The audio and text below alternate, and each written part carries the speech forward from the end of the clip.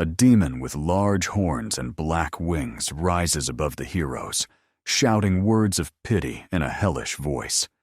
His gaze is filled with contempt, and a mocking smile escapes his lips, calling them miserable mortals who dared to stand before him. He prophesies that they will witness the greatest power of the demon lord, a power capable of reducing all living things to dust.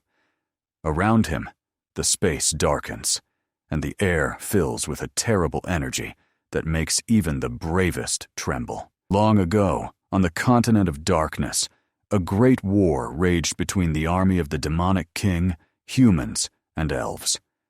Hundreds of years of stagnation were ended by heroes who united from all corners of the world to put an end to his rule. In the gloomy castle, they met their terrible enemy, whose tall, dark figure frightened by mere presence. It was Walt Aslayer, the second king of Visgard, whose aura seemed a living embodiment of death. Both sides fought desperately, using all their might. Spells and strikes flew one after another until the battle reached its very limit, the moment when the fate of the world was decided. Next to the demonic king, a giant magic circle covered with ancient runes suddenly appears.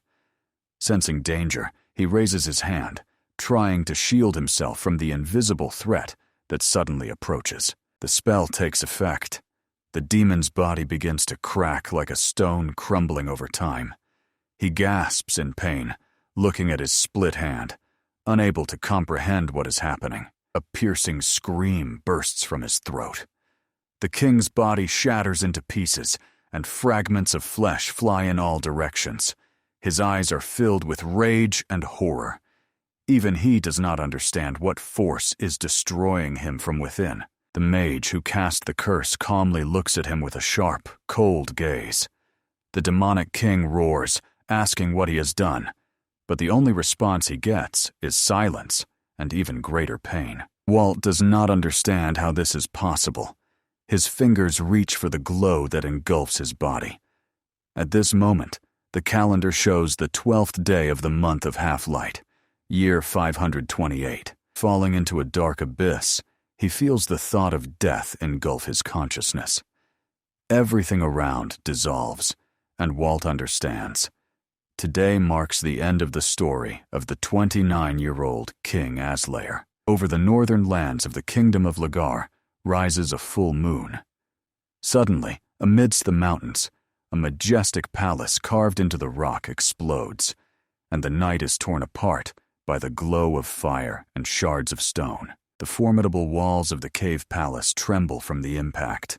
People flee in panic in different directions, curse their fate, call for help, and seek shelter, while others try to save the wounded amid the chaos. The cause of the catastrophe is Vergen, the supreme stone dragon, known as the tyrannical lord of the earth. His giant claws dig into the rock, and his eyes blaze with hatred as he roars, tearing apart the mountains. The boy and girl hide behind boulders, watching the monster. The youth whispers about the terrible. Even the basilisks follow Vergen. He worries about supplies and losses, realizing that strength is dwindling. Another girl appears behind. She confidently asks to be allowed to hold back the enemy. The boy and girl look back, stunned by her determination and calmness at such a moment. She solemnly declares that she will not allow anyone to perish. Her long blonde hair shines in the moonlight, her armor gleams, and in her hand is a two-handed sword.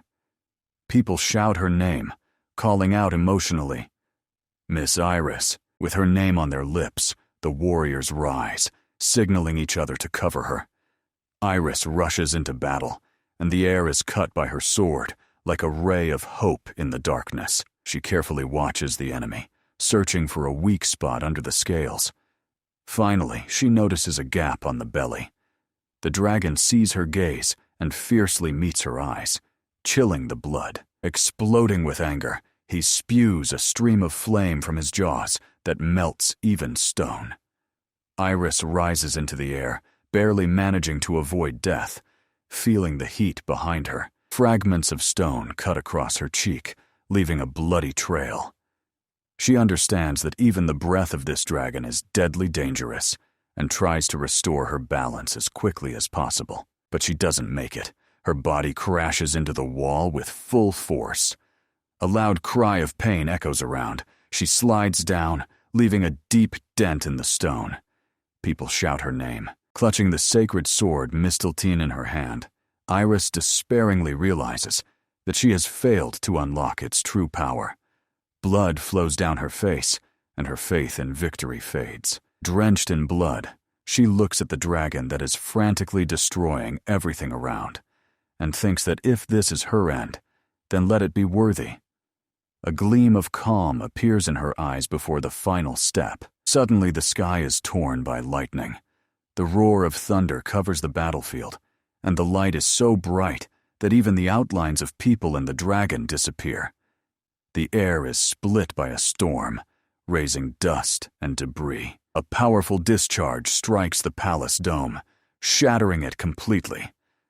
Iris, covered in scratches and dust, rises, holding her head. She does not understand how she survived and marvels at the unearthly glow. Right in front of the roaring dragon, at the place where the lightning struck, stands a man in a black cloak. His figure is shrouded in smoke, and even the dragon falls silent in surprise. Iris looks at him in shock. She is unable to comprehend what happened. Her thoughts are confused. Her heart pounds. Around her, only ashes, lightning light, and a mysterious silhouette standing among the ruins. From under the hood emerges a young man with dark hair. Iris does not understand who he is and why he appeared here amid chaos and flames. His calm seems unnatural after such a storm. The boy stands barefoot on the cold ground, looking at the surrounding bodies of basilisks burned by lightning. He realizes this is not his castle, and a troubling question arises in his soul. Where has he ended up? He looks at himself in complete astonishment, not understanding what happened to his body. His skin, touches, movements, everything seems foreign. His gaze slowly slides down, trying to understand if it is really him or just someone else's shell. The hero notices that his body looks human. He says his name in surprise. Volt, king of demons, ruler of the dark continent. Raising his eyes, he holds his breath, seeing a huge moon hanging over the sky. Volt tries to understand where his subjects have gone, how he ended up here, but his thoughts are interrupted by the fierce roar of Virgen coming nearby. The ground trembles, and the air fills with the hot breath of a dragon. The hero turns toward the source of the sound. He notices that, although Virgen has no wings, his powerful stature leaves no doubt. This is a real dragon. It flashes its fangs, releasing a roar that splits the air. From behind a boulder comes the scream of a girl trying to warn him to run. But before she can finish speaking, she sees the dragon releasing flames that engulf the hero in a fiery stream. The ground cracks from the heat. Flames rise upward. The girl freezes and sighs heavily, thinking that the stranger has died without even managing to defend himself. Iris remembers her own promise not to let anyone die. She clenches her fists, tears streaming from her eyes. In despair, the girl thinks she could have saved him if she had more strength. She lifts her head, and suddenly her gaze freezes. The hero stands unharmed amid the ashes. He calmly looks at his hands and says that he almost believed in his own death because he looked too human. His voice is cold and calm. Walt is surprised to note that he feels no pain or heat. His body seems protected by an invisible shield, while Iris, stunned, looks at him, unable to believe her own eyes. The dragon casts a new spell. A glowing eye flashes in the air. Iris shouts, warning the hero. This is a petrification curse. It is deadly. A stony crust quickly covers his body, but the hero smiles. Shuddering, he shakes the stone off himself like dust and says to the enemy with a sneer, "Not a bad try." Virgen looks at him with complete confusion and fear. People hiding among the ruins cannot believe their own eyes. They whisper that no one has ever dispelled the spell so easily. Walt says that Although he looks like a weak man, the power of a king still flows within him. He himself does not fully understand what happened, but he decides to act. A familiar feeling of battle flares up in his chest, and he prepares to strike back. Walt, with a slight smile, lunges forward. Iris, watching him, realizes that even their elite squad of adventurers of the royal region could not handle it so confidently. She admits that despite full combat readiness, they suffered defeat. Meanwhile, Walt dodges the dragon's claw strikes, moving with unheard-of speed. The girl is amazed. Even in the best team, they did not hold out. But this guy single-handedly overcomes the beast. His movements are precise and effortless, as if he has long been familiar with such fights. The hero clenches his fist, concentrating all his strength in his hand. He declares that he will make the dragon regret its audacity. His aura flares up, and the ground beneath his feet begins to tremble. In the next moment, his strike hits Virgen right in the belly. The stone floor cracks from the force of the blow, and a mute roar freezes in the dragon's eyes. His body flies back with a dull crash. Iris, in complete shock, watches as the giant falls to the ground, raising a cloud of dust. In her eyes, both horror and admiration at the same time. People around burst out with shouts of joy, not understanding how the hero managed to knock down the dragon with a blow of his hand. Someone shouts that they have won. Iris, staggering, approaches him, eager to hear the truth. She addresses him, asking who he is, and whether he really defeated the dragon with his bare hands. Her voice trembles between surprise and hope, but the hero looks at her calmly. He does not understand a single word.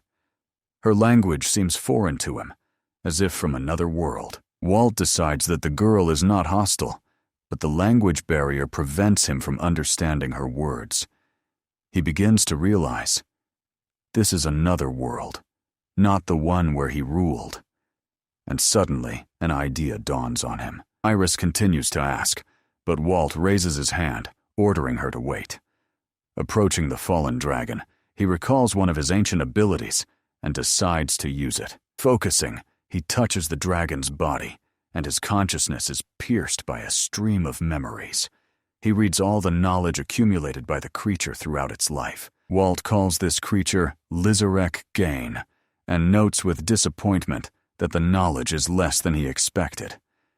Then he turns back to Iris, who feels a strange energy, and asks what he is doing, but he does not have time to answer. Another girl interrupts the conversation, asking who he is. Walt, in response, asks if she practices dark magic. She narrows her eyes, studying him carefully. The girl in the wide hat suggests that he simply extracted knowledge from the dragon's body. Her voice is even, but there is anxiety in it. The hero nods, explaining that he could not understand their language, so he used the dragon's knowledge. Hearing this, the girls exchange looks of understanding, gradually easing the tension. Iris, unable to contain her emotions, bombards him with questions he cannot answer in time. Then suddenly, she bows her head and sincerely thanks him for the rescue, her voice trembling with relief and respect. She is all scratched up, her chest armor half destroyed, but a sincere smile shines on her face. Iris thanks Walt that no one died, her voice trembling with relief, and gratitude and pride for her people sparkle in her eyes. He looks at her confusedly, his face burning. He awkwardly denies, saying he was only defending himself, had no intention of saving anyone. His embarrassment is so genuine that even the girl is surprised. Walt is so confused that he doesn't know where to look. Iris, not understanding the reason for his awkwardness, asks directly, did he really defeat Virgen without a weapon? The hero calmly nods, as if it's a trifle, but as soon as Iris asks a new question about his strike, suddenly someone loudly exclaims that it's impossible, and Walt is lying. Another girl with a single ponytail and a staff in her hand accuses him, saying such a dragon cannot be defeated with bare hands. Walt doesn't understand what they want from him. She shouts that even despite his rescue, he cannot be trusted. Iris sighs and admits that there is sense in her words, demanding an explanation with her gaze. She asks him to state his name, and the hero agrees without hesitation, straightening his posture for a moment. Walt calmly says his name, adding that he probably once died and was reborn in the body of this young man. He himself does not fully understand how it happened, but says it with strange confidence. Seeing the stunned faces, he adds that he is not surprised by their disbelief. In their place, he would not believe either. At that moment, the girl who was previously unconscious wakes up and exclaims, surprised by the dragon's defeat. The elf with pointed ears asks what happened. The girl with the staff asks how she feels, to which she cheerfully replies that a little saliva, and it will pass. Walt notices a white animal nearby. In front of him stands a white wolf with black eyes and airy horns growing from its forehead and jaw. Iris introduces it as a sacred creature, proudly pronouncing its name. Walt asks Iris to introduce herself, since he has already named himself. She happily replies, giving her full name, Lisylvane, and asks to be called simply Iris. The girl with the staff begins to praise Iris, calling her the famous knight, Rose Weiss. The hero is amazed, not understanding the meaning of the words.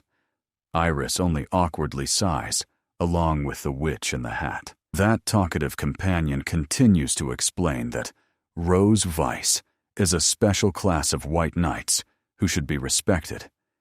Iris becomes even more embarrassed and asks her to finally be quiet. The girl cheerfully introduces herself as Ranza Luna Kallenberg, or simply Ransel. The elf nearby gently says her name, Lutisa Orf. Lutasa also introduces a sacred creature, calling it Kururu, but adds that only she can call him briefly. Ku, Ranza Luna, with feigned solemnity, declares that the defeat under Iris's command must be punished. Lutesa addresses Walt, asking whom he considers the leader of their Silver Wolf Knight squad. He thoughtfully says that it is probably the sacred beast. The girl widens her eyes in amazement, asking how he guessed. Walt just smiles, replying that it was logical. After all, the name explains everything. Lutesa, touched by his words, suddenly throws herself into his arms, exclaiming that they will definitely become friends. Walt becomes embarrassed, trying to dodge, but she has already firmly grabbed his clothes. The fabric does not hold, and tears into pieces. The hero remains completely naked. The girls instantly blush. Ranza Luna screams in shock and, closing her eyes, hands him a piece of fabric. Walt awkwardly thanks her, thinking that his clothes did not survive the battle. The witch in the hat finally names herself Helda. She suggests returning to the capital, worrying about the wounded, and adds that her curiosity about Walt is not yet satisfied, but they will continue the conversation later. The capital is a magnificent city, surrounded by stone fortresses. After completing the mission, the squad heads there, traveling through the northern valleys. When they arrive, Walt looks with horror at the sign of the building where they are being led. Behind, the girls can be heard lively discussing something among themselves. His eyes widen. The sign reads, Adventurers Guild, Arios Branch. He asks aloud in shock if he is seeing correctly. Immersed in thought, Walt recalls that the heroes who once defeated him were also called adventurers. He asks Iris if she is afraid of him and why she took him with her, and the girl says she did not want to treat him like a criminal. Walt agrees and adds that no one deserves such treatment. Iris replies that the Imperial Guard Knights and the Vigilance Committee are currently busy, so they will have to resolve this matter on their own. Walt skeptically asks if she means exactly adventurers. Iris nods, and, noticing his confusion, does not understand what the problem is. The hero reminds that they are the Knights of the Silver Wolf, right? Iris smiles and explains that it is just a name. She knocks on the door, apologizing, and leads Walt inside. They are greeted by a girl with a friendly smile. The girl has long ears and a fluffy tail. She's dressed quite revealingly, which makes Walt awkwardly look away. She introduces herself with a smile. Hortensia Lemmy Bertolaine. She informs him that he is at the local branch of the Adventurers Guild and that she is his supervisor. Her voice is calm, but her eyes show interest in the newly arrived hero. Hortensia says she has already received the report on the battlefield events and thanks Walt for the help. He calmly replies that no thanks are needed because he acted instinctively, not seeking glory. The hero explains that he simply saw a monster attacking and decided to strike back. Hortensia suggests he sit down and promises to explain everything, assuring him that he has nothing to worry about. On the table before them stand scales with carved symbols. Hortensia explains that they detect lies. She says with a smile that she loves her job. And at that moment, the scales begin to tremble menacingly. Walt calmly notes that, judging by the reaction of the scales, she does not like this job at all. Iris and Kururu only sigh heavily. Hortensia, smiling confusedly, asks if he understands how these scales work. Walt nods and begins to tell his story, how he ended up in this world. He says he was once the Demon King and only defended himself when heroes attacked their castle. Hortensia carefully watches the movement of the arrows on the scales. The hero continues. He is certain that he was killed and reborn in another body, in this world. Everyone around freezes, stunned by his words. Hortensia looks at the scales and says that he is definitely not lying. Walt calmly confirms this. Suddenly, she emotionally hugs him, sympathetically lamenting that this poor boy probably suffered terrible traumas, and invents that he was a mighty king to cope with the pain. She explains that the scales detect lies, but if a person believes their own words, they do not react. She adds that demon kings exist only in fairy tales. Walt snorts indignantly upon hearing this. Hortensia calmly says that such kings always appear only to be defeated, and jokingly adds that he has too vivid an imagination. Walt looks sullen, irritated by her disbelief. He does not understand what the problem is. After all, getting a second chance at life, in his opinion, is true luck. But Hortensia dryly reminds him that right now he has neither money, nor clothes, nor housing.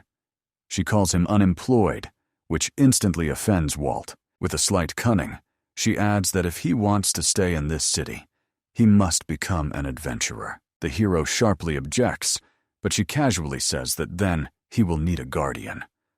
Walt angrily replies that he has no one who could take care of him. Iris steps forward and calmly declares that she is ready to become his guardian.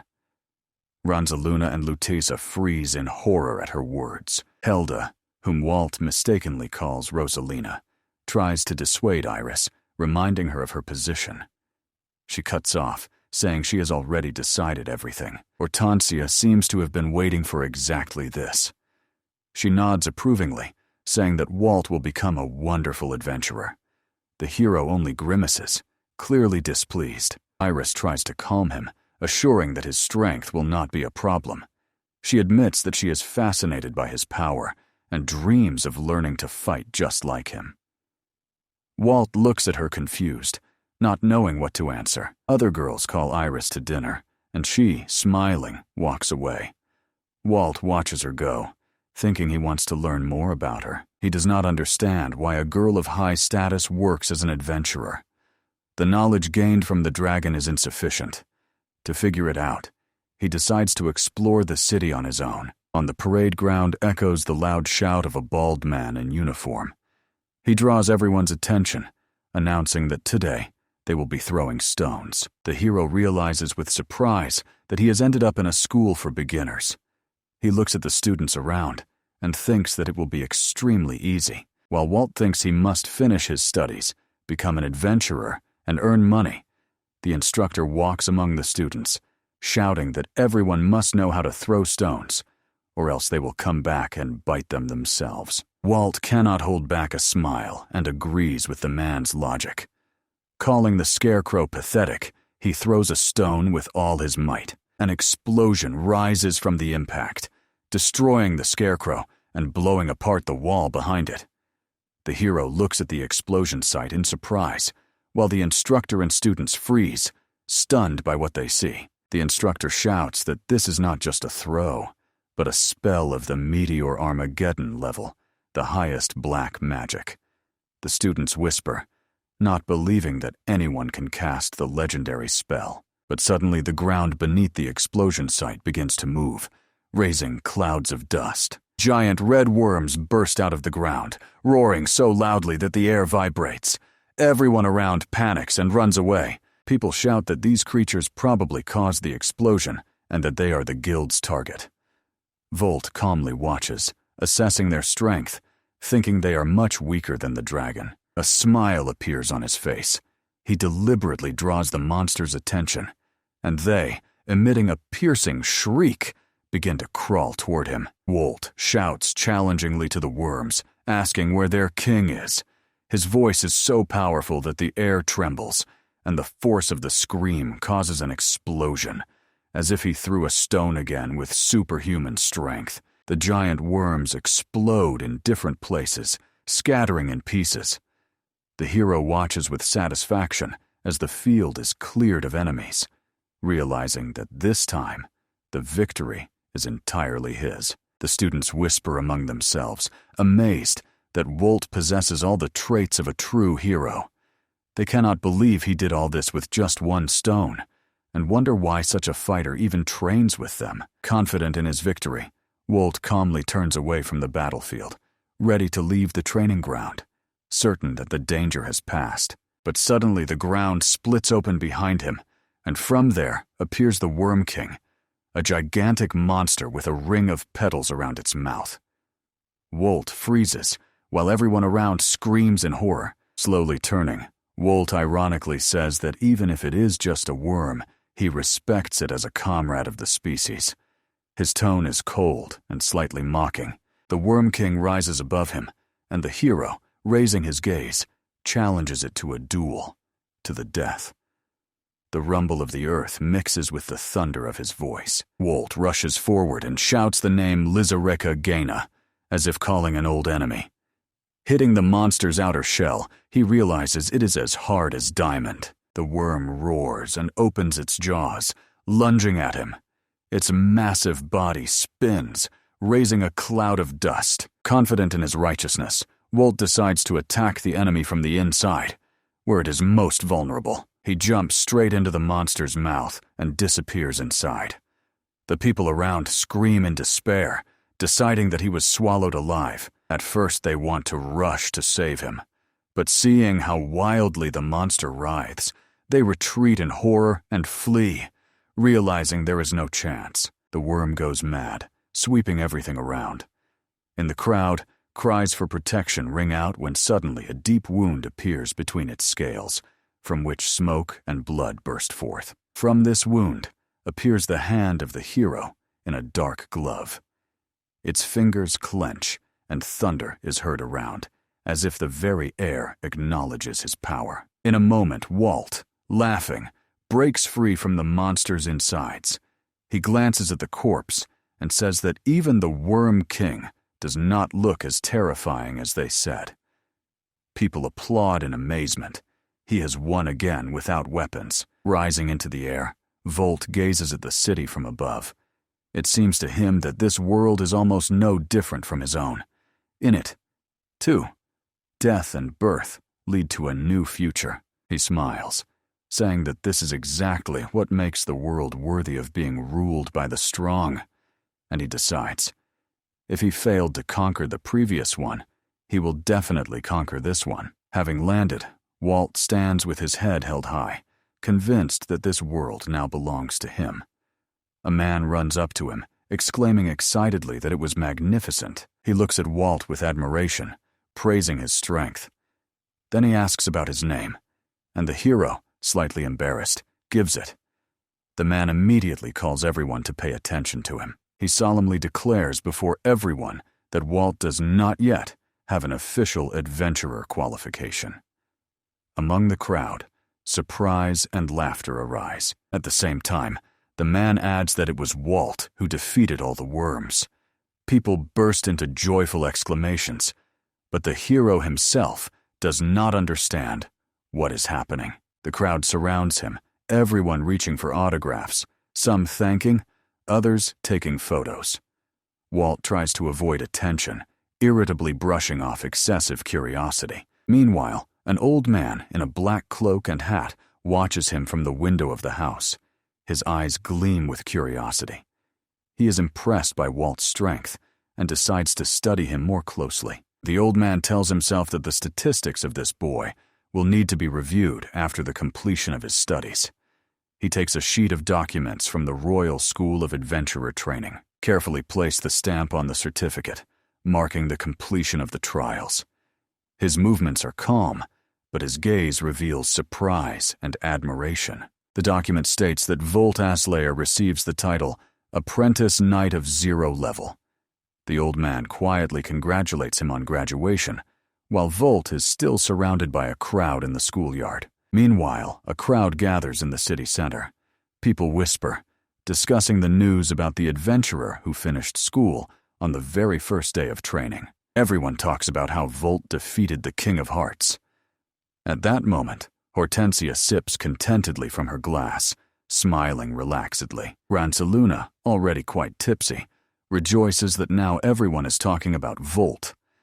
Iris, sitting nearby, gently remarks that she should reduce the amount she drinks, but Hortensia just waves her hand, assuring that everything is fine, since there is no one else in the room besides them. Iris becomes slightly embarrassed, trying to object, but her words are lost in the light laughter of her friend. Helda, with her characteristic coldness, tells Iris that persuading the fox is a futile task. Iris theatrically exclaims that it is cruel, but Helda calmly notes that the girl is too frivolous. Hortensia, taking this as a compliment, smiles, and Iris tries to object. However, the fox interrupts her, clapping her paws on the table and exclaiming that she has stunning news that she simply must share immediately. She solemnly unfolds a sheet with Volt's data and shocks everyone. His level is marked as 0. She is amazed because she has never seen anything like this before. Hortensia laughs cheerfully, recalling how Volt started training and finished it the same day. She says that such a case has never happened in history, even among the most outstanding students. She adds that Volt completed the training faster than anyone, even Iris, who once managed it in a month. But she winks, reminding that Iris was only 10 years old then. Iris seriously says that all adventurers must start from the first level and asks if a mistake might have occurred. The fox waves it off, assuring that it did not. She admits that at first she thought so herself, but after checking it became obvious. Walt's level is really 0. She acknowledges that she does not know his true potential, but is confident that it is extremely high. Iris asks, what exactly? But the fox just laughs, saying she can't even imagine. Iris recalls passing by students who were discussing the noise after class. They excitedly told that Walt defeated over 100 worms, and she then realized for the first time the scale of his power. She reflects that Walt's power seems boundless, as if he has no limits, neither physical nor magical. She and Helda review his characteristics. The fox, observing from the side, jokes that his abilities look like system failures. There are so many of them. Iris notes that his main parameters are strangely non-standard, and the fox adds that this is exactly what is most interesting. She says it is pleasant to see a person with such chaotic energy who does not obey any boundaries. Iris is amazed when she sees that Walt's chaos indicator equals 100%. Hortensia says with satisfaction that this is the highest indicator she has ever seen among people. She explains that even the most cruel tyrants did not exceed the mark of 80, and Walt has a perfect 100. This is an almost unseen phenomenon. The fox rejoices, saying she is happy to live to see such a moment. Iris smiles and warns her not to reveal her true age. The fox seriously adds that decency is a complex concept, and it cannot be defined by numbers alone. Helda agrees, noting that although numbers do not lie, they do not always tell the whole truth. She jokes that Iris stands on the lawful side of the spectrum, and both laugh, not knowing how to take it. Iris realizes that she and Walt are probably complete opposites. Helda says that is exactly why she is interested in observing both of them. At that moment, the fox changes the subject and says she wanted to ask Helda to take one mission. She jokingly asks if she could defeat an earth dragon in a dream. Helda laughs, saying that then she would hardly help Iris develop. Lisa nods contentedly at this response, noting that Walt must not be allowed to do whatever he pleases. Helda agrees seriously. She pulls an old book from under the table, saying that it is a manuscript. Iris and Hortensia lean in with interest, asking what kind of volume it is. Helda explains that it is the Book of Prophecies of Briggan, her rival among witches. She says that once she voluntarily gave the book away, but later rumors spread about her death. Helda adds that the likely reason is old age, and asks to look at page 13. On this page it is written, "In the year 9999 by the Continental calendar, in the month of Barbarossa, during the full scarlet moon, the gates of the world will open, and from the heavens will descend the great king of horror." The girls notice that the date of the prophecy almost coincides with the current year, and the month during Walt's appearance was indeed unnaturally large. Lisa laughs cheerfully, saying that if this is true, then Walt is the very great king of horror from the legend. Iris recalls how Walt himself called himself the king of demons. Hortensia expresses doubt, but Iris insists that he was not lying. She saw it in his eyes. Lisa confirms. The scales used to test Walt are a sacred relic that infallibly detects lies. Therefore, at least in his own consciousness, he is truly convinced that he is the king of demons. Hortensia says with a smile that Walt is the most unusual adventurer of recent years. Iris agrees, adding that it is impossible to predict his actions. Lisa looks at her slyly with a playful smile. Suddenly, she takes Iris's face in her palms and unexpectedly licks her cheek. Iris jumps back, all red from shock, and Hortensia bursts out laughing, saying she has never seen Iris so interested in men.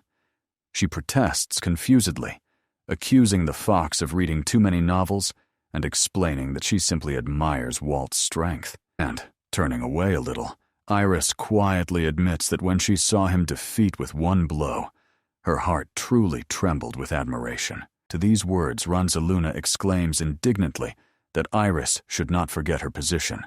Her voice rings with irritation, and she reminds that such feelings can only complicate her life. She says that Iris cannot afford to fall in love with an unknown weirdo.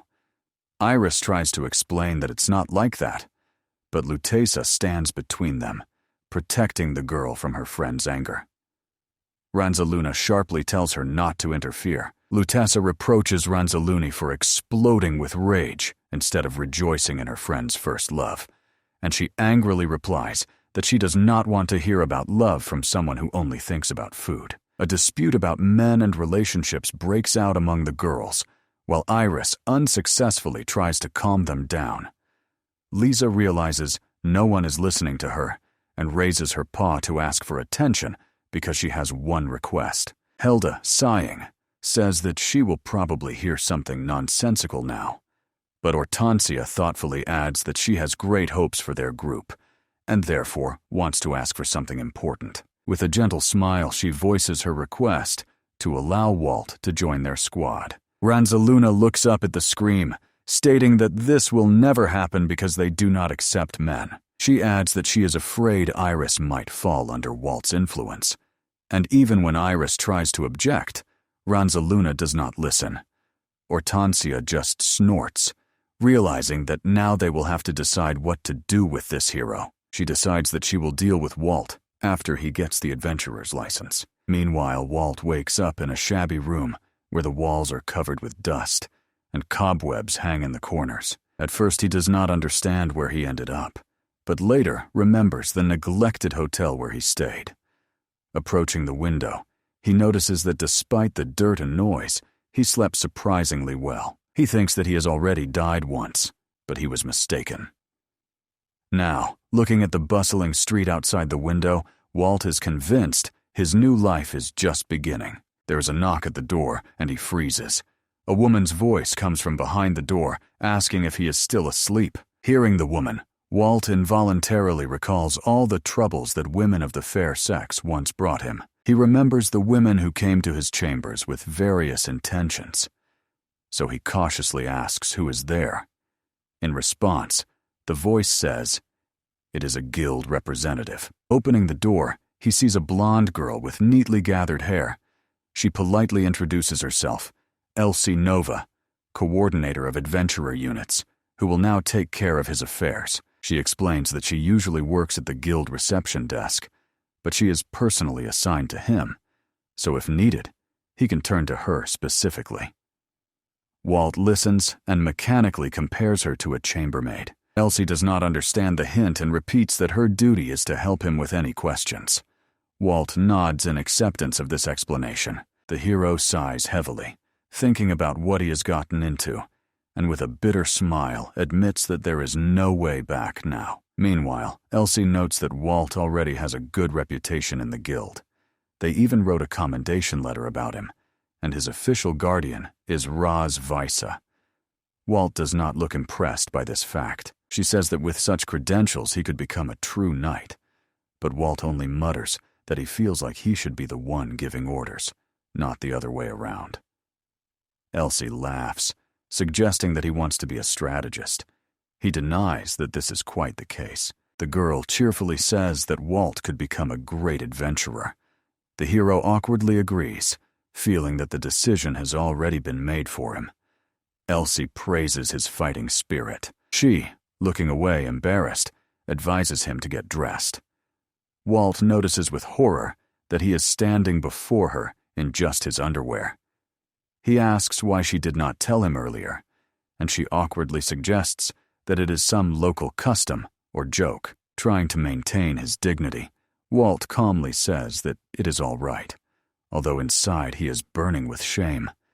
She then offers to help him get dressed. When he is already in a shirt and vest, Walt thanks her for the help, praising her for attentiveness. Elsie, not catching the sarcasm, laughs cheerfully, says that he likes it when someone cares about him, but touching his nose with a finger warns him not to get used to it. Winking, she adds that now he has to dress himself, which causes another wave of embarrassment in him. Walt, hiding his eyes, mumbles that this is all wrong, and he does not need care. Elsie just smiles, saying that he looks even cute that way. Later, he walks through the lively city center, examining his adventurer's license in his hands. He finds it hard to believe that now he is officially an adventurer. In his thoughts, he admits, in this world, this is the only way to earn honestly without breaking laws. Although then he laughs to himself. After all, he is the demonic king, and for him, laws do not exist. Walt dismisses this thought, deciding not to act hastily.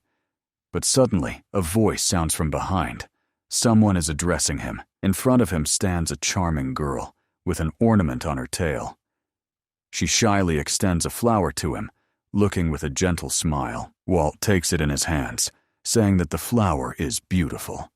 The girl smiles gratefully, her eyes shining with kindness. She says that one flower costs 10 leons. Walt reaches for his wallet, but finding it empty, awkwardly apologizes, explaining that he is new in this city. At that moment, dark figures approach them. One of the strangers roughly pushes the girl, and she falls to the ground, not even managing to scream. Her flowers scatter around, and the attacker indifferently tramples them with a heavy boot. Walt frowns, feeling disgust. From the shadow, a reptilian jaw is visible, gleaming predatory, twisted into a disgusting smile. These are two lizard folk in armor. One, leaning over the girl, mockingly calls her Good Elf Rika and mocks her new occupation. Tears of offense run down her cheeks, and the lizard continues to taunt, saying that flower trading suits her better than the black magic with which she disgraced the guild. His companion finally restrains him. He also mockingly says that they should not talk to her, otherwise their reputation will fall. Then both order Rika not to appear in the guild anymore and turn away, preparing to leave. At that moment, Walt loudly shouts, calling them stupid lizards.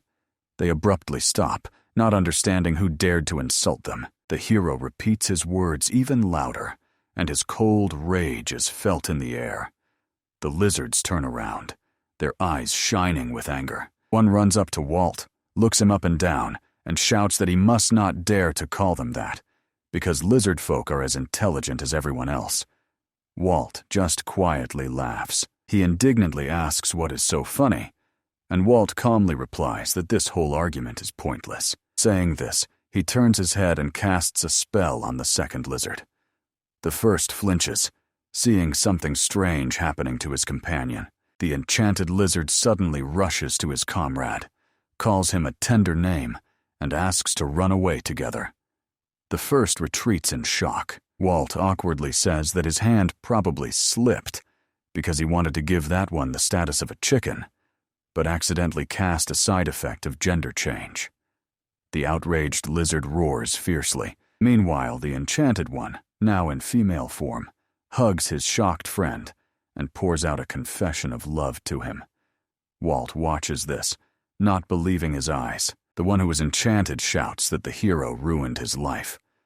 Walt calmly says that the spell's effect will wear off in a month, but gives no guarantees. He adds that this is only a temporary status effect, and that perhaps it can be removed by magic.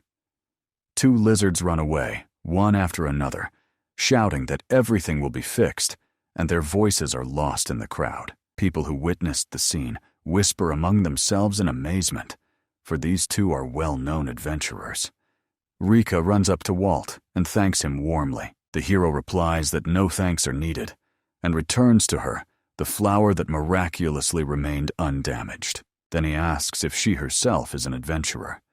The girl nods, a little nervously, confirming it. Walt smiles and says he is glad to meet such a brave girl, wishes her success, and moves on.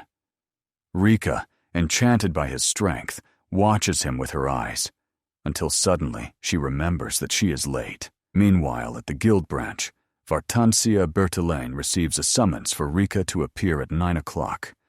In the hall, she is met by Elsie. Rika hands her a letter, and Elsie, unfolding it, reads the contents with surprise on her face. She says that, although Rika sometimes causes trouble, lately she has behaved calmly. Elsie ponders what all this might mean, and decides to escort the girl to the office. Rika hesitantly steps inside, where Hortensia warmly welcomes her. Bald Lisa waves her paw friendly and says she wants to ask her for a favor. Hortensia adds that this will be a special task that cannot be refused. When Rika fearfully asks what will happen if she refuses, Lisa replies with a sly smile that she will simply revoke her adventurer's license. The girl pales and begs her not to do that. Hortensia gently assures Rika that she will like the upcoming task. She mentions that a new adventurer registered at the guild yesterday and asks if the elf girl has heard about him. Rika nods uncertainly, saying there are certain rumors going around. The fox smiles slyly and says that his name is Evult, but due to special circumstances, she does not know much about him. The only thing she knows is that he is incredibly strong, so much so that, if he wished, he could destroy not only the country, but the entire world. Rika grabs her face, turns pale, and quietly whispers that this is terrible. Hortensia, feigning kindness, gently asks her to simply observe Walt. The elf girl freezes, unable to utter a word from shock. Finally, she exclaims that it is absolutely impossible. Hortensia tries to calm the girl, explaining that the words about destroying the world are just a figure of speech. The fox, by the way, asks Rick how much money she has left. When the girl does not answer, Hortensia repeats the question. Rika begins to sweat from nervousness, not knowing what to say. Eventually, she awkwardly opens her wallet and says she has only 13 Ryans. Hortensia bursts out laughing, saying that with this money, she can only buy bean pies. She mockingly reminds about the incident when Rika was crawling on the ground on the shopping street, looking for lost coins. The elf indignantly asks how the fox knows this. Hortensia frowns and reminds that Rika has elven blood, and such behavior disgraces her family. She leans toward the girl and almost whispers for her to give up the adventurer profession. Rika's eyes widen in horror. Hortensia suggests she look for work in the entertainment district. Rika tearfully replies that adventuring is her dream, and she does not want to do anything else. She explains that since childhood, she admired the hero of a children's book, the Black Mage. Her sick mother always supported this aspiration, while her father went on a journey and never returned. Tears roll down her cheeks as she says she must earn money to help her mother and pay for treatment. Hortensia, with feigned tenderness, calls her a timid but stubborn cat, and smiling, shows a shiny coin, hinting that such persistence is exactly what she needs. Rika freezes, enchanted, looking at the coin sparkling between the fox's fingers. She realizes that with this money, she can pay off debts and help her mother. Hortensia calmly asks if she agrees. Rika hesitates, and the fox gently says, "There is nothing to worry about.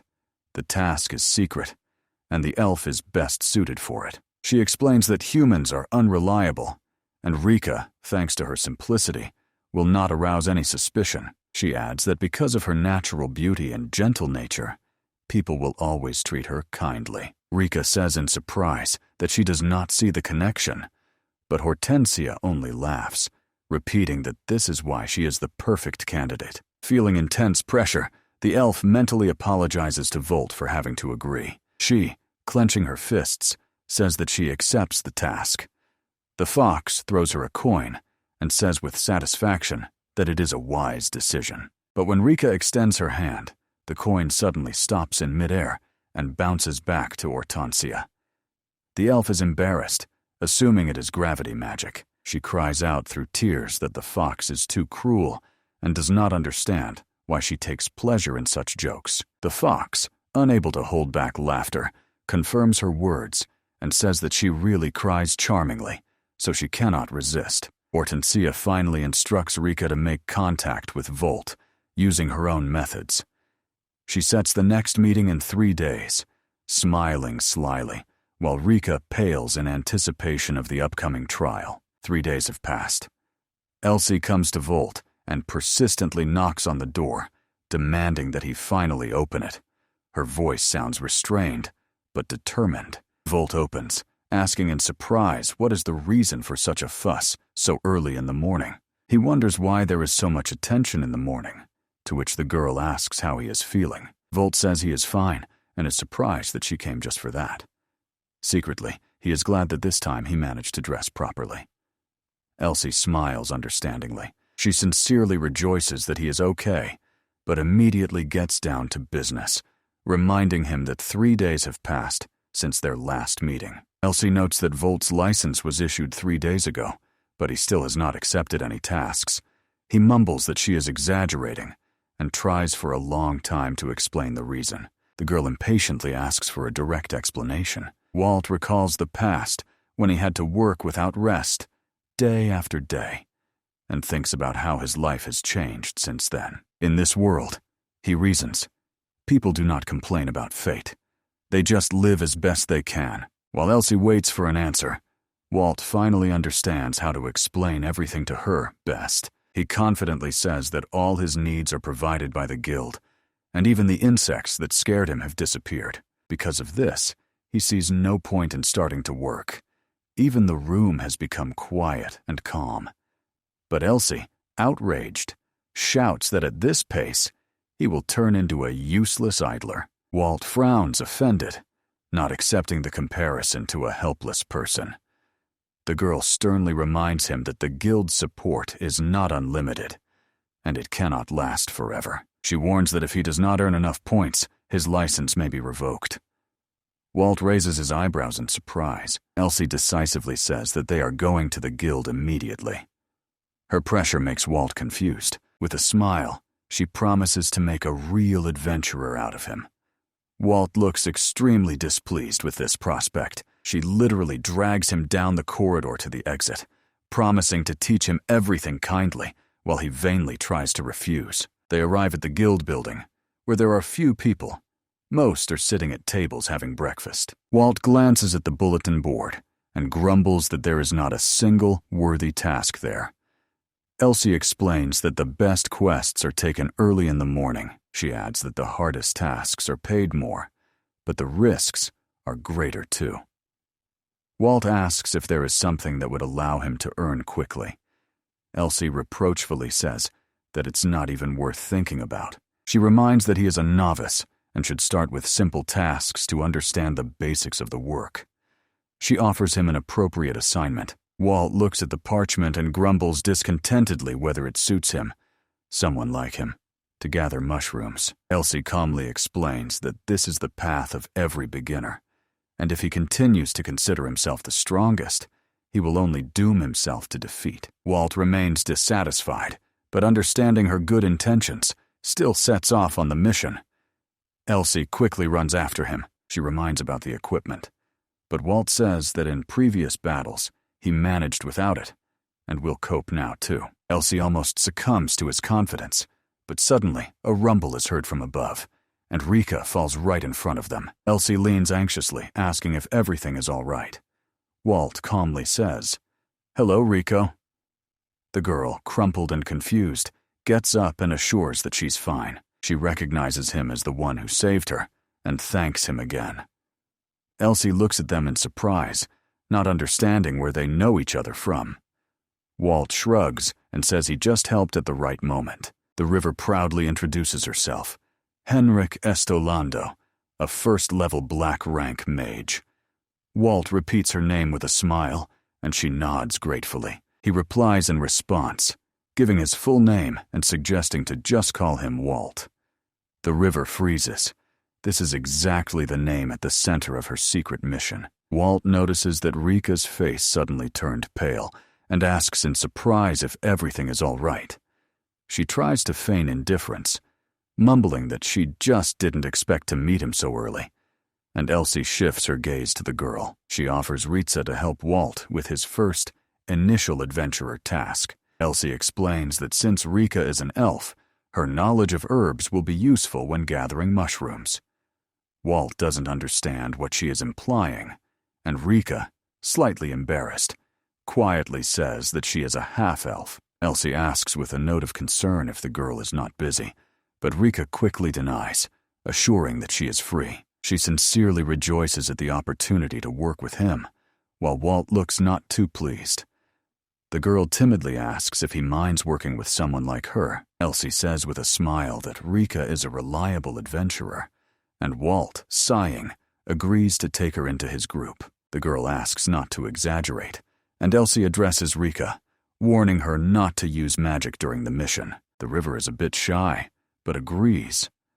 Walt clarifies if she is really a black witch, but Elsie quickly stops him, saying it's just their business.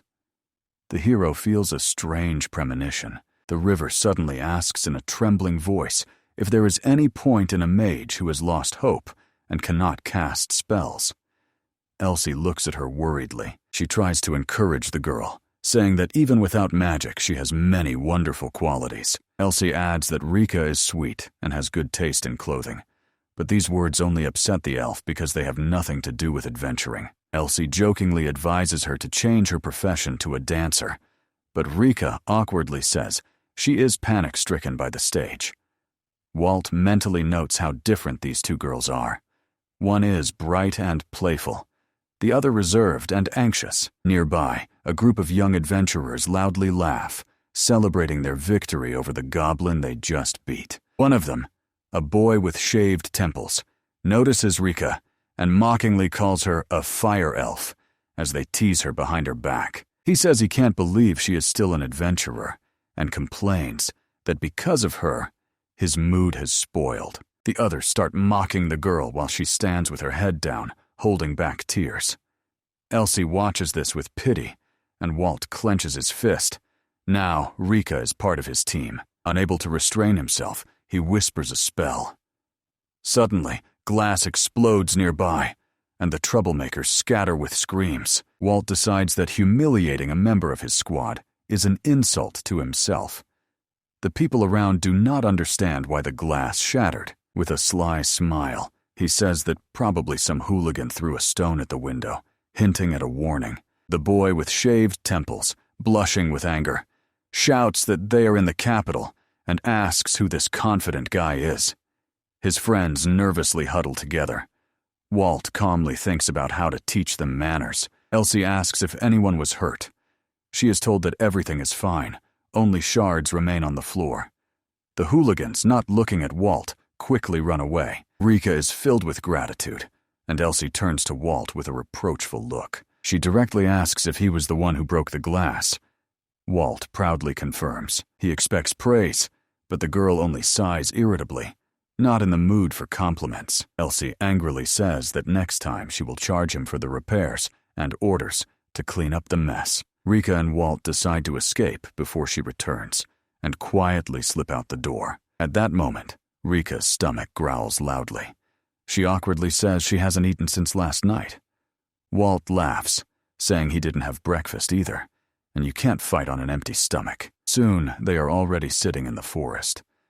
Walt calmly finishes his sandwich, and Rika asks what happened in the trading quarter after their meeting. She is surprised to learn that he asked to send the payment to the guild instead of taking the money for himself. Walt explains that Elsie allowed him to receive support from the guild until he starts earning on his own. He's more interested in the forest surrounding them. He carefully looks at the trees, feeling how the magic of nature fills the air. The Almi Forest is known not only as a picturesque place for travel, but also as a training ground for novice adventurers. Its paths are clean, and the air is saturated with moisture and the smell of moss. Walt thinks that, judging by the well-maintained road, beginners often visit here. However, the silence seems suspicious to him. Frightened monsters peek out from the bushes, and Rika nervously clenches her hands. He gently says that she should not worry. As long as she is under his command, she has nothing to fear. Walt decides to add a description of this forest to his notes for Lizard Hane and asks if the local vegetation feeds on people or animals. Rika does not understand what he is talking about. Then Walt explains that in his world, such things are quite common. He gives an example of a tree capable of swallowing a person whole, and the girl shudders, asking in what terrible world such tales exist. Walt calmly replies that this is his native world, and he is well acquainted with it.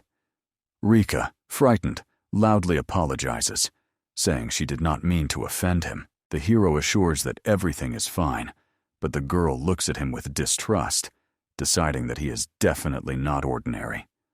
She whispers that even monsters avoid him. Walt smiles and asks to look ahead. Before them opens the shore of the lake, in the center of which, on an island, towers a huge tree with sprawling branches. Volt enthusiastically calls this place incredibly picturesque. Rika says that this is Lake Auna, a famous tourist spot where vacationers often visit. She adds that according to the task, this island is the gathering point. Near the angel tree grows the rare mushroom of the wise spirit. The river suggests using a boat, but Walt objects, calling her closer. She thinks that he intends to swim, but Walt simply takes her in his arms. The girl becomes shy, but a slight smile appears on her face. Being lifted like a princess is a new feeling for her.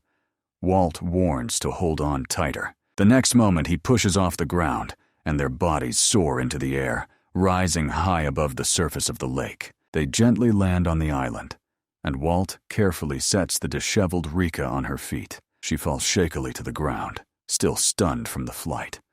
Walt anxiously asks if she is okay, and the girl wearily replies that she is a bit dazed. The hero smiles and says that it is wonderful because the time has come to find the mushroom of the wise spirit. And suddenly, behind them, huge armored beetles burst out of the ground, raising a cloud of dust. Rika does not understand why monsters appeared under the tree, and assumes that they simply fled from Walt to this island, and now attack out of desperation. She anxiously thinks that if there are so many of them, even Walt might not cope. She resolutely folds her hands and begins to pray to the god of flame, Ignis.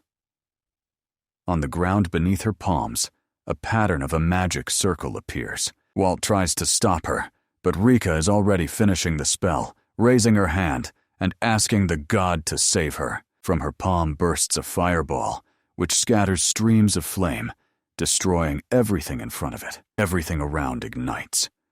Rika realizes with horror that she has broken Elsie's promise, not to use magic. In despair, she shouts Walt's name, exactly where her spell fell. Since childhood, Rika had strong mana. She admired black mages, read books about them, and dreamed of becoming like them, believing that one day she would reach the pinnacle of mastery. But one day, everything went wrong. Amid screams and flames, she stood in tears, looking at her hands that had just destroyed her comrades. They were her own brothers in arms, whom she accidentally wounded during a mission. Her spell hit not the enemy, but her own. Since then, Rika lives with this fear. Her attacks are always too large scale, and as soon as she panics, the flame gets out of control. Now, standing before an unknown force, she is afraid to repeat the same mistake. That day, none of her comrades died. On the contrary, if it were not for her fiery explosion, the squad could have been completely destroyed by the enemy. The mission could have been considered successful if only the result was counted. But the injuries of the comrades who trusted her ignited hatred in their hearts. They mockingly nicknamed her Good Elf. Since then, rumors about Rika spread throughout the guild. Every time she recalls the past, she sobs, clutching the earth in her palms and endlessly begging for forgiveness. She reproaches herself for causing pain to an ally again, and convinces herself that she should never have become a black mage. Through tears, Rika regrets dragging Volt into her misfortune.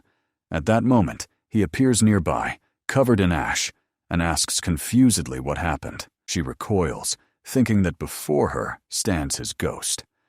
Volt calmly says not to make things up. He is very much alive. The girl falls to her knees, banging her forehead on the ground, begging for forgiveness, and says she is not worthy of the title of Black Mage. Volt seriously replies that she is mistaken. Brushing ash off himself, he says that the people who despise her, including herself, are wrong.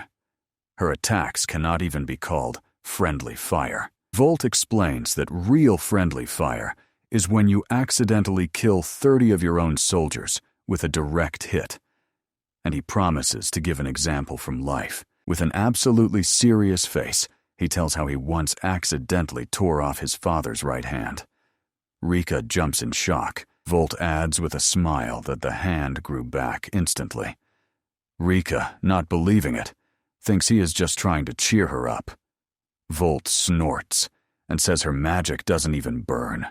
It's a mere trifle. He explains with satisfaction that her mana exceeds the human norm several times, and if she trained, she could destroy an entire elite army with one blow. Rika screams in amazement. Volt says that she has enormous potential. Everything depends only on her. If she wants, she can even become the Emperor's court mage. Rika does not understand half of what is said, but is happy that Walt is alive, and hands him a handkerchief. Walt takes her, wipes ash and dirt off himself, looks thoughtfully at the dark fabric, and thinks that anyone else in his place would have been dead long ago. Suddenly, Rika screams sharply. They look at the burning tree of Incel. Walt skeptically notes that even the divine tree did not withstand such fire. Rika despairingly covers her face with her hands. She begins to cry, addressing Walt. She says that, although she knew him for a short time, she is grateful for the meeting and for the support he gave her. Walt is amazed and asks why she is crying. Rika explains that burning a tree is a serious crime for which she could be sentenced to death. She adds with tears that, as an elf, the forest guardian, she committed sacrilege, and because of this, her whole family might suffer. Walt tries to calm the girl and says it is better to seek a solution than to mourn fate. The river screams that it does not know what to do. Walt suggests just hiding and running away, but she says the guild knows where she is. To this, he dryly replies that then only the option of execution remains. Then he adds that she should take her mother and run away with her. Rika objects, says she would rather surrender and ask for mercy for her mother. Walt just sighs. Stupidity. The girl shouts that this is her trait. He begins to explain that he feels no anger towards her, but he does not manage to finish the tree, burned to the base, wobbles and falls. The river screams, warning him. Walt continues the phrase, saying he holds no grudge even against fools, and only then turns around, just at the moment when the barrel flies straight into his chest. He catches the giant tree with one hand, not allowing it to crush them, and calmly says that it is a trifle. Then his gaze stops on something in the branches. From the charred trunk falls a faint little girl with blonde hair and transparent wings. Rika exclaims in fear that this is the spirit of the sacred tree. Walt catches her and gently squeezes her in his palms. His movement amazes Rika. She does not understand how an ordinary person can see and touch spirits. The girl regains consciousness, and Rika indignantly exclaims why Walt is holding the spirit so roughly, as if it were an insect. He brushes her off, addressing the creature with a request to return to the tree. But she replies that she can no longer do so. She says she cannot return because the tree was destroyed by the hellfire. Her voice is full of sorrow. She says this is a sign. The world is approaching its end, and the war has already begun at the edge of the continent. Walt immediately asks what must be done to help. The spirit explains that to restore the tree, the mana of 100 elves is needed. Rika pales, and Walt thoughtfully recalls Lizarek's Gyna, an encyclopedia of knowledge from another world. Then he decisively says that if only mana is needed for salvation, he will give as much as necessary, even if it costs him his life. The spirit sternly repeats that the mana of one person will not be enough, but Walt cuts her off, calmly explaining that he is not an ordinary person. With slight arrogance, he orders her to accept the energy and thank him. He places his palms on the trunk and begins to transfer his mana to the tree, smiling as he wishes the spirit bon appétit. The spirit feels a powerful, warm flow of energy enveloping her body. She does not understand where such an endless reserve of strength comes from in this young man. She says his mana is coarse, but amazingly strong, and wonderfully nourishes the tree, returning life to it. Walt notices with interest that the tree itself begins to absorb the energy. The spirit joyfully rises into the air, feeling rebirth. Before everyone's eyes, the tree blooms, covered with shining leaves and new buds, even more beautiful than before. Rika stands stunned, not believing that this is possible. The spirit, in awe, announces that the divine tree has been reborn. Its power has returned. Walt sighs heavily, wiping sweat from his forehead, and asks the spirit how she feels.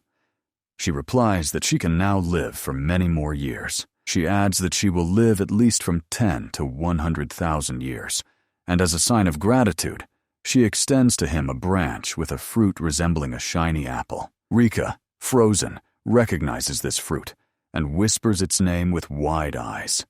Walt asks with interest. She explains that it is a legendary class artifact that appears only once every 1,000 years. Walt, smiling, says that if this is a thank you to him, he has no right to refuse. The hero reaches for the fruit but does not finish speaking. His body suddenly leans over, and he falls. Rika manages to catch him as he faints in her arms. She calls his name anxiously, checking his breath. The spirit explains that Walt transferred too much mana and simply fainted. She advises resting under the tree. Rika gently whispers that he needs to rest, because he truly deserves peace. After a few minutes, Walt opens his eyes, squinting from the light. He notices that he is lying on Rika's lap. The girl happily says that he has come to, and asks how he feels. Walt admits he feels bad, but jokes that he will survive. Rika asks him to lie down a little longer. Walt smiles and says that instead of resting, he would prefer to eat something. He suggests gathering mushrooms, and the girl agrees. The hero finds one and shows it happily. Rika awkwardly says that this mushroom is poisonous. The next ones he shows also turn out to be dangerous. The elf girl explains that the most poisonous mushrooms are usually the most attractive. Walt agrees with a smile and thanks her for saving him from a senseless death. Rika objects, changing the subject, saying she must compensate him for the ruined clothes. Walt waves it off, saying they were free.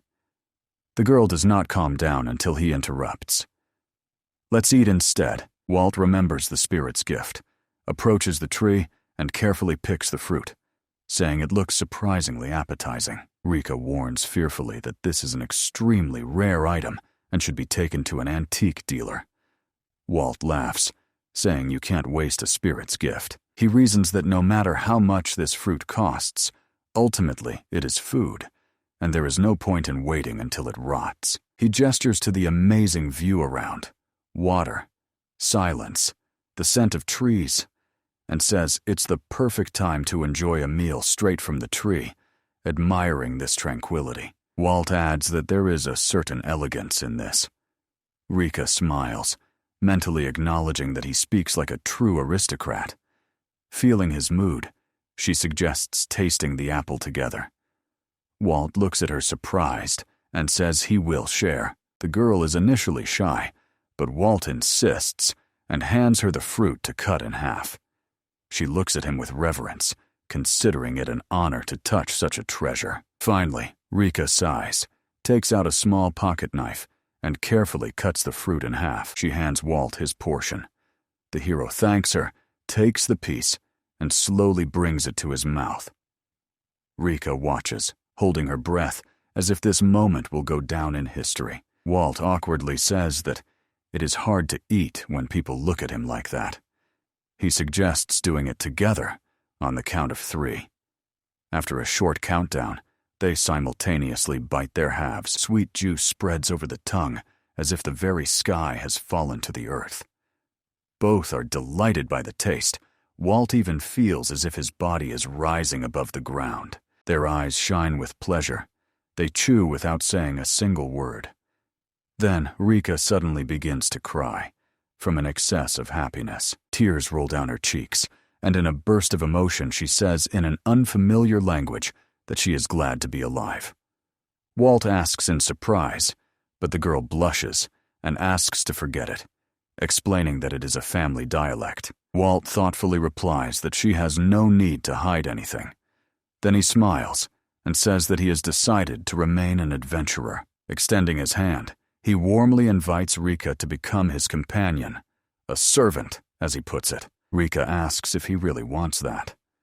Walt nods, and at that moment her eyes fill with tears that shine in the light. She sobs, and Walt, confused, asks why she is crying. Smiling through tears, Rika admits that no one has ever said anything like that to her. She is incredibly happy. Walt awkwardly waves it off, saying there is no need to be so touched. He adds that her black magic has not harmed him, so she has no reason to be ashamed of her gift. Walt confidently says that together they will rid her of her shameful nickname. He asks her not to spare her strength.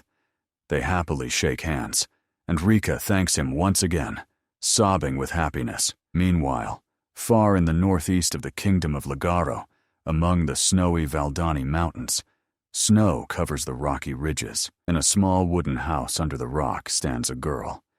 She says she feels a powerful aura spreading around Aliat, and is sure her mother's prophecy has come true. She stands by the table in semi-darkness and talks about ancient writings where the great Lord of Demons was mentioned. If this is true, she must see for herself. Next to her is a small creature, resembling a stone with an eye patch and ram horns, addressing her by name, Darcia. She asks if she really will go to the capital. The girl sighs, saying she hates crowds. She utters a spell, and the air around tears apart. Objects rise up. With a barely noticeable smile, Darcia says this journey will be worth the effort. Meanwhile, Volt lies at home on his bed, bored. Elsie ordered him to rest at least a week after exhaustion from a great mana expenditure. He tried reading Dizarek Gaina, but quickly got bored. Then an idea comes to his mind. He decides to go out to the city.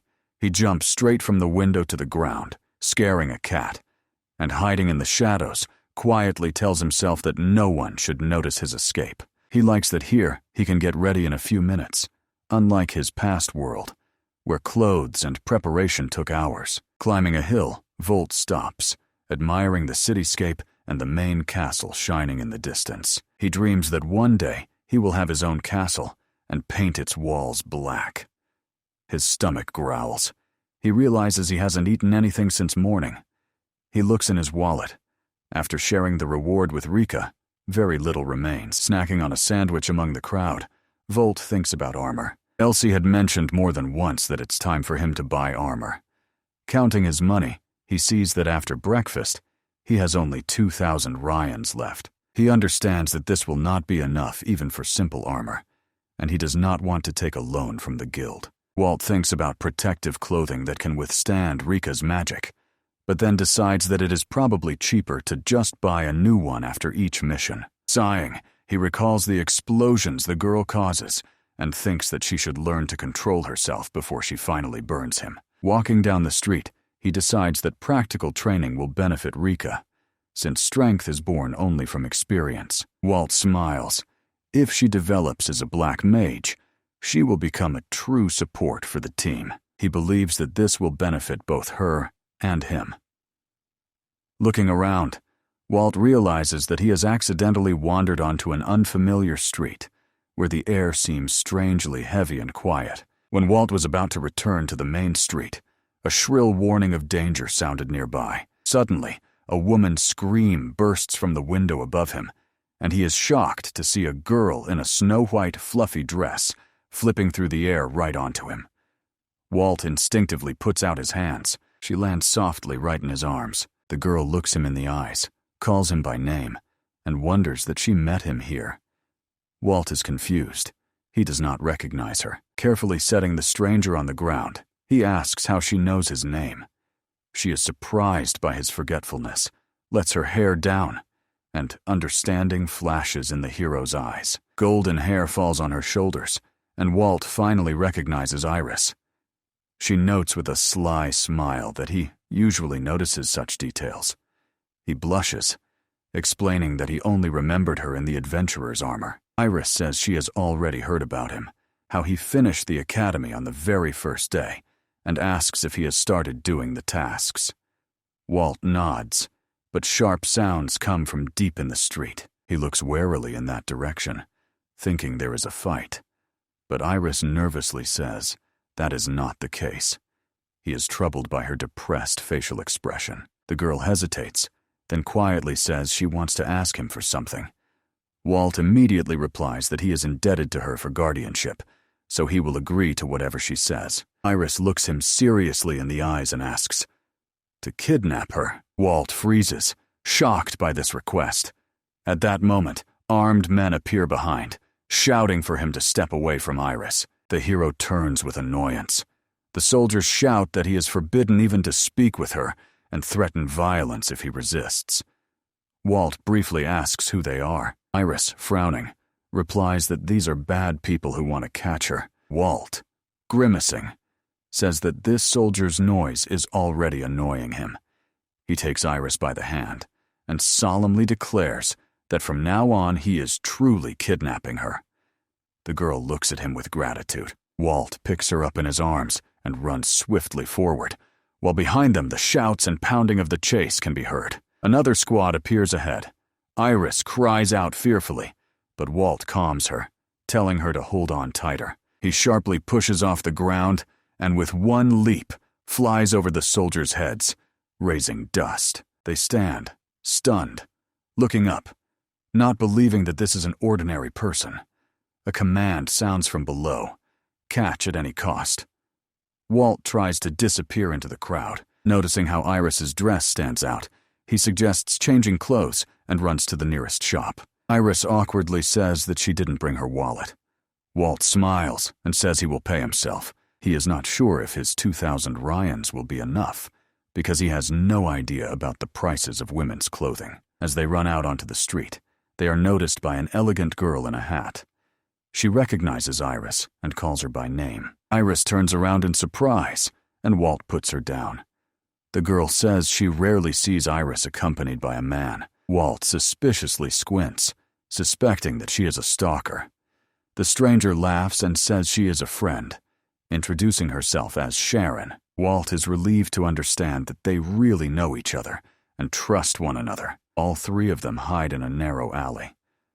Walt stands with his back to the entrance, watching while the girls do something behind his back. He urges them, saying that the soldiers will arrive soon.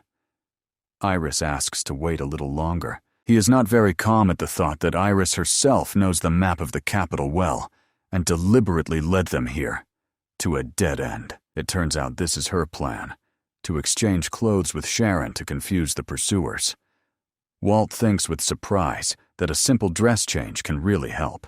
While they are changing, Iris jokes that Walt was surprised when he found out that Sharon is the heiress of the Demon Lord's castle. Sharon smiles and says that it is the first time she has seen someone more interested in that name than the title itself. Walt is momentarily lost in thought, and she adds that she did not suspect that before her stood the very newcomer everyone in the guild is talking about today. The girls joke and compliment each other, giggling while changing clothes. Walt, standing with his back turned, feels awkward, realizing he hears every word, and hesitantly asks if Iris has finished yet. When he turns around, he freezes in amazement. Sharon is standing before him in Iris's dress, which barely fits at the chest. Iris, embarrassed, admits that she herself expected a strange result. Walt begins to mutter confusedly, blushing to his ears. Iris apologizes and hands Sharon a cloak. She just laughs, assuring that everything is fine, and putting it on feels more comfortable. Sharon says goodbye and goes her own way. Walt and Iris remain alone, discussing what to do next. Walt, not knowing whether he should ask, cautiously inquires if she wants to talk about her situation. Iris lowers her eyes, clutching the hem of her dress, and quietly replies that not yet. Walt gently places his hand on her head, saying that she owes nothing. She should only speak when she wants to. Iris smiles through her sadness and thanks him. Walt awkwardly replies that no thanks are needed. Then the girl changes the subject, asking why he came to the city at all. Walt says he wanted to visit the armor shop. Iris happily offers to show her favorite stall. She takes his hand and, smiling, pulls him along. Walt goes beside her without resistance, a little confused, but pleased. They approach a workshop named Scales of the Dragon God. Walt immediately warns that he has little money. Iris reassures him. Looking costs nothing. Inside, the smell of metal and fire prevails. Iris greets the owner, a burly man with a short beard named Doman. He gladly recognizes her. Noticing Walt, the blacksmith raises an eyebrow in surprise. He rarely sees Iris with a boy. The girl explains that she is now his guardian, and introduces the craftsman to the new adventurer. Hearing the name, Doman recalls, the whole city talks about this young man. After all, he is the one who defeated the dragon. Iris adds that Volt wants to look at the armor. The blacksmith asks how much money he has. Volt honestly replies, 2,000 Ryans. The master laughs and says that for such money, he can only offer old gloves. Volt calmly says that he does not buy unnecessary things, and asks if he has something that protects against magic. Doman cautiously asks again, against magic? Did he hear correctly? Iris, interested in the conversation, approaches closer, trying to catch the details. She is surprised why Volt needs protection from magical attacks. Volt admits that he has a reason for this, though he is in no hurry to explain. He thoughtfully says that he wants to share a thought. Then he asks if Iris has heard of Henrika Estolandel. The elf's name immediately brings back a memory for him. Iris smiles, guessing that he probably wants to work together with Henrika. But Volt only says that he does not make hasty conclusions and is not yet confident in himself. She quickly understands. Volt seeks protection more from magic than from weapons and receives confirmation from him. Iris asks for permission to come closer, but Volt, surprised, asks why. She suddenly hugs him, making the boy completely confused. Her palms gently touch his shoulders and chest, as if checking something. Walt blushes, utters a short exclamation, and even the blacksmith turns away, hiding a smile.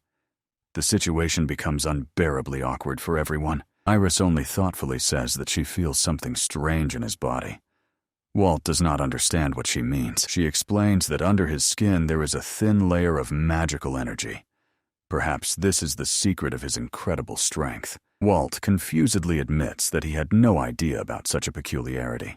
Iris suggests that it is probably his innate ability. She advises him to imagine that clothing is an extension of his skin, and then, perhaps, he will be able to expand his natural magical barrier and learn to control it. Walt doubts. He is convinced that nothing will work out. He feels that control over mana is something that cannot be learned in a minute. Iris confidently replies that until she tries, she won't know, and insists on doing it right now. Walt looks at her with slight reproach, but still agrees. He focuses, trying to feel the flow of power inside himself. Slowly imagines that the clothes are his skin, as Iris advised, and merges with the sensation of his own body. Suddenly, he is enveloped by a strange feeling, as if the air around has tensed. He feels a faint trembling of energy, a wave that seems to protect him. Walt understands that he has found his magical protective sphere. Now he only needs to expand it to cover his entire body. While he concentrates, Iris gets distracted by the weapons. The seller smiles and notes that he only trades armor, but eventually finds an old sword and gives it to her to try, worrying about its return. Walt asks Iris to check the result. The girl agrees eagerly, draws the sword from the sheath, and stands opposite him. Focusing, she makes a sharp swing, directing the blade straight at his hand. A ringing sounds. The sword shatters into thousands of fragments, but Walt's hand remains unharmed. One fragment sticks in the ceiling, the rest fall to the floor. Iris, the blacksmith, and Walt himself are stunned. His new protective barrier worked perfectly. The seller, crossing his arms, frowns at them and demands an explanation. Who will pay for the sword? Iris, blushing, excuses herself, saying the owner is to blame. He left the sword for safekeeping long ago. If the master meets him, let him take the money from him. Walt is surprised that anyone is at fault for Iris at all. They awkwardly promise to compensate for the damage someday, but not today. The blacksmith only sighs heavily, looking at them, and waves his hand. In a moment, he almost pushes the couple out of the shop, muttering that such experiments should be done elsewhere. Stepping outside, Walt says with satisfaction that now, having his own force field, he needs nothing more. Iris shyly says that it is still uncomfortable to leave without paying, but it seems that, out of respect for Walt, the blacksmith decided to turn a blind eye. Walt agrees, noting that Doman is a strict but fair master who understands his craft. Iris suggests visiting the weapons shop, where she often goes herself. She says that today, the sword she gave for sharpening should be ready.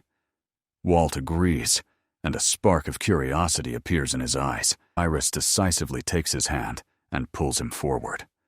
Walt barely keeps his footing, not expecting such energy from her. In the crowd, they are noticed by Rika. She looks at the pair confusedly, not understanding why Walt is with Iris now. She remembers how Hortensia once said that time passes, and Walt will probably find a new companion. The girl frowns, thinking that Walt and Iris probably get along wonderfully together. She feels a sharp pang of jealousy. Rika clenches her fists and even lightly hits herself on the head, convincing herself that Iris is just helping him with shopping. But inside, a bright thought ripens. Someday she and Walt will become the strongest mages and fight side by side. She tries to calm down, but her heart tells her otherwise.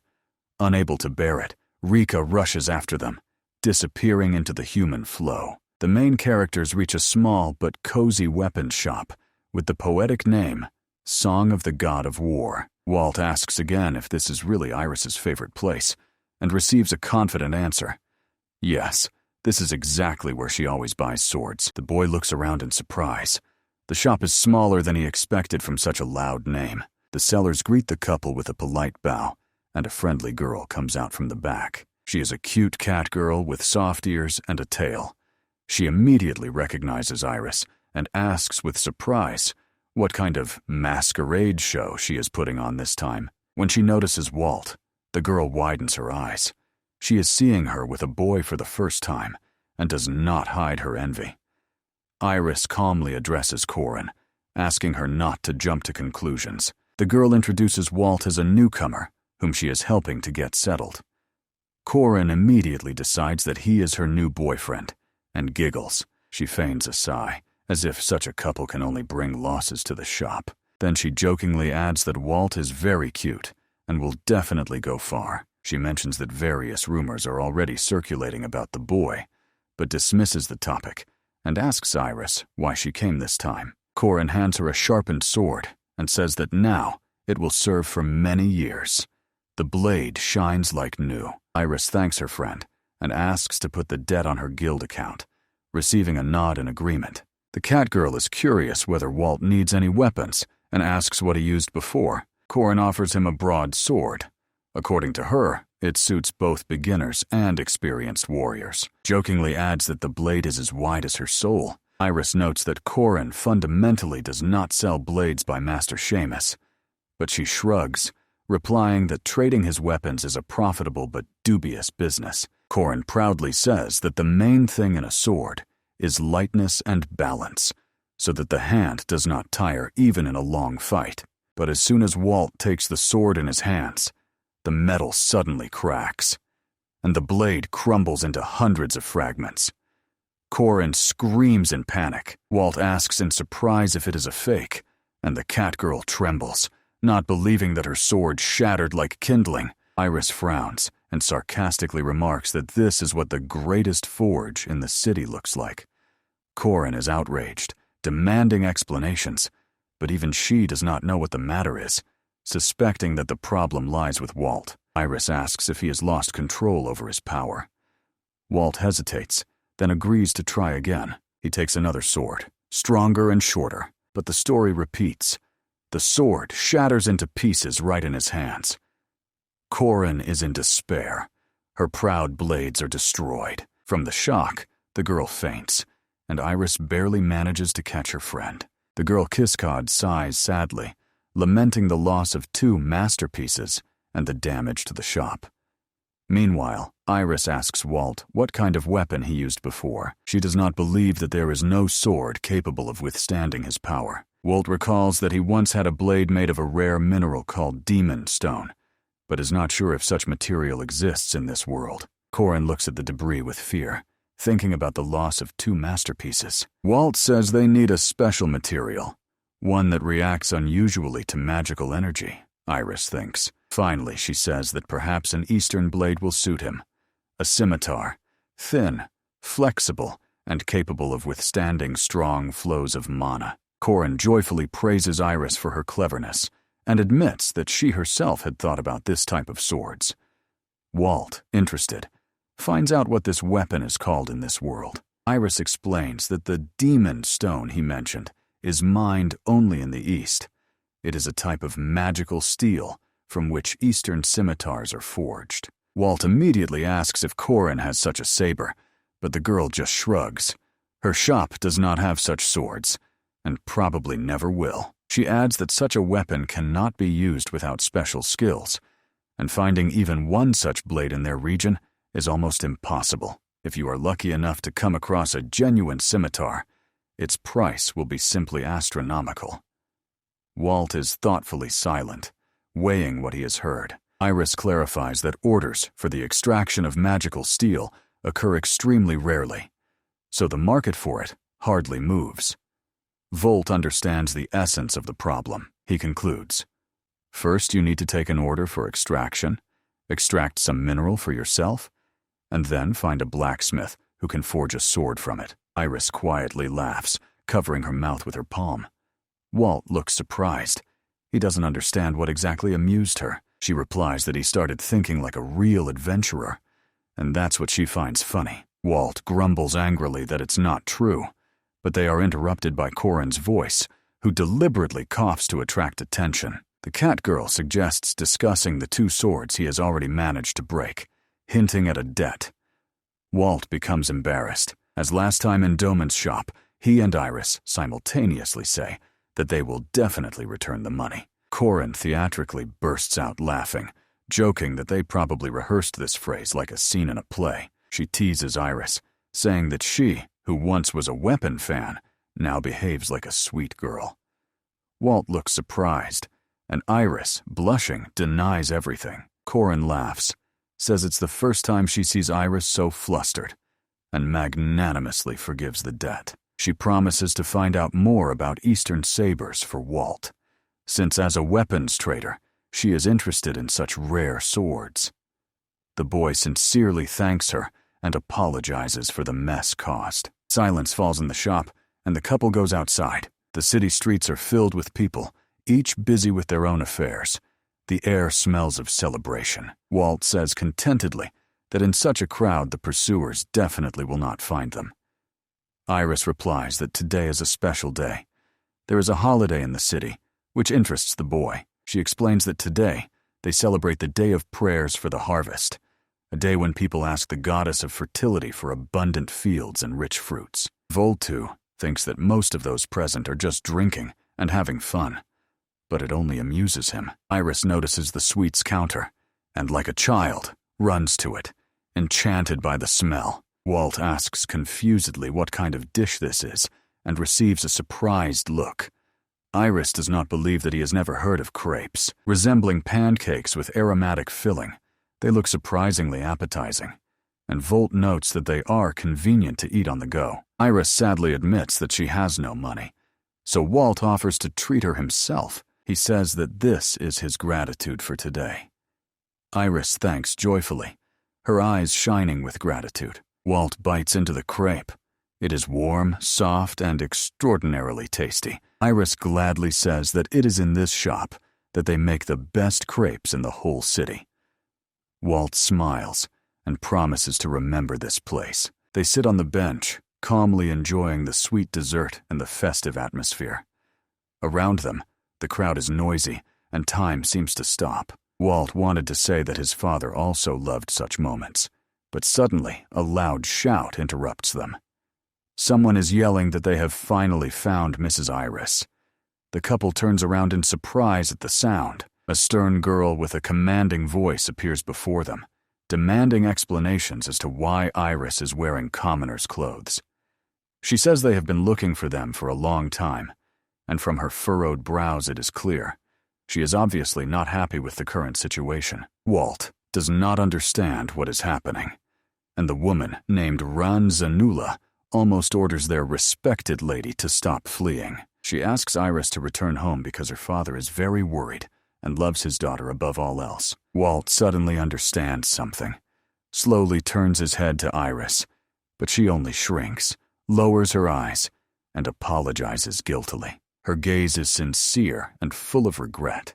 She says she could not tell earlier. Iris admits that her father always dreamed that she would live luxuriously, but she herself wanted to become a warrior, so she ran away from home. Through her own efforts, she achieved everything she wanted. But Walt does not like this story at all. He seriously asks what she plans to do next, since now every step needs to be carefully considered. At the same time, he adds that he will stand by her and support her to the end, regardless of her decision. Iris smiles gratefully and thanks him for such warm words. She admits that she cannot run away endlessly and decides to gather courage to talk openly with her father. If he does not accept her choice, she is ready to leave her native home forever, even at the cost of family ties. Walt combs his hair with his hand, understanding her determination, and does not intend to stop her. With a slight smile, he jokes that if necessary, he can kidnap her again. Iris laughs. The boy's words give her courage. She says that now she knows she can always rely on him. Walt agrees, since he has already done it once, so he can do it again without hesitation. Meanwhile, high above the rooftops stands another girl. Her long dress flutters in the wind, and her eyes watch the people with cold interest. She says that she does not waste time and watches the witch Bragan's daughter, looking down with a sense of superiority. In her words, there is a mention of the former kingdom, Muspelheim, the land of fire giants who came from mythical lands. She quietly utters the words, Twilight of the Gods, or Ragnarok, and she prophesies that the world will be plunged into the abyss by the one who holds the fiery sword. A sinister smile appears on her lips. Now the real spectacle will begin. She casts a spell and commands the great fire giant Cert to appear. Meanwhile, Iris says goodbye to Walt. She has decided to go to her father. Although she is sad, it is necessary. The guards hurry the girl. Her father is already waiting. Walt watches her leave, but notices something strange. Dark clouds are gathering over the capital too quickly. The sky looks unnatural, as if it itself is preparing for disaster. A terrible crack appears in the air, from which a portal grows, releasing something huge and terrifying. People scream and flee in panic. A giant descends from the sky, so enormous that the people nearby look like ants. Walt, keeping a cold expression, decides to find out what exactly caused this chaos. He does not yet realize how serious the danger approaching is. At first, Walt thinks it is part of a festive show. The giant looks too spectacular. But Ranzaluna sharply interrupts him, explaining that this is not a performance, but a real emergency. The boy slowly begins to realize that the girl is right. This is not a show. Meanwhile, the giant absorbs dark energy. Its body burns with power, and every movement causes a wave of fear. The monster lifts a foot the size of a house, radiating a thirst for destruction. It has no intention of sparing anyone. Iris rushes forward to help before the giant strikes. People flee in panic. The city is engulfed in chaos. In the girl's eyes, fear. But she understands. She must save those who did not manage to escape. Screams, children's cries, the crackling of debris, all merge into one disturbing symphony. Iris firmly decides to act. She says that the disorder in the capital is her responsibility as a warrior. Her duty is to restore order and protect the people. Ranzaluna grabs her hand, anxiously explaining that Iris is unarmed, and now is not the time for a fight. It does not suit a lady of her status, but Iris instantly replies, "What if there is a weapon?" and snatches a shining sword, showing that she is ready to fight for the people. Ranzaluna stubbornly insists. Fighting without armor is suicide. She does not allow moving forward. But someone shouts Iris's name. Lutessa arrives at the scene with her faithful beast. Her gaze is focused. She is ready to help. The girl reports that a giant creature attacked the city and asks if anyone knows what kind of being it is. Ranzaluna admits that she has no idea herself, adding that Lady Gerda might know the answer. Volt raises his head and notices a spiral of dark energy above him. A portal is forming. A girl in a black cloak falls from it right into his arms. She calmly folds her arms on her chest, as if it was planned. It is indeed the witch Gerda, known for her cold temper. Even amid chaos, her face remains impassive. Volt is surprised, since magic is forbidden in the city. If she is here, it means things are really critical. Someone shouted for Gerda to get off his hands. She says with feigned guilt that it was simply convenient for her, and calmly descends. She is immediately asked what kind of monster it is. Everyone waits for an answer. Gerda says with cold confidence that it is Cert, one of the great fire giants, a messenger of destruction and chaos. She adds that this is a creature of the highest summoning class. It is practically impossible to summon. Lutessa freezes in horror. The girl says that they must immediately find the summoner, but Gerda only shakes her head. It is pointless. The summoner is too strong. She explains that this is magic of the highest level, and only a mage of the Gerdic rank can handle it. Iris understands that there is no other way out. The giant must be destroyed. Ranzaluna pulls and reminds that this is no longer an ordinary adventure for adventurers, but a real war. She adds that the royal guard will arrive soon, but Iris refuses to wait. Lutessa firmly declares that she will support Iris in the fight. Their argument is interrupted by Walt's calm voice. He reminds that while they argue, the giant continues to smash the city, so the time to act is now. Iris nods, understanding that every second is crucial, and tries to come up with a plan to delay the monster even for a moment. But Walt intervenes again. He says that her passion is worthy of praise, but without strategy they will only perish. Walt emphasizes that you cannot act blindly against giants.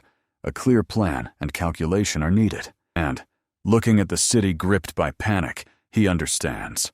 Although it is not his native capital, he will not allow it to be wiped off the face of the earth. Walt looks at the city engulfed in flames and thinks that people he owes live here, those who helped him when he just arrived. Warm memories of care and humanity fill his heart. For him, this capital became almost a home, a place where he first felt peace and gratitude. And also, as he jokes to himself, they cook the tastiest food here. That is why it angers him that some monster can destroy all this with impunity, despising those good and sincere people who accepted him. Determination flashes in Walt's eyes. He says he has a plan, and that it will bring more benefit than endless arguments. Meanwhile, a wave of hellish flame covers the residential buildings. One more moment, and everything will turn to ashes. Lutessa, wishing to divert the giant's attention, shouts so that her voice echoes between the streets, attracting the monster to herself. She, sitting astride her beast, directs magical charges straight at the giant's feet. Her power flashes with dazzling light, but the bullets vanish without a trace in the heat. Lutessa, gritting her teeth, understands. Such an attack is futile. She must find another way. Covering one eye, the girl aims more precisely, trying to hit directly at the monster's joint. The shot hits, but the giant's scorching flesh instantly melts the bullet. Not even a trace remains. Stricken, Lutessa realizes that her shot is worthless. The monster did not even pay attention. She clenches her fists. This trick will no longer work. A new tactic is needed, and immediately. Iris launches an attack. The weapon gleams in her hands. She swings the sword and strikes the giant's leg. Lava instantly envelops the blade, trying to melt it. From the heat, the girl barely stays on her feet. She is overwhelmed by a wave of heat. The giant's body seems made of molten magma. Every touch is deadly dangerous. She is forced to retreat, breathing heavily, trying to cool her hands. Not a scratch. Her sword could have melted, yet not even a mark remained on the monster. Could it really be invulnerable? Lutessa shouts that this is not just a creature, but the very embodiment of the element of flame, and jumps out of hiding. She explains. The giant is covered with a shield of living fire, armor through which no physical attack passes. Grabbing Iris by the shoulders, Lutessa says that now the only chance is to follow Walt's plan and distract the monster. Determination flashes in Iris's eyes. She nods. Her gaze speaks for itself. She confidently steps forward, leading Lutessa behind her. Iris gathers all the power of the White Knight. Her sword lights up with the radiance of Schwan and Flugel. Powerful energy spreads around, raising dust and wind. Ranzaluna clenches her fists, realizing she is late. Iris is already in battle. She scolds herself for inaction, but Walt stops her, ordering her to calm down. He briefly outlines his plan, to lure the giant out and strike back at the right moment. Ranzaluna is angry because Walt hints that he cannot fully trust their coordination. She clenches her jaws, hiding her anger. Suddenly, a female voice sounds in Walt's head. Someone is calling him telepathically. It's Iris. She has briefly activated her special connection to send a message. Her task is to keep the giant's attention on herself, while the others prepare the trap. She will distract the enemy as Walt ordered. She leads the giant straight to the point Walt indicated, the place where they can catch him. Walt stands, tensely focused. His hands are already ready to attack. Now they just have to wait for the giant to be brought right into his striking zone. And then, a huge figure appears before the boy and Ranzaluna. The fiery giant slowly but relentlessly steps forward, wiping out everything in its path. In its gaze, only the desire to destroy. The monster's mighty paw, like molten steel, reaches forward. It tries to grab the girls it has been chasing all this time. Iris and Lutessa shout that they have completed the task. The giant is exactly where it should be. Walt is already standing ready, calm but determined. The moment to start his plan has come. The boy loudly orders Gerda to act immediately. The witch briefly nods. She understood the signal. Gerda raises her hands, whispering a spell. She calls upon the dark god Barasa to hear her voice. Black magic gathers in a whirlwind around her, forming a trap for the giant. With a roar, the gates of Tartarus open. The dark chains of flame engulf the monster, creating a powerful barrier. Now it is imprisoned. It cannot break free. Walt smiles and praises Gerda, calling her a little but amazing witch. The giant was trapped at least for a while. Ransaluna, Iris, and Lutessa take a battle stance. Confident gazes are directed at the enemy fighting inside the magical barrier. Walt calmly says that the giant's performance is already over, but the monster is not going to give up.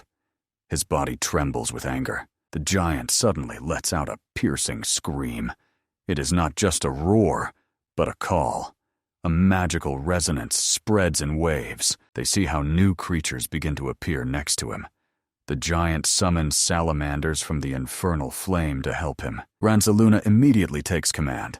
She says these creatures belong to her and asks not to interfere. Lutessa nods and sends her beast for reinforcement. Iris is not going to stand aside. She screams and rushes into the attack, cutting down several fire lizards with one powerful strike. Flames scatter in sparks, and suddenly behind Volta, a blast sounds so strong that it raises a cloud of dust and debris into the air.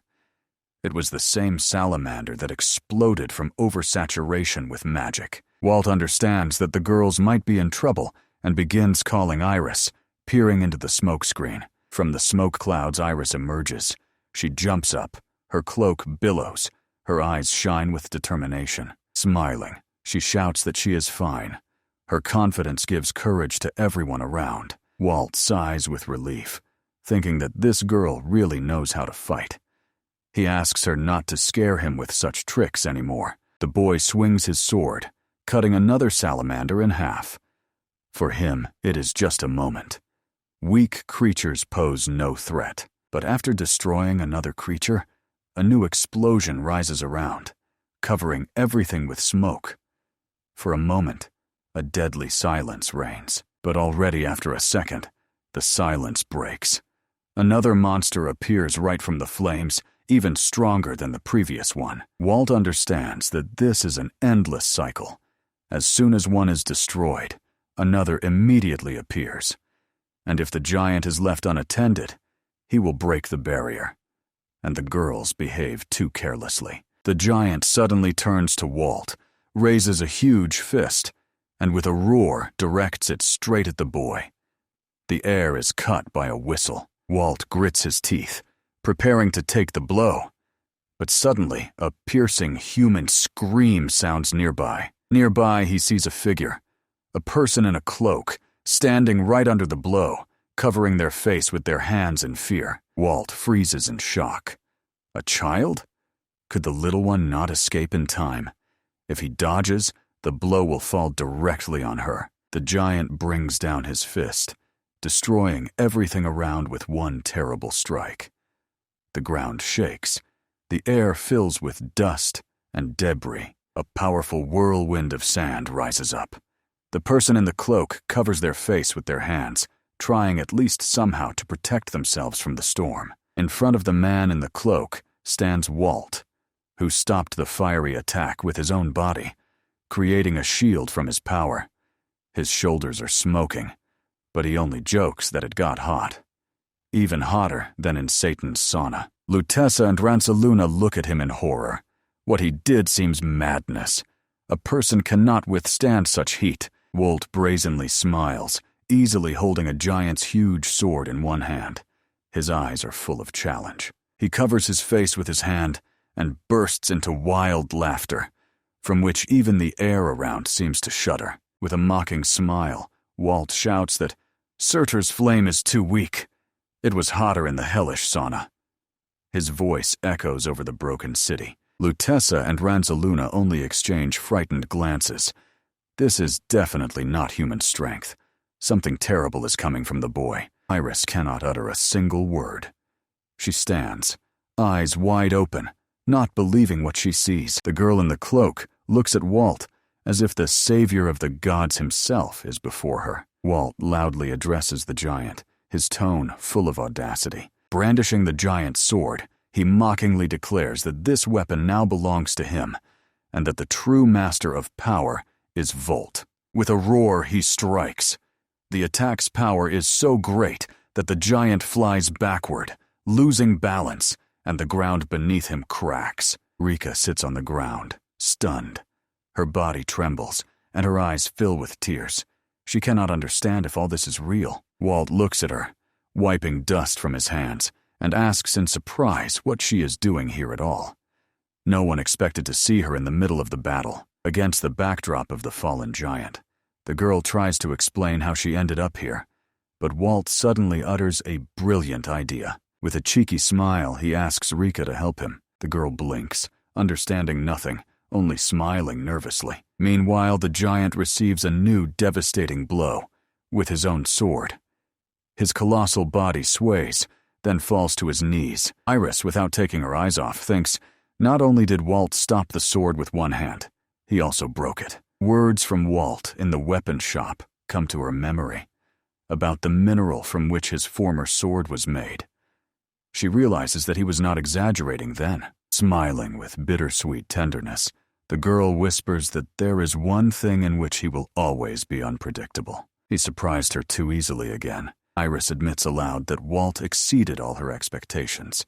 His strength goes beyond common sense. Walt turns again to Rika, who is still sitting, and reminds her that he asked for help. She says guiltily that she cannot get up and apologizes barely audibly. With an effort of will, she stands up but immediately falls to her knees, pouring out apologies. Walt looks at her confusedly, not understanding why she is bowing like that, and thinks that she probably hit her head. Others argue whether Walt really wants Rika to help. She assures that it is pointless and will only cause trouble. Meanwhile, the giant behind is already gathering strength to get up. Walt casts a brief glance. It seems the girl really hit herself hard. And at that very moment, a fragment flies past him, almost touching his cheek. The giant roars, and Rika breaks into a scream. Walt says with bitter irony that he got angry because of the broken sword. The boy grabs Rika by the elbow and lifts her, ordering her to run faster. He picks her up in his arms and runs aside just at the moment when a wave of flame explodes behind them, which could have destroyed them both. A wall of flame rose around, resembling a fiery curtain. Now Gerda had no choice. She had to fully concentrate on maintaining the magic circle to hold the barrier. Rika, trembling, closes her eyes and screams, asking what that was. Fear grips her body again. Walt wonders, could she really be scared like a child? The girl denies it, blushing with shame. She scolds herself, repeating apologies, tears shining in her eyes. Walt calmly says it does not matter, and again asks for her help. While the giant is getting up again, Walt explains that it is a fire giant, and its weakness is water. So he asks Rika to use black water magic. The girl hesitates doubtfully, admitting that she is not confident in her own powers. Walt confidently supports her, saying that she has great talent and that he sincerely believes in her. He reminds her of the time when she turned an ordinary fireball into a whole barrage of fire. Rika covers her face with her hands, apologizing for that incident. Walt smiles and tells her not to fear destruction. Right now, her destructive power is exactly what's needed. He adds that there is no need to worry about Iris and the others. They will manage on their own. Indeed, the girls bravely fight the lizards that have surrounded them from all sides. Lutessa, Iris, and Ranzaluna hold their swords high, not retreating a step. Walt promises that as soon as Rika begins the spell, he will act as well. His eyes shine with determination, his voice full of confidence. He swears that he will protect her. Rika's eyes flare up. Now she believes in herself. She promises to try. Even in a hopeless situation, she feels a surge of courage. Fear retreats, yielding to strength. She is no longer afraid of lava waves, salamanders, or the giant himself. Gathering all her willpower, Rika begins to recite a powerful spell. Her voice gaining strength, she shouts it at the top of her lungs so that everyone hears her call. A magical discharge appears in the air. No one understands what is happening. Rika solemnly proclaims that from now on everyone is free to act as they wish. Iris does not understand anything, but is already preparing to act, trusting her friend. Walt, full of determination, warns everyone to hold on. This is the decisive moment. At his signal, Rika appeals to the water gods, pleading for them to hear her prayer. And at that very moment, an icy storm descends from the sky, not just snow, but a true magical element that covers the entire city. A powerful wave of frost engulfs the streets. Snow falls from the roofs. Cries of people hiding from the storm are heard. Ransaluna exclaims in amazement that such a storm does not even occur in the mountains. This is magic of the highest level. The spell Diamond Dust bound the giant and everything around into an icy cage, shining like glass. Gerda, observing, acknowledges that this is true high-level magic, almost equal to her own dark power. She had no idea that such potential was hidden in this girl. Walt smiles and says that for him, this is just a beginner level. His words sound so calm, as if it is a routine exercise. Even in his native world, only a few possessed black magic with such a scale of destruction.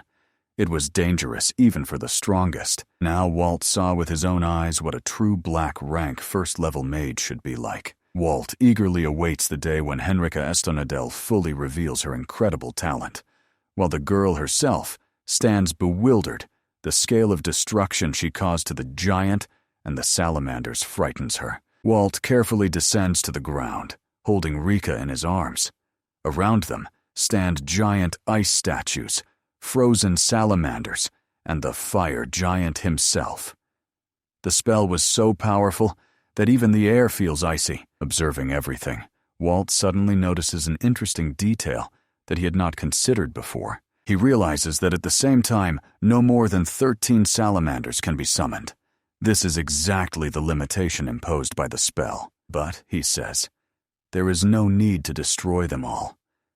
If you paralyze them, it has the same effect. The creatures simply become incapacitated. Walt summarizes that then all this chaos turns into just one big target on which a decisive strike can be delivered. Spreading his arms, he says with a barely noticeable smile that Rika has given him extra work again. Then his gaze stops on Iris. He gestures for her to come closer. Walt asks the girl to take care of the wounded Rika. She needs rest after such an exhausting spell. And everything else, he says, confidently, he will keep for himself. His voice is full of strength. He firmly promises to deal with the rest on his own. Iris grabs his hand, begging him to stop. Recklessly rushing into battle is too dangerous. She cannot allow him to risk it without a plan. She insists that first you need to find the weak spot of the giant, who is now quietly sitting in an ice trap, like a beast waiting for the right moment. Rika, still recovering, interrupts the conversation and reminds that the monster's body consists of pure fire. Therefore, direct attacks are pointless. She adds that without a well-thought-out plan, no strike will yield results. While the giant remains in icy captivity, the friends argue heatedly. They understand that a reckless attack will only worsen the situation. Walt notices that the girls were quarreling not long ago, but now speak with one voice. And he agrees. Action must be taken wisely, not rashly. He contemplates his own plan.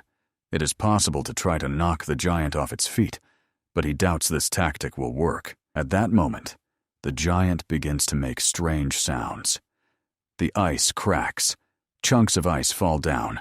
The monster tenses its muscles, trying to break free. The fiery giant roars and breaks free from the icy chains. Inside its open maw, a ball of energy gathers, ready to explode at any moment. Walt hears a loud explosion behind him.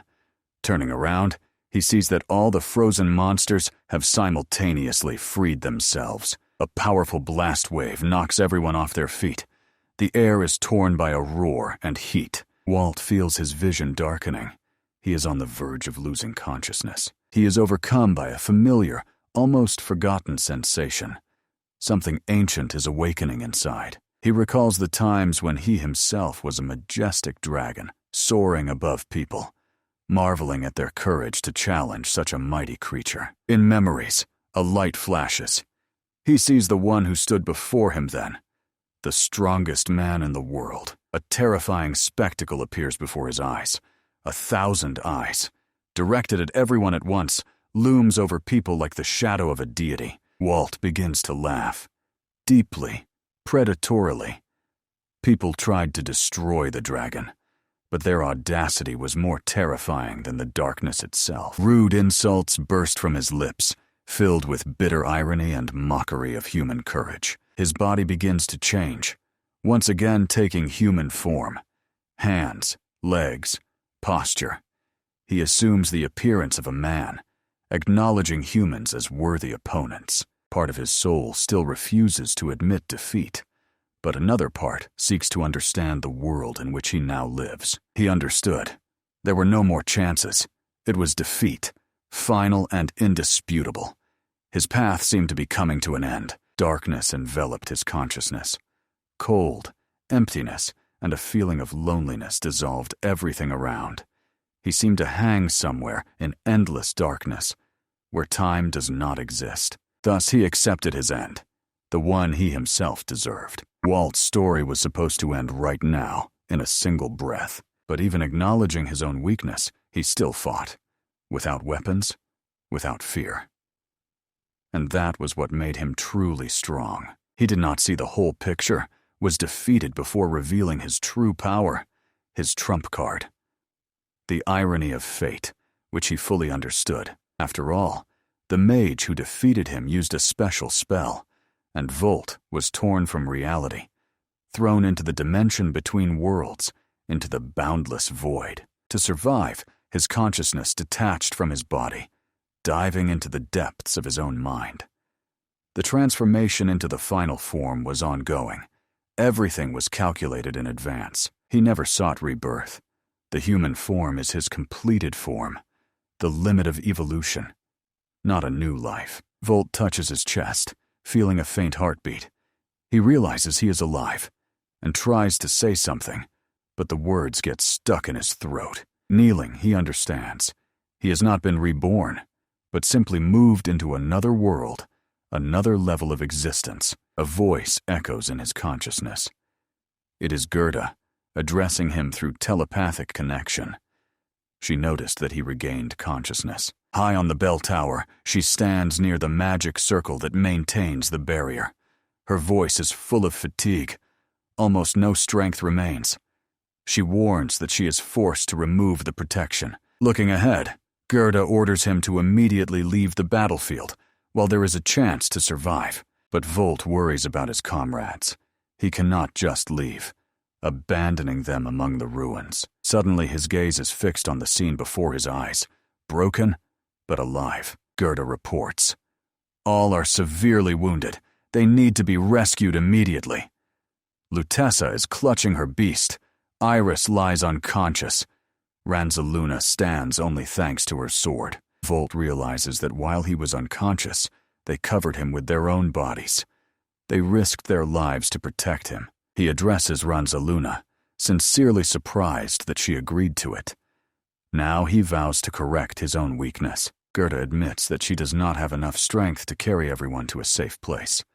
Her hat flutters in the wind, and her voice trembles. She wants to say something, but Volt stops her, confidently stating that nothing is needed. Gerda is confused, and Volt suddenly realizes he can communicate telepathically without restrictions. He says that he has restored lost memories, and is now able to transmit magical energy to others. This is his new power. Against the backdrop of the bell tower where Gerda stands, Volt promises to do his part, and asks her to complete another task. He orders her to gather all remnants of magic and maintain the barrier as long as possible, even if she has to exhaust herself to the last drop. Gerda does not know what to answer, only silently listens, shocked by the changes in his voice. Volt, barely smiling, says that now he can finally act without restraint. His gaze darkens, and he sharply orders the salamanders to vanish. To him, they are just minor prey. In an instant, the creatures dissolve into the air, and the sky explodes with flashes. A blast wave rolls across the battlefield. Gerda's eyes open wide. She cannot believe what she sees.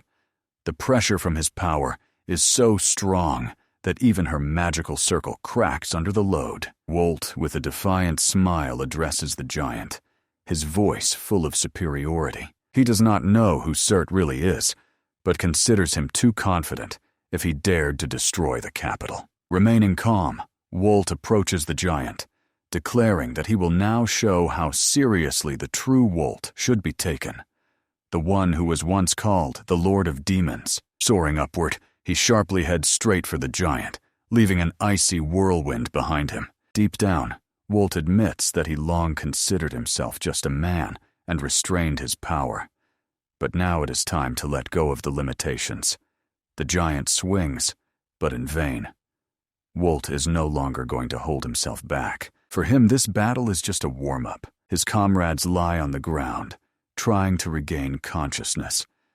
Iris, leaning on her sword, slowly rises, gathering the last of her strength. Raising her head, she sees Wolt standing alone against the giant, a picture of true courage that makes her heart beat faster. Iris realizes it was Wolt who saved them all from inevitable death. With a bright smile, Wolt prepares for the decisive blow. His shout echoes across the field. He challenges the fire giant to accept his end. A powerful strike crashes onto the monster's armor. From the force of the blow, Cert staggers backward, losing balance. Cracks spread across the shell, and inside a glow is visible. Shining stones that nourish his body. Iris notices a strange light coming from the monster's chest, and strains to see what it is. She shouts that this stone is its weak spot. All eyes turn to the giant's heart, glowing like the sun. Wolt glances briefly at Iris, and realizes she is right. He is already aiming at the target. Gathering all his strength, he directs the strike straight at the shining crystal. A bright flash blinds everyone. Wolt is thrown backward, clutching a shard of the stone, the giant's artificial heart.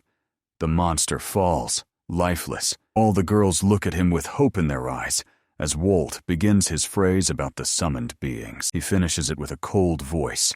No creature has the right to look down on him. That would be an unacceptable insolence. Wolt smiles triumphantly. His trophy is the stone shattered into small pieces, which a moment ago was the giant's heart. 3 days have passed since Certa's attack. The capital is slowly recovering.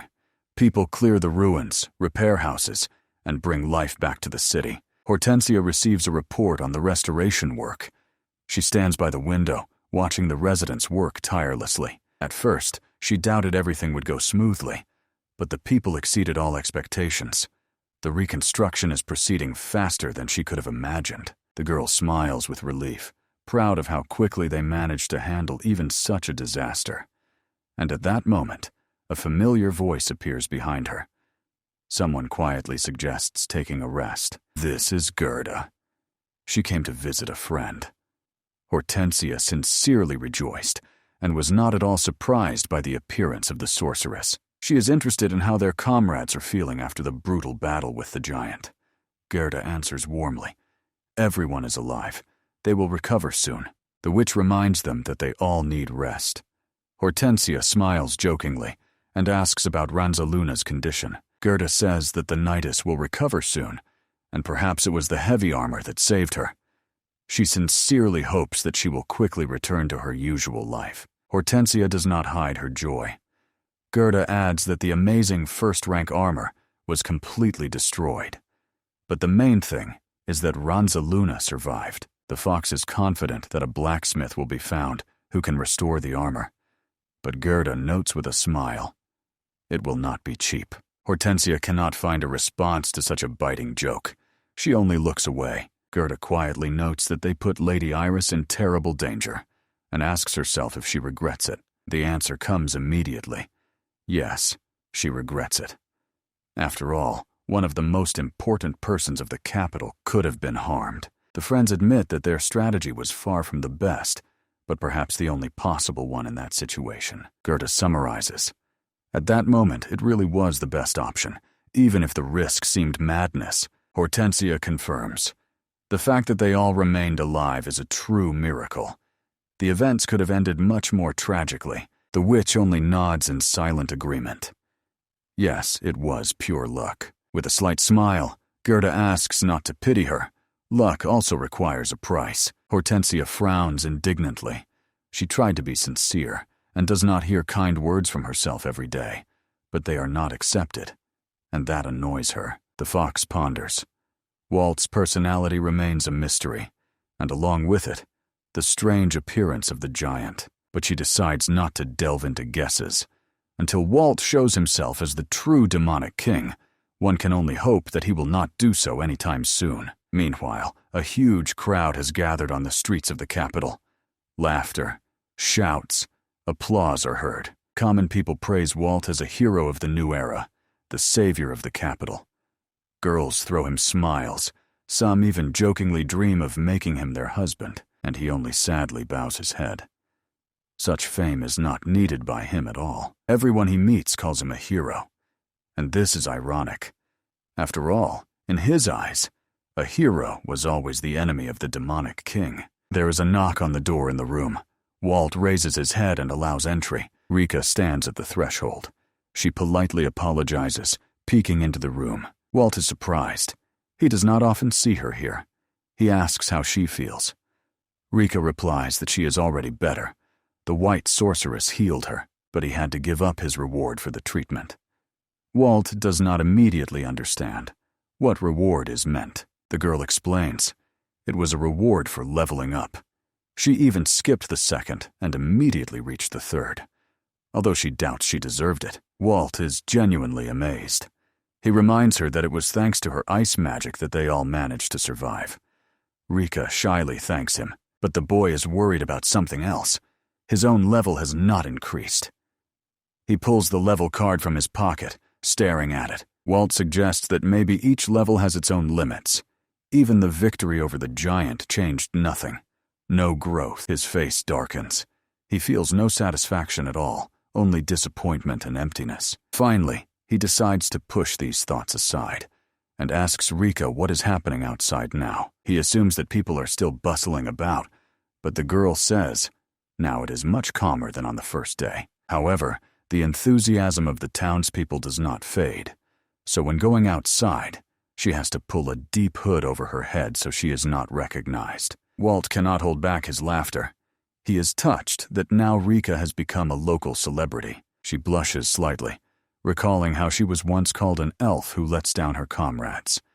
And now they call her the Cold Elf. Walt covers his mouth with his hand to keep from laughing out loud, although a smile already trembles treacherously at the corners of his lips. Walt perfectly understood that without Rika's ice magic, they would never have managed the giant.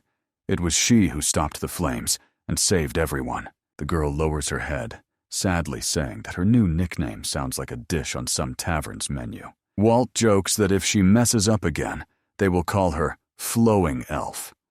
Rika blushes and firmly denies it, offended by the very hint. She asks not to repeat such indecent jokes. She would be incredibly embarrassed.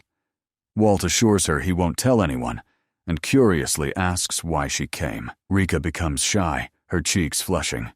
She doesn't know how to start the conversation. Finally, she falls to her knees and loudly apologizes, almost hitting her head on the floor. Walt, resting his cheek on his hand, looks surprised. Why is she apologizing again? Rika admits that Chief Bertolin ordered her to spy on Walt in secret. She explains that after the mushroom gathering mission, she sent him a report. Walt listens attentively. The girl adds that she couldn't refuse the cunning fox, who promised her a generous payment. She was tempted by the large reward, as Rika's purse was almost always empty. Walt smiles. He himself had long suspected that the girl often lacked money. Rika raises her head, not believing that he is not angry. She expected judgment, but sees only a gentle smile. Walt admits that he is used to being watched, but the girl still feels guilty for lying and decisively refuses the position of spy. Walt jokingly says that if she had kept silent, she would have earned a good sum. Rika is stunned, and Walt sincerely thanks her for her honesty.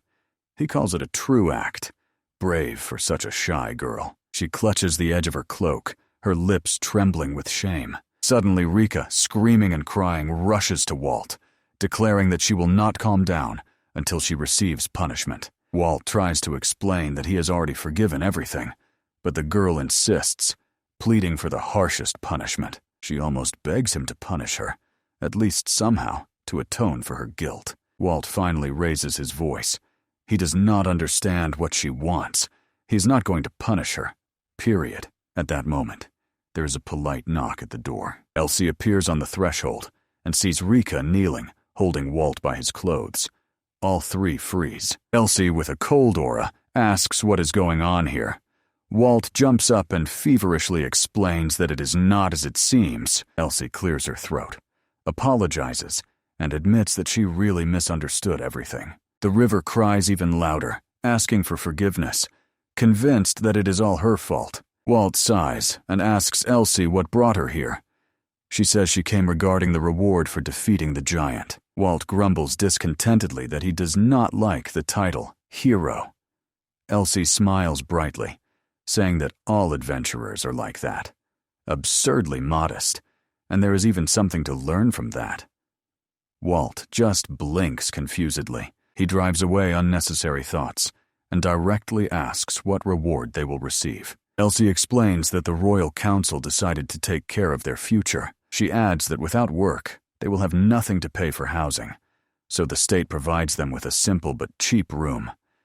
Walt frowns. He thought they were already living in an inn, worse than one could imagine. The offer seemed quite tempting to Walt, so he inquired which tavern they were going to be settled in. Elsie replied with a polite smile that it would be a tavern with a 3-star rating. Rika widened her eyes in surprise. 3 stars? Walt did not fully understand what such a rating meant, so Elsie explained that 3 stars is the highest level of luxury for wealthy travelers. Rika, sighing dreamily, added that in such taverns, everything, from service and cuisine to furniture, is perfect.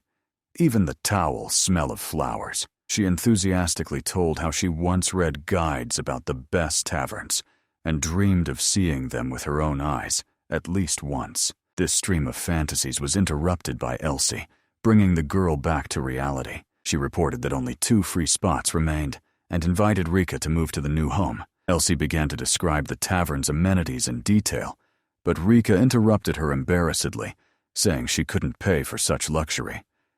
Elsie just waved her hand. She confidently stated that the council had already paid for the accommodation of 2 heroes for 3 months in advance, the minimum gratitude for saving the capital. Rika muttered confusedly that 3 stars was too much, but Walt, on the contrary, suggested just enjoying the moment. He assured that there was no point in worrying, as they would still have time to earn for further life and entertainment. Walt promised to help Rika develop her abilities. At these words, the girl's eyes lit up, and for the first time she smiled sincerely. Elsie, watching them, laughed, saying the new pair of heroes looked surprisingly cute. She handed them a map with the tavern's location marked and advised not to delay, to go see it right now. Life was bustling near the tavern. Passers-by were entering inside, taking photos near the facade, admiring the building's appearance. When Walt and Rika finally reached the place, the boy expected to see something like royal chambers, but was a little disappointed. On the signboard, in large letters, it was written, "Castle of the Demonic King." Walt froze. The name seemed too familiar to him. Inside, something thudded. The feeling of strange déjà vu did not leave, and then someone greeted him with the words, "Long time no see, Mr. Hero." Walt immediately recognized Sheeran. The girl was sincerely glad that he remembered her name and greeted the guests with a warm smile. She informed that she was waiting for the arrival of the heroes of the capital and called Walt one of the most promising adventurers. With a playful smile, Sheeran added that from now on he would be called Hero Walt, or the King of Heroes. The boy grimaced.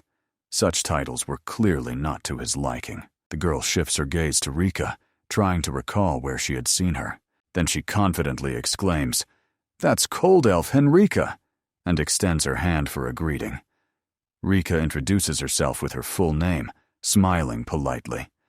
She asks to be called simply Rika, but Sheeran, laughing, insists on the official title. Rika grumbles discontentedly that it sounds like the name of a restaurant dish, but Sheeran just winks, as if to say, "Sounds delicious." Finally convinced that her nickname really sounds like something from a menu, Rika just sighs heavily. Meanwhile, Sharon invites both of them inside. She opens the door wide, saying, "Welcome to the castle of the demonic king." Inside, Walt and Rika are impressed by the luxury. Shining chandeliers, high ceilings, marble stairs, the aroma of roasted meat and spices, the atmosphere of true wealth. Sheeran explains that during the day, the main hall operates as a restaurant, and in the evening, it turns into a tavern, where guests can both eat heartily and relax thoroughly. Sheeran escorts Walt and Rika to the second floor, showing them their room. Inside, it is already cleaned, so they can settle in right now. As soon as the door opens, they are enveloped by an atmosphere of luxury. Shiny furniture, exquisite fabrics, expensive carpets. The room is huge, like in a castle. Walt, glancing around the room, says with satisfaction that even in the times when he was a demonic king and slept in the throne hall, the room did not look so cozy. He is truly impressed by the size of the dwelling. He nods contentedly. Meanwhile, Rika is shown the bedroom. Inside, 2 large separate beds. Sharon explains that there was a mix-up, and instead of 2 rooms, there is only 1 left. Rika becomes embarrassed. Blushing, Sharon apologizes, saying that probably the guild made a mistake. Genuine regret is visible on her face. Walt just waves his hand. Everything suits him. But Rika covers her face with her palms. From embarrassment, her cheeks burn like fire. The boy sits on the bed, smiles contentedly, and says they will stay here. The room is wonderful. Rika nervously swallows. She has never lived under the same roof with a man, and does not know how to behave at all. Meanwhile, Sheeran informs that on the first floor, they can take a bath any time. She adds that the tavern has its own hot springs. Walt immediately becomes interested in this news. Sheeran reminds them that, in case of questions, they can contact the reception. Walt nods, and Rika helplessly thinks about how she will live next to him now. Her head is filled with anxious thoughts, until Walt's voice brings her out of her reflections. She shudders, and he calmly repeats that now they will live together, and asks if her heart is ready for this. Rika almost loses the power of speech. Walt adds that a man and a woman need to get used to living under one roof, and laughing, takes her hand, and then quite casually he throws out, "Someday, maybe, she will even give birth to a child, and she should be ready for that." Rika instantly blushes to her ears and shouts that this is too serious a role for her. Walt blinks. He doesn't understand what exactly he said wrong. The girl feverishly explains that she is not ready for such a thing, and he, smiling, asks her to calm down and listen. The guy divides the room. 1 bed is his, the other, hers. Rika stands as if rooted to the spot, still not realizing how to live further. She hesitantly asks what will happen if she accidentally crosses his territory. Walt jokes that then a war will begin. Rika fearfully asks again, "War?" Walt hastily reassures her, saying, "Don't worry, he doesn't intend to fight off an ally." The girl blushes even more and shouts that she absolutely does not intend to enter his territory, even accidentally. Walt nods contentedly, saying that such words calm him down. He solemnly proposes to sign a non-aggression pact, which makes Rika jump up in surprise. But Walt quickly adds that a verbal agreement is enough. He asks her to promise, and she instantly agrees. Walt stretches, smiling. Now everything is decided. This half of the room is officially his territory. Then he cheerfully asks if Rika wants to go to the hot springs, adding that it will be a good test of her wit. The girl shyly agrees. Walt, rejoicing at her answer, instantly jumps out of the room. The river remains alone. Her cheeks are burning. Her heart beats faster. She does not understand what is happening to her, but she feels that life next to Volt will definitely not be calm. Rika stood in the middle of the room, her cheeks burning, thoughts tangled, her heart beating so fast she could barely compose herself. There, having found herself in the hot spring, she gradually calmed down. The warm water washed away the anxiety, leaving only a pleasant fatigue. Meanwhile, Walt wandered through another part of the bathhouse, looking for a suitable spring for himself. The choice here was truly rich, but the boy did not want to waste time. While there were a few people, he decided to quickly find a place so as not to get lost among the steam fogs. Finally, having chosen one source, Walt took a step forward, and he was illuminated by a bright glow. In front of him opened a cozy bathhouse, bathed in warm light, with large clouds of light, almost airy foam. Amid this snow-white foam, he suddenly saw a familiar creature, Ku, Luteza's pet. Walt was surprised and asked the animal if it was here alone, since usually this beast does not leave its mistress. Hearing a familiar voice, a cry came from the depths of the foam, and Walt sharply turned around. Before him stood Luteza, who ran out straight from the foamy cloud. The boy was glad to see her here, but the girl did not even pay attention to him. She angrily rushed at her pet, who was again trying to escape from her. As it turned out, they were just resting in their own way in the springs, with screams, splashes, and foam fights. Walt, looking confused, asked what she was even doing. Lutza, catching her breath, explained that she was trying to wash Ku, who constantly runs away from water. The boy was surprised by her appearance and asked if she had used transition magic. The girl nodded. She said that her sacred beast has an innate miraculous gift, so moving between places is a trifle for him. Walt only asked how long she planned to fuss here, since this is still a public place, and he wanted to relax quietly. Luteza, laughing, joked that she could hide in the foam, for which she received a light tap on the head. Walt grumbled that she should return to her bath and not disturb. She looked slyly and asked if Walt was going to bathe himself now. When he confirmed, the girl mysteriously replied that then she would also take his advice. The boy did not understand where this was leading. Luteza began to talk about a secret spring called Hana no Yu. Only the chosen know about it. She proudly declared that it is a special place, open only to those who have permission. Walt was surprised why there was only one entrance, and the girl joked that it was intentional. After all, the spring was created for communal bathing. The boy suddenly became embarrassed. Communal bathing? He wanted peace, not adventures. Luteza just nodded, saying it was nothing serious. They would go there too. Walt looked at her suspiciously with her pet, but the girl hurriedly explained that she meant only him, not Ku. She said that the Night Order had reserved this spring, so there was nothing to be ashamed of. Walt just muttered that he did not understand how one could not be ashamed here. The boy remembered Iris and others, and expressed concern that they would not approve of such an idea. Luteza just smiled and said not to worry. A sparkle appeared in her eyes. The situation opened up many opportunities for witty jokes. Walt finally realized that he had simply been drawn into a prank. He warned that he had come only to enjoy the hot springs and asked if she would take responsibility for the consequences. Luteza only sighed dreamily. The main thing, she said, is to wash well. Walt sighed in response, convincing himself that everything would really be calm, although deep down he knew, hardly. Walt finally immersed himself in the hot springs. The warmth embraced his body, and he sincerely thought that this was one of the best decisions in his life. But suddenly he sensed a familiar scent in the air, gentle, feminine. He became alert, as this smell belonged to someone very close. Someone's voice sounded, "I want to calmly enjoy the springs." Walt jumped up sharply, not understanding who was nearby, and shouted out of fright. It turned out that the springs were reserved by the Night Order. Walt became worried.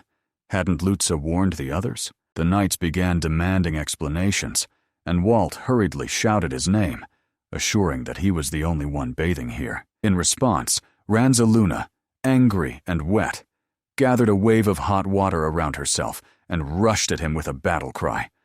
Walt barely managed to dodge. Then he realized Luteza had arranged all this on purpose. She decided it would be a fun adventure. While he dodged the blows, the girls only shyly discussed the situation. After a few minutes, Walt was already sitting calmly in the water, satisfied that he had survived the female attack. Suddenly, Luteza appeared from behind, and smiling, offered to help him with washing. She jokingly said that Walt probably did not like bathing, just like her favorite coup. The boy was offended. He was compared to an animal. However, he admitted that he really was not used to it. In the royal years, servants washed him, not himself. Luteza pondered, and then a dangerous spark appeared on her face. It seemed a cunning plan was ripening. She offered a reward for saving the capital. Her help with bathing. Walt tried to refuse, but the girl was too persistent. With feigned seriousness, she explained that elves always repay honestly, and it would not be difficult for her. Walt was still hesitating, but Luteza was persuading him, saying there was no reason to be ashamed. And then she again offered to help him wash. "Close your eyes if you feel embarrassed," she said with a sly smile. Walt obediently closed his eyes, silently praying that she would not touch his ears. For some time everything was calm, only the sound of hot water and quiet breathing. But suddenly Walt felt something strange, as if something fluffy was sliding down his back. "Liuteso?" he called cautiously. "Are you really that hairy?" The girl covered her mouth with her hand to keep from laughing, her eyes shining with restrained laughter. Walt hesitantly added that he feels as if he is being mopped.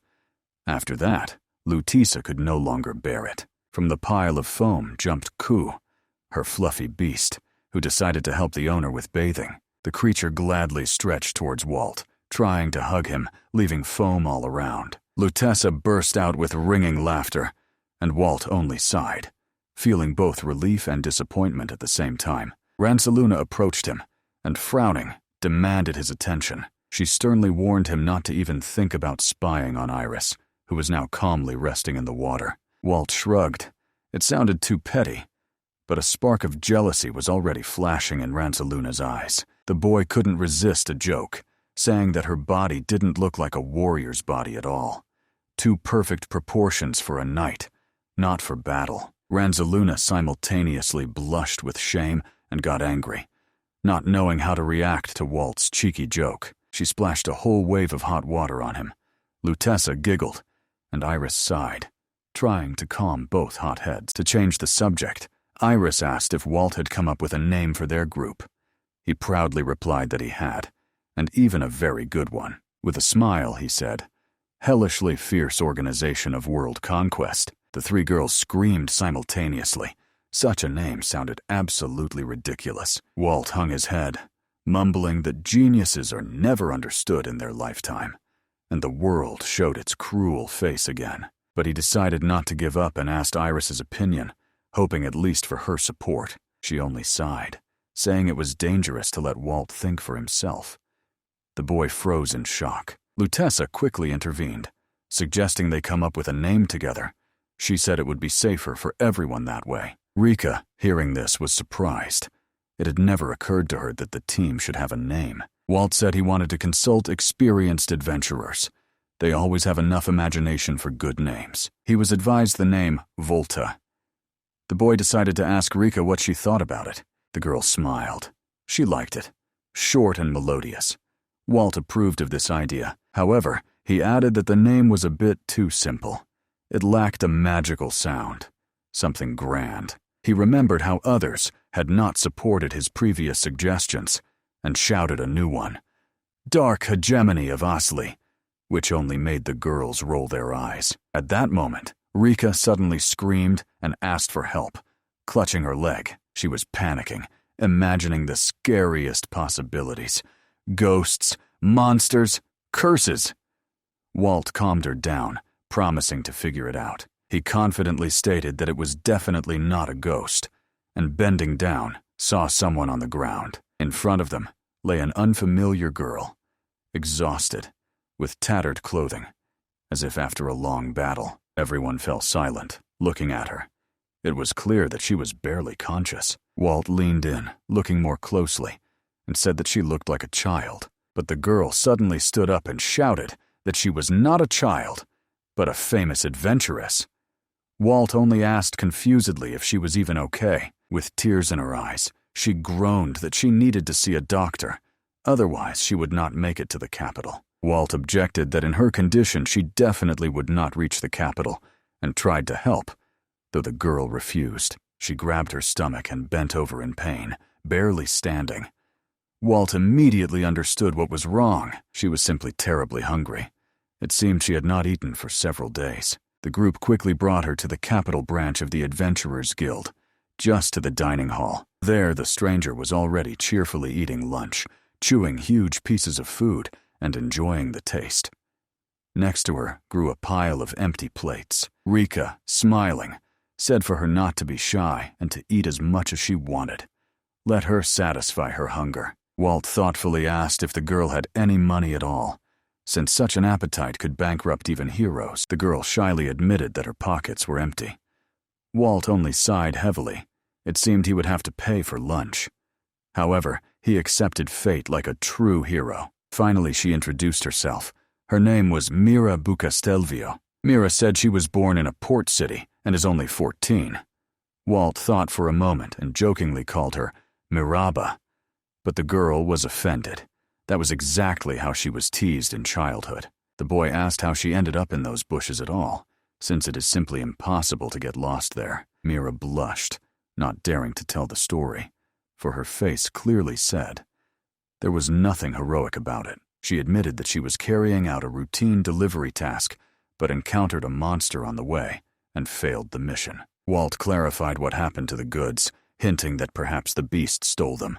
But the girl hung her head and confessed. She ate everything herself. She was terribly ashamed, but she could not hide it. Fleeing from the monster, she climbed a tree. Hunger overcame her, and then she remembered the basket with supplies. There were fruits of the highest quality intended for the customer. But there was no other way. She simply could not endure. Walt only sighed disappointedly, marveling at the audacity of the girl who ate her own order. At that moment, someone called out to Mira, saying they had been looking for her for a week. Walt turned toward the voice. It was Elsie. She ran out to the girl, relieved to see that Mira was unharmed. She thanked Walt for the rescue. He was surprised, as he hadn't even realized how exactly he had helped. Elsie explained that Mira was performing a beginner-level task and had gone missing without a trace. Although she was an experienced craftswoman, this was unexpected. Nearby, Rika started a lively conversation with her. Elsie promised that Walt would receive a reward, and that she would pay the bill. The boy immediately relaxed upon hearing these words. Meanwhile, Mira said that she had been an adventurer for 2 years. Rika was surprised, as in that time she should have reached a much higher rank. She directly asked why, despite her experience, Mira still remained a craftswoman. The girl frowned. Those words hurt her, as they sounded like an insult. She stated that Rika was rude, because craftsmen were constantly underestimated and despised. Mira threw back a question. Does the elf think that craftsmanship is too petty for a true mage? Rika proudly replied that she was a black mage. Mira, taking a deep breath, was about to express everything she thought directly to her interlocutor's face, but Walt quickly put a spoonful of food into her mouth, urging her to calm down. Mira swallowed, instantly forgetting about anger, and lit up with pleasure. A delicious dish immediately restored her good mood. Walt asked if she often brought someone's anger upon herself. The girl seriously replied that for craftsmen, pride in their own work is sacred. She added that their profession is constantly underestimated, although they are the ones who help adventurers achieve success. Walt agreed, though he did not fully understand. Sipping tea, the boy pondered. On the day of entering the adventurer's school, everyone chooses their path: warrior, knight, or craftsman. But to him, it all seemed boring. In his opinion, these words did not even deserve mention in the isekai guidebook, and only when Mira indignantly raised her voice did Walt realize that he had just offended the craftsman himself. She declared that she dreams of restoring respect to her profession, which it truly deserves. Mira, with a sparkle in her eyes, said that she dreams of becoming the strongest craftswoman in the world so that everyone finally recognizes her talent. She sharply hit the table and began loudly telling about her glorious lineage of masters. But the waitress politely asked her not to disturb the other guests. The girl got angry, deciding that they looked at her like trash. Walt calmly remarked that this time she really overdid it. He added that it is Mira herself who, by her behavior, disgraces the good name of craftsmen and should think about it. She tried to justify herself, saying that it was Walt who made her angry. But the boy just laughed and said that probably she was angry at herself. Mira shouted indignantly that she was angry exactly at him, and even exclaimed that with such a character he would never succeed with girls. Walt shrugged. He didn't care. Then he added that Mira behaved more like a little child than a girl. Elsie tried to calm the quarrel because the waitress might come back again due to the shouting. Mira eventually calmed down, and Elsie changed the subject, thanking Walt for help with the move. Mira raised her head in surprise. What move was being talked about? Elsie explained that Walt became a hero after the battle with the giant, and thanks to his reward, the guild base was renovated. Mira jumped up from her seat, not believing that someone like Walt could save the capital. The boy felt offended by her distrust. Then the girl suddenly asked about his finances, which completely embarrassed him. She explained that in a good team, one should fight physically, the other with magic, and the craftsman, she said, would be the perfect balance between them. Her voice rang with a sincere desire to be part of the team. Mira emphasized that everyone praises white mages who heal, but craftsmen are no less important and deserve a place alongside heroes. She began passionately talking about the benefits of her profession. Rika nodded, almost agreeing. Walt sighed inwardly. It turned out to be easy to move her with pity. Mira confidently stated that she would be extremely useful.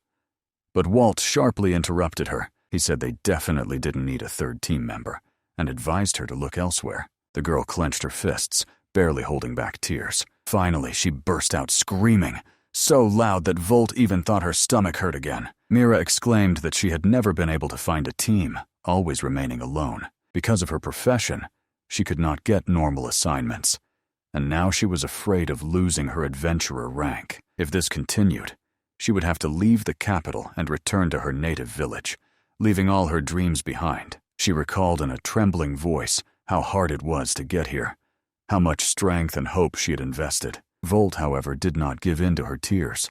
Sympathy was not his strong suit. Suddenly Rika stood up, her voice trembling. She said she understood how cruel the capital could be to newcomers. She admitted that if she had not met Volt, she probably would have run away from here long ago. Volt was surprised that Rika defended Mira. The elf firmly said that Mira was not a stranger to them, and asked Volt to accept her into the team, at least to try to give her a chance. Volt was stunned. He did not expect to hear such words from Rika herself. Walt reminded that Rika's disease of destruction is still not cured, and if Mira is nearby, it could provoke her again. Rika assured that she would try very hard to keep herself under control, but the boy remained not very confident in her words. In the end, Walt allowed Mira to stay, not out of conviction, but out of respect for the girl's feelings. Both happily thanked him, shining with happiness. Mira hugged Rika tightly, whispering that for the first time, she would be able to have fun with her friends. While the girls were laughing, Mira cast a glance at Walt. A strange spark flashed in her eyes. The boy could not interpret it, and suddenly doubted whether he had made a mistake by accepting her into the team. To change the subject, Walt ordered Rika to take Mira to wash up before they were judged for appearing in such a state. Mira nodded, and, running off, began to tell Sharon something lively. Returning to Elsie, Walt briefly explained that the situation now looked exactly like that. He admitted that he did not want to interfere, but Rika rarely insists on something so persistently. Refusal would have made him feel guilty. Noticing thoughtful Elsie, Walt asked if something was bothering her. She replied that she was thinking about the recent story with the man who refused to take care of Mira. Elsie explained. The guardian wanted the girl to change her craftswoman profession, but due to her own stubbornness and difficulties in communication, she often quarreled with those who were supposed to teach her. Her guardians had already changed twice, The reason was always the same: misunderstandings and differences in views between the teacher and the ward. Walt calmly said that this always happens. You go out into the world, and conflicts are inevitable, because there are as many truths as there are people. Elsie smiled and remarked that sometimes he speaks like a wise adult. Walt almost let slip that he once ruled an entire kingdom, but stopped in time. Recalling Mira's words about losing her title, he asked if that was possible. Elsie replied that earlier. Yes, but now the situation is different, because she herself is taking Mira under her care. She promised that under her guidance, the girl would remain an adventurer. Walt sincerely thanked her for caring about the stubborn novice. Remembering Rika, he joked that only problem children gather around him. Elsie laughed, but Walt did not understand why. She replied that he himself is the problem boy, who also needs a little guidance, and that is why she wants to help him. Walt awkwardly thanked her. They shook hands, and Elsie, seizing the moment, firmly squeezed his palm and handed over compensation for the lost goods. Later, in the lounge of the tavern Demon King's castle, Mira awkwardly asked if she and Rika would really sleep together in the room. Walt calmly confirmed that that was exactly the plan, and was surprised why she was so worried. The girl became even more embarrassed, mumbling that she did not want to become an obstacle to their romantic relationship. At that moment, Rika objected indignantly. She waved her hands, explaining that there was nothing romantic between her and Walt, but Mira apparently did not hear. She asked what then a boy and a girl were doing alone in the same room. Walt sighed and explained that they were just teammates, so they had to share housing. The circumstances were insurmountable, but he added that they could be considered a kind of family, to which Rika, a little embarrassed, agreed and told Miri to feel at home. Walt steered the conversation into a business channel. The next day they will continue the interrupted task, and for the first time work as a trio. This will be a great opportunity to test Mira's fighting style and also give Ritza practice for her magic. He suggested starting the day by buying equipment from Mira. The girl exclaimed excitedly that she knows an excellent shop. The road is inconvenient, but the prices and selection are great. The next day, the team set off for the second-hand goods store, Silver Piglet, which Mira praised so much. Walt read on the sign that the store offers the lowest prices and will satisfy any customer's wish. Inside, there was a bustle. Rika noticed that the shop was quite lively. The saleswoman, mistaking them for regular customers, came out to greet them, but upon recognizing Mira, she gladly hugged her. An old acquaintance, Mise, literally pounced on Mira with hugs, asking how her little beauty had been living. Mira noticeably blushed, and Walt was already about to suggest going to another shop, and the owner convinced them to stay, assuring that they would not find such favorable prices anywhere else. She jokingly reminded Mira how she recently used her help for money and asked if true friendship can be bought.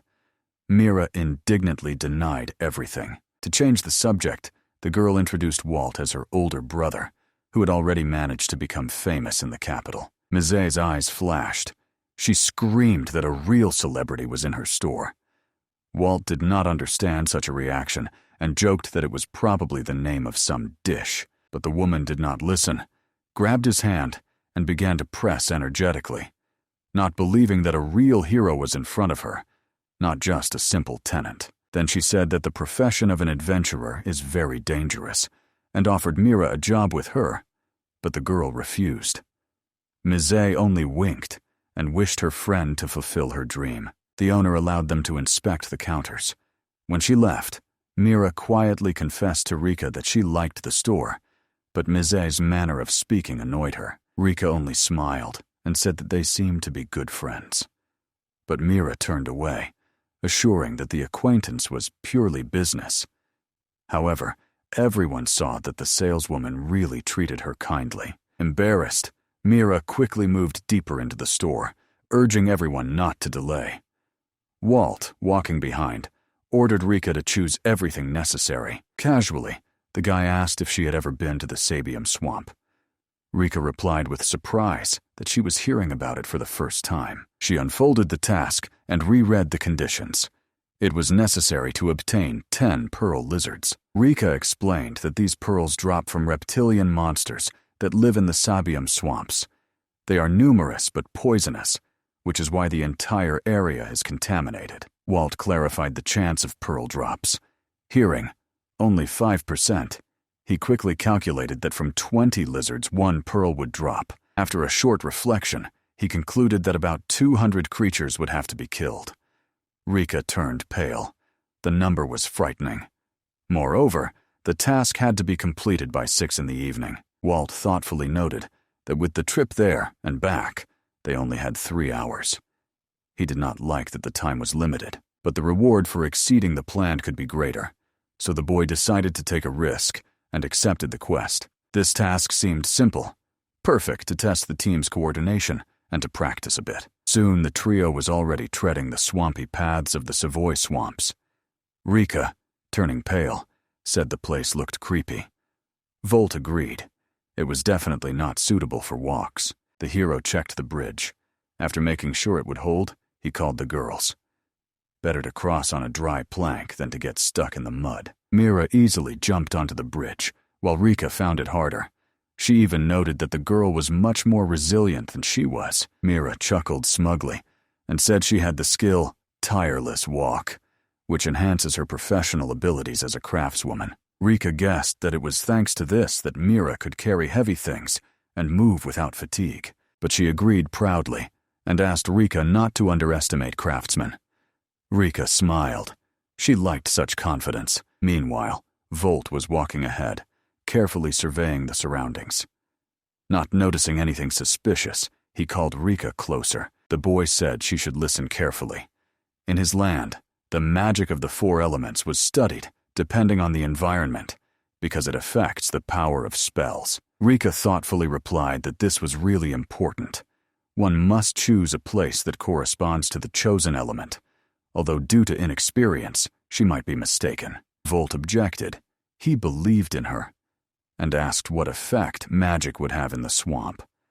Rika explained that here fire weakens, but the power of water significantly increases, so this would be their advantage. Suddenly, Rika exclaimed that she had an idea, and getting carried away, accidentally summoned a water spell she wanted to test, but Walt calmly advised her to use fire instead, which surprised her greatly. He explained that fire magic in the swamp is weakened, so the risk of exploding from energy overload is lower.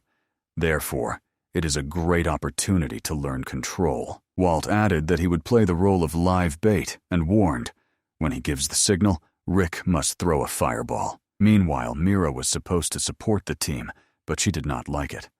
She noticed that the craftsman could replace the white mage, to which Walt briefly replied that now was not the time for discussions. But while they were talking, giant lizards crawled out from the shadow of the reeds. Walt wanted to give the command, but Mira had already rushed forward. The girl screamed that she would show the power of her craft and took out a homemade bomb against monsters. Volt shouted for her not to act on her own, but it was already too late. Mira used the skill Deadly Throw and hurled the bomb right into the crowd. An explosion rang out. Mud and water surged in a wave. Satisfied with herself, the girl declared that even a craftsman can be a great attacker. Walt, feeling his hair stand on end, muttered that this is the perfect way to blow oneself up. Sighing, he admitted that the craftsmen were truly talented, but he did not understand why Mira had not progressed beyond the first level in 2 years. The girl blushed, then explained she didn't even have money for materials to make bombs. Walt just smiled. That was totally her style. Mira proudly said that now her skill had reached its maximum. She can throw anything with perfect accuracy. She added that even ordinary objects can be considered weapons, and if Walt wants, she will make him a legendary one. The boy smiled. He liked the offer, but still he asked her to hold back a little, since Rika needed to train. The girls apologized to each other, feeling guilty. Suddenly, the lizards moved again from the reeds. The explosion caught their attention. Walt ordered the team to act according to the plan. He told Rika to wait for the signal, and Mira to use items as the situation required. She cheerfully promised to throw everything she had. Walt felt that they were finally acting like a real team. With a shout of, "To battle!" he ran forward, checking if everyone was ready. Mira was surprised by his speed, not understanding why he was rushing ahead. But the boy was playing the role of bait, luring the enemies, and jumped onto a tree. Then he gave a sign to Rika. The girl immediately summoned a fireball. It roared and destroyed everything in its path, hitting exactly the center of the crowd. Mira looked stunned at the power of this strike. Walt noted that since the adventures in a forest, Rika had noticeably strengthened, even despite the weakness of the element. The girl thanked him, blushing. She said she felt a surge of strength after the iron cereal fruit. While they talked, Mira stood stunned from shock. She knew that Walt was strong, but she did not imagine he was that strong.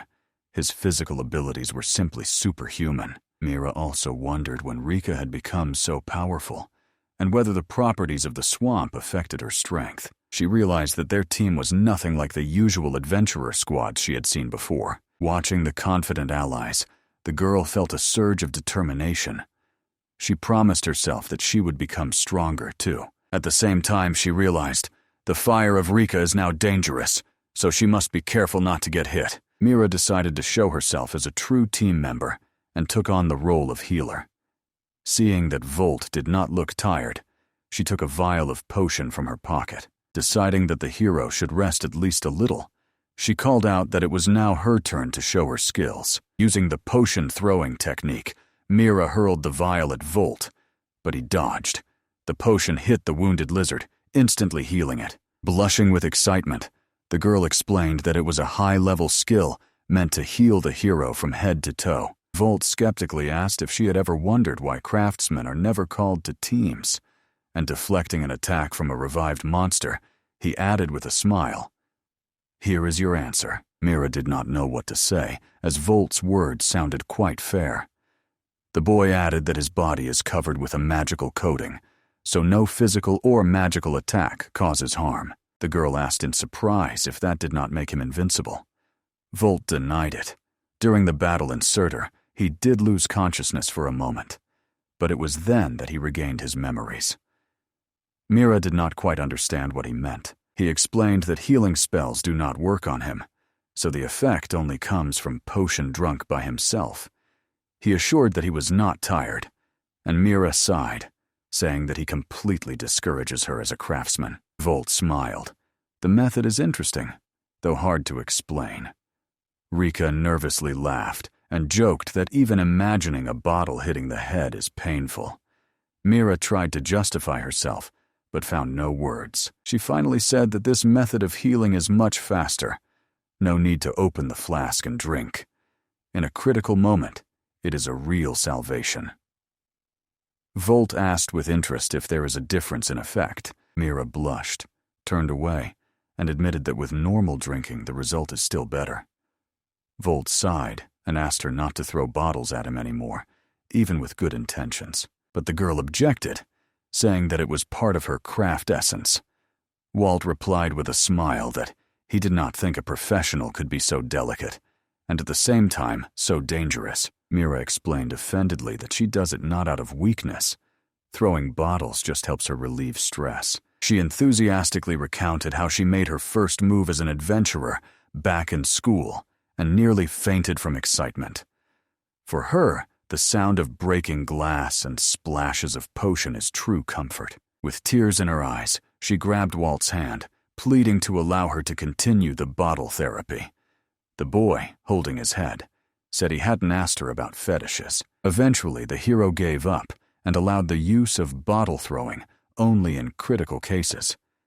Mira rejoiced as if she had won a battle. 2 hours passed, and the task was completed.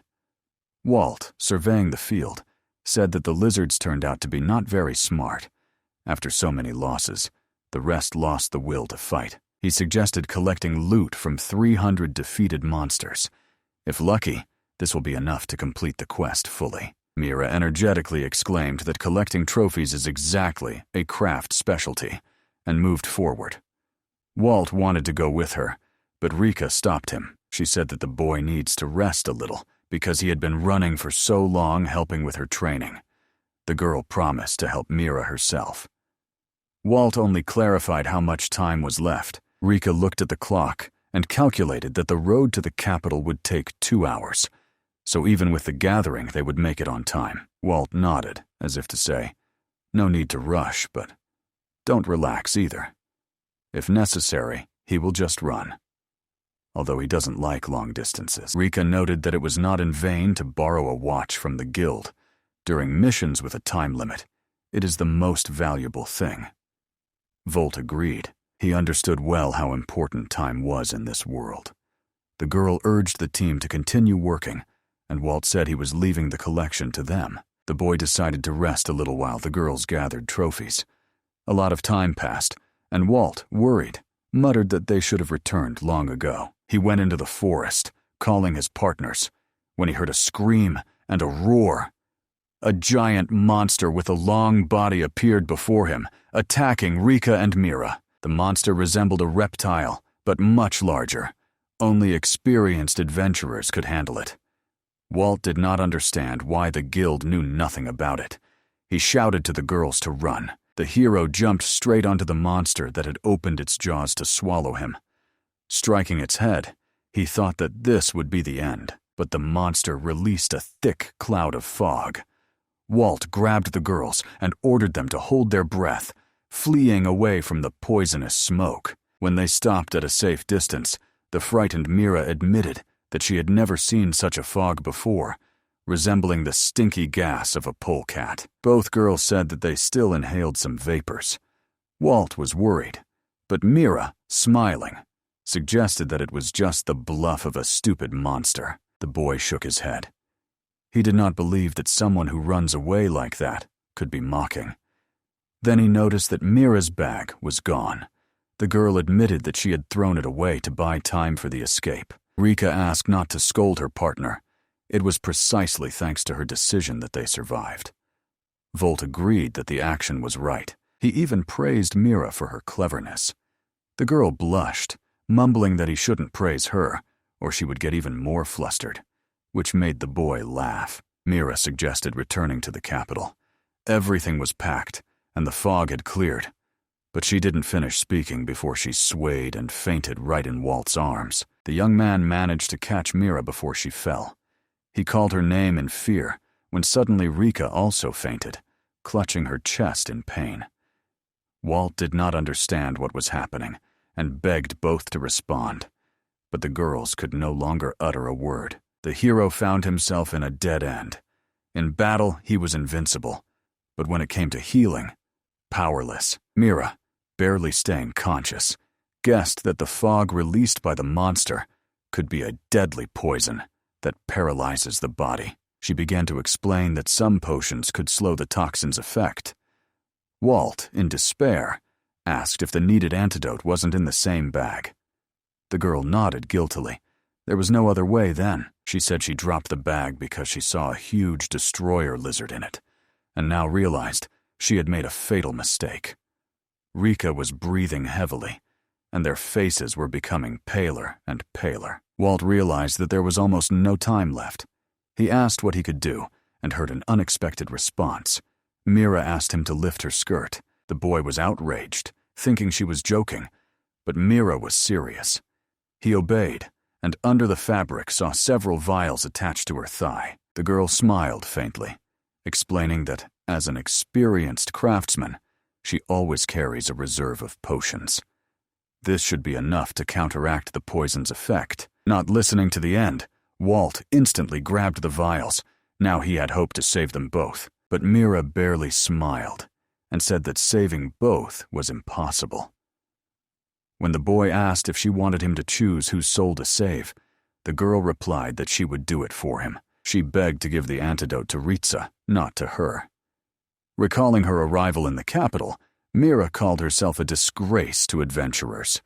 Pride had often led her astray. She quietly said that she had always been a failure, weak and unwanted by anyone, so no team accepted her. Meeting Walt and Rika, she felt gratitude and warmth for the first time. But now her body was burning from the poison, and the craftswoman understood that death was already near, but she didn't care. The main thing was for Rika to survive.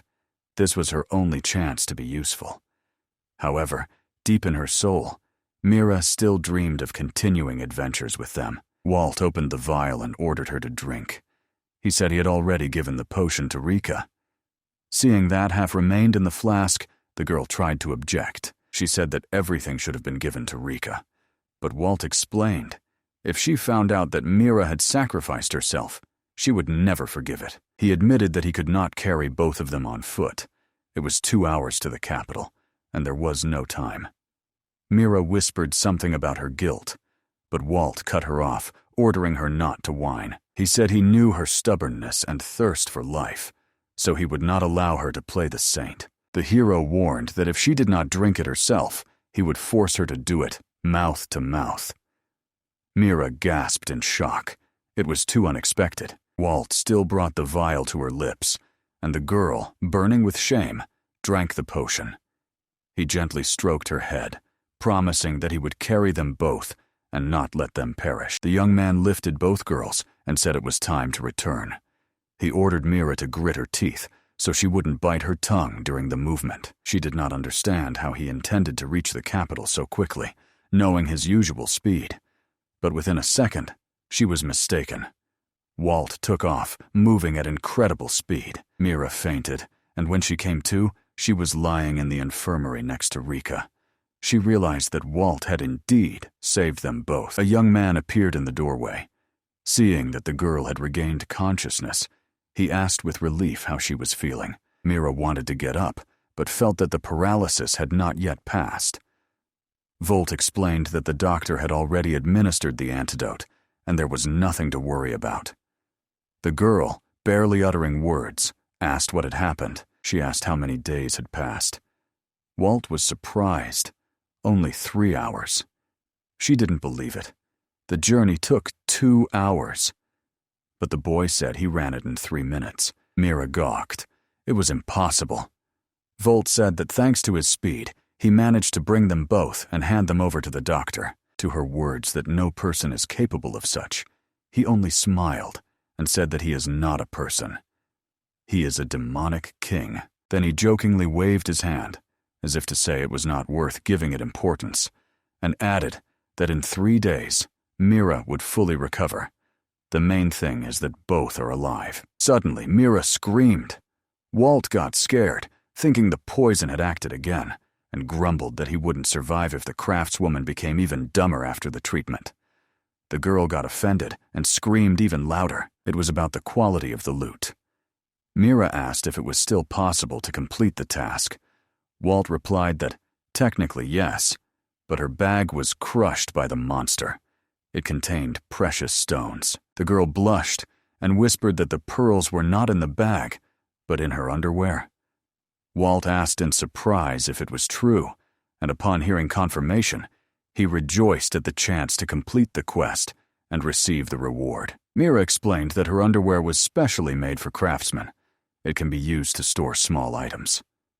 Volt frowned and began to search by touch under the blanket. He sharply pulled off her blanket and ordered her to quickly take off her underwear. Mira screamed in shock, exclaiming if he really wanted to touch an innocent soul. Walt, however, did not understand why she became so embarrassed. He calmly noted that due to paralysis, she would not be able to move, so he would have to do everything himself. Mira screamed even louder, demanding a nurse. Walt shrugged. There was no one in the hospital, as everyone had been poisoned by food. Trying to stop him somehow, the girl reminded him that she was naked. But Walt was not concerned. He was only interested in the quest, not the body. And at that moment, Elsie entered the ward, having come to visit the patients, and caught the scene. Mira, almost crying, begged Elsie to help and deliver the loot instead of wild Walt. The boy asked her to hold her tongue. In the end, thanks to Elsie, they successfully delivered the acquired items and received a reward. Walt announced that today, they are celebrating the recovery of the girls in the castle of the demonic king. From now on, their team will become even stronger. Rika and Mira, sitting at a luxuriously set table, thanked him for the rescue. The boy recounted Elsie's words. Adventurers often perish from senseless accidents. But this time, fate was kind. Rika was glad that her friend even came to visit them. Mira said that the guild recognized those giant lizards as a new species of monsters. Walt recalled hearing about them. The Latin name literally meant large reptile. The guy added that part of this dish on the table is a reward for detecting and destroying monsters. It can be considered a well-deserved compensation. Walt thought for a moment. Then he asked if the girls agreed that their team should be called Team Ishuto, but both immediately objected. Using his name, a well-known newcomer, sounded much more advantageous. Walt laughed and said that it was finally decided. The team would be called Mitra. Now there was a reason to celebrate the official birth of the group. He called the waiter to bring another bottle of red wine. At that moment, other adventurers approached them, congratulating them on the choice of name and joining the celebration. A lively atmosphere prevailed in the tavern. Colleagues began to get acquainted, pour wine for Ritzy and Miri, and jokingly discuss the team name, praising it for its simplicity and sonority. One of the senior adventurers laughed, saying that usually young groups choose silly names like Pitma or Underworld. This slightly offended Walt, but others continued to mock, adding that over the years such names only cause shame. And it was then that a squad of knights entered the tavern. They were looking for the summoner Marita and asked if she was here. Everyone immediately fell silent. The commander clarified that they were searching for a 10th-level adventurer. Someone recognized the newcomers as the Imperial Knight Squad. A delicate girl rose from one of the tables. It was Marita herself, slender, slightly frightened, with a magical staff in her hands. She looked extraordinarily modest for someone of such a high rank. The commander looked her over from head to toe, surprised that she did not look like a powerful mage. But he still asked why they were looking for her. The man reminded them of the incident with the giant monster, and this immediately caught Walt's attention. Marita began to mutter something quietly, but she was interrupted. One of the knights directly asked if she was the one who summoned Surtur and led him to the city district of the capital. Rika and Mira shuddered at such an accusation. The girl denied in despair, calling it nonsense rumors. The knight replied that they also did not want to believe it, but they were obliged to check. The commander added that they had witnesses, so they had to figure it out. He stated that on the eve of the attack, Marita was seen in a tavern in the Red Quarter, where, according to eyewitnesses, she threatened to burn the capital to the ground. The tavern owner, a maid, and several visitors confirmed her words. The atmosphere became tense. Even Rika and Mira instinctively crouched in fear. One of the female knights sternly ordered Marita to explain herself. The girl trembled, barely standing on her feet, and apologized, saying that she was drunk that evening and did not realize what she was saying. She added that at that moment her heart was broken, and she just lost control, not controlling her emotions. The words about burning the capital were just drunken nonsense. The enchantress admitted that she had indeed said a lot of nonsense, but insisted that she was not to blame for summoning the monster. The commander listened to her with suspicion, not believing it was an accident. Marita begged to be trusted. She explained that summoning a giant requires at least the 15th level of a summoner, and she has not yet reached that level. According to her, it would take about 15 more years of training to master the spell of such a powerful being as Surtur. The commander cut off her speech, stating that she was simply hiding her true abilities. The girl fell silent at this accusation. He sternly added that all details would be discussed at the Imperial Knights' headquarters. Marita is officially arrested. Everyone in the tavern watched as the knights tried to escort the summoner out. She tried to explain, but no one listened. Even the other adventurers doubted that such a delicate girl could summon a giant on her own. Mira and Rika, although frightened, also did not believe that she was guilty. It felt like a misunderstanding. Walt silently watched. He did not know Marid personally, but considered the actions of the Imperial Knights arbitrary. The young man felt that she was telling the truth, The only sin was in her drunken words. He remembered that the incident happened exactly the next day after her words. The boy felt a strange premonition. He shook off the hand of the adventurer, who touched his shoulder, and stood up. Mira noticed how Ishato stood up, not understanding what he was planning. Volt approached the knights and firmly asked them to stop. He stated that a mere slip of the tongue cannot be proof of guilt. If they continue to act this way, they will only waste time and effort in vain. Walt added that a real criminal could take advantage of their blindness, and asked if they did not think that in this way they were only wasting citizens' taxes. The commander got angry and asked who he was, and Walt calmly replied, "An adventurer." The commander disdainfully remarked that the young adventurer was behaving too arrogantly, as if he had a high level. Walt calmly replied that his level was 0. The commander froze and asked again, thinking he had disobeyed. Walt repeated, showing the adventurer's map. The man got angry, shouting that it was not worth mocking him.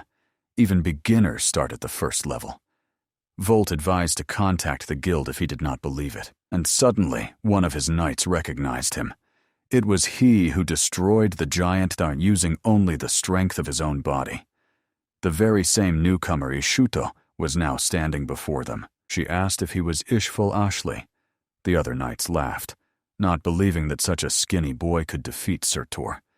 But the lady knight remained serious. Walt sighed heavily and muttered that the weak always bark the loudest.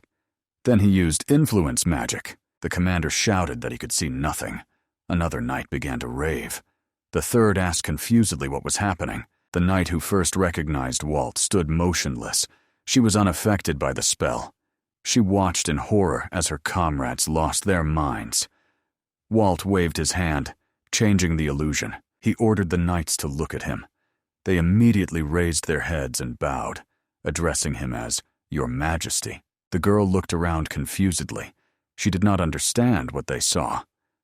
Volt made them perceive him simultaneously as himself and as someone else.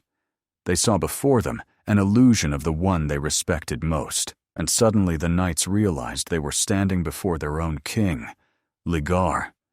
They knelt down, ready to obey any order. The commander solemnly declared that their lives belonged to His Majesty.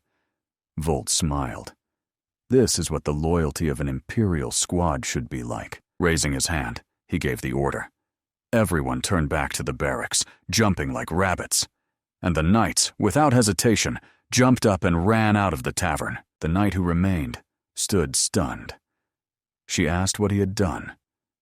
Walt calmly explained that he had simply used a hypnosis skill that would soon wear off.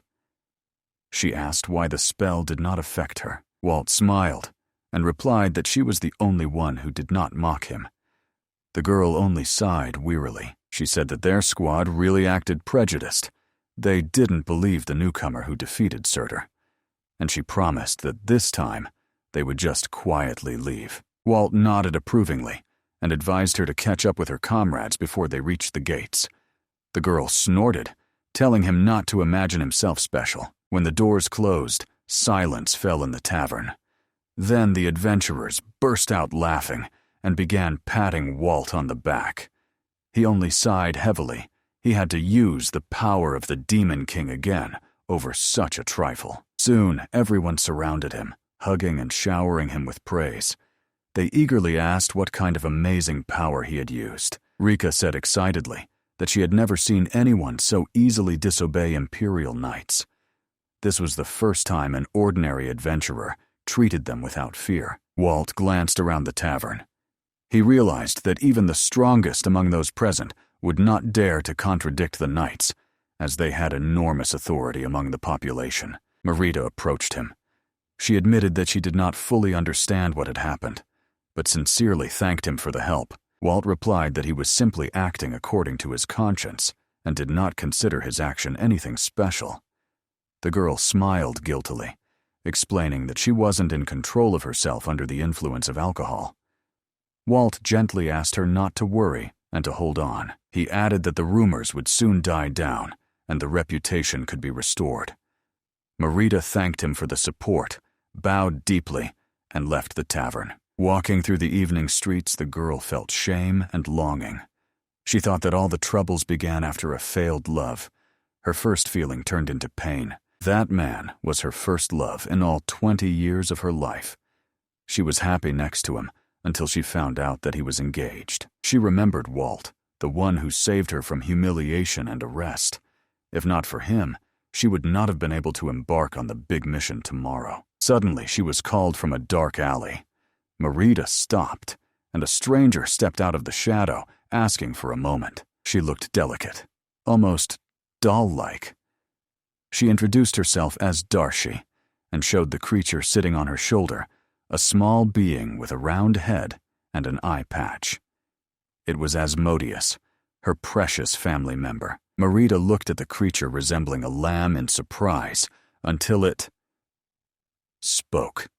She fearfully covered herself with the staff. Darcia immediately apologized, admitting that she was to blame for her fright. In the narrow alley, they were illuminated only by moonlight. The little enchantress felt anxiety and asked what was needed from her. She already regretted leaving the crowded street. Suddenly, Marita saw the glow of the magical barrier and realized she was trapped. Darcia smiled and said that everything would pass quickly, although the girl realized it late. She gave Asmodeus the order to act.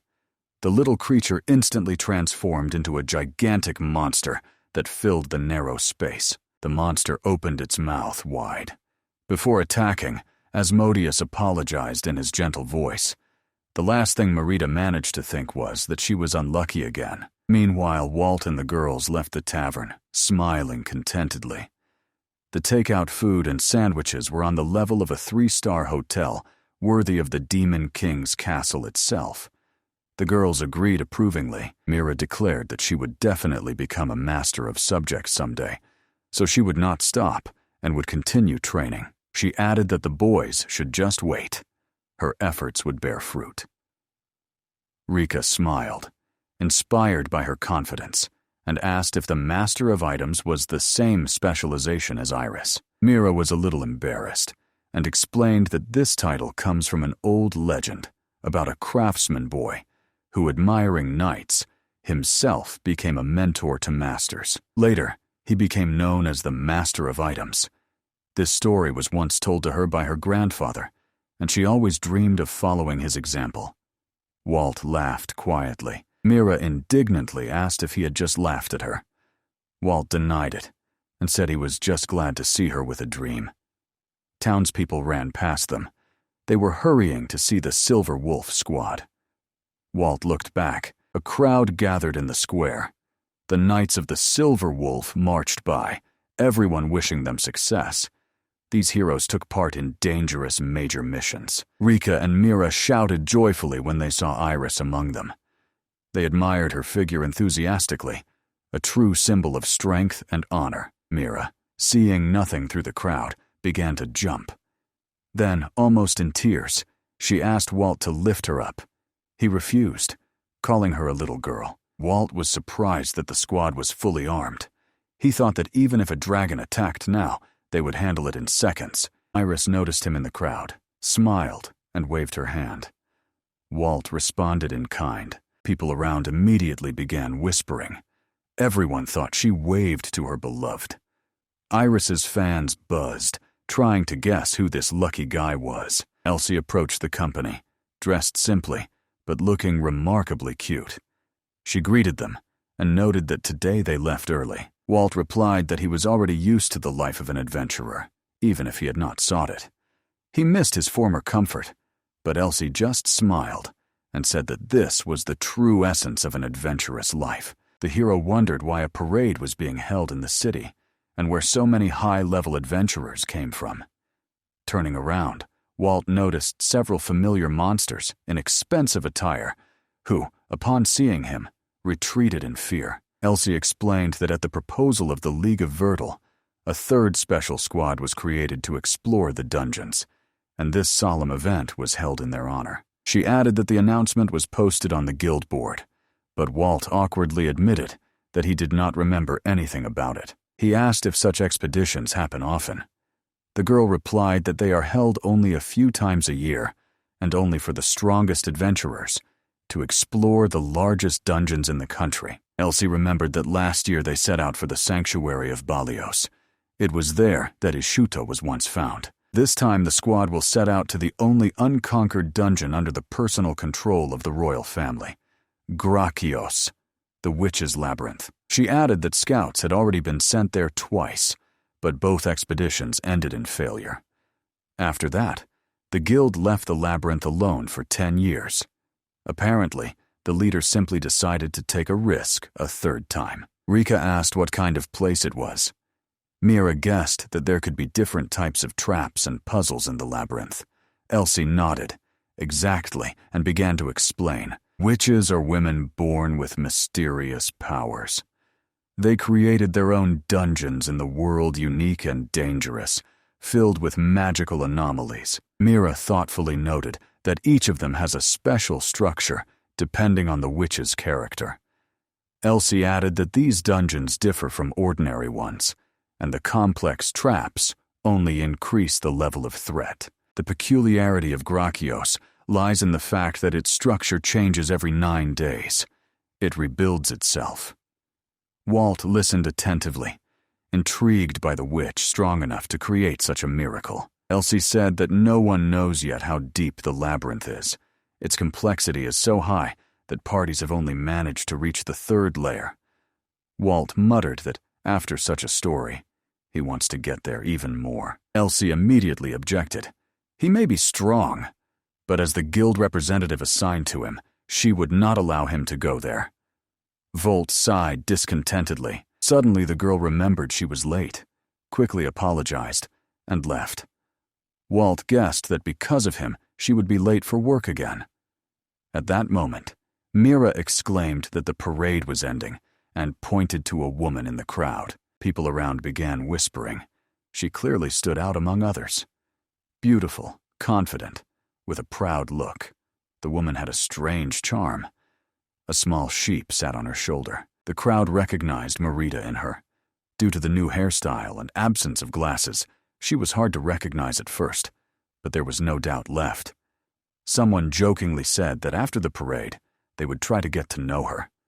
Everyone remembered the loud incident in the tavern. Rika and Mira noted with surprise that the girl had changed beyond recognition, as if she had become a different person. At the same time, she looked stunning. Walt agreed. The impression of Marita was now completely different, confident, calm, almost majestic. However, the face remained the same. Feeling his gaze, the girl raised her eyes and addressed him mentally. Her words echoed in Walt's consciousness. "Greetings to you, my only one, my lord of demons." Walt froze. He did not expect a telepathic appeal. Moreover, she had a different voice, and now a strange creature appeared on his shoulder that had not been there before. The young man had a disturbing premonition. The changes that happened to Marita in one day were too suspicious. And the worst part, she knew that he was the demonic king. Meanwhile, in the depths of the dungeon Grakios, the Witch's Labyrinth, another battle was taking place. Iris and her squad were desperately fighting against monsters in the dark corridors. The girl wiped the sweat from her forehead. They should have already reached quite deep. Lutessa sighed discontentedly that after so many days, they had only reached the 4th layer. Helda added that only 2 hours remained until the deadline. It was already the middle of the 9th day of the expedition. She said that this was probably the last layer they would be able to pass. After all the previous maps no longer made sense. The labyrinth completely changes every 9 days. Lutessa reminded that even the 4th layer was already a record. The witch agreed. From the rear, they reported that everything was under control, with no more losses. However, Lutessa grumbled that the new record was not worth the effort if the labyrinth structure changed again tomorrow. She was beginning to get bored, feeling that this was no longer an adventure, but a monotonous routine. Ransel objected. They had defeated 3-layer guardians and obtained many rare materials. Wasn't that an achievement? For her, the main thing was simply to travel alongside Lady Iris.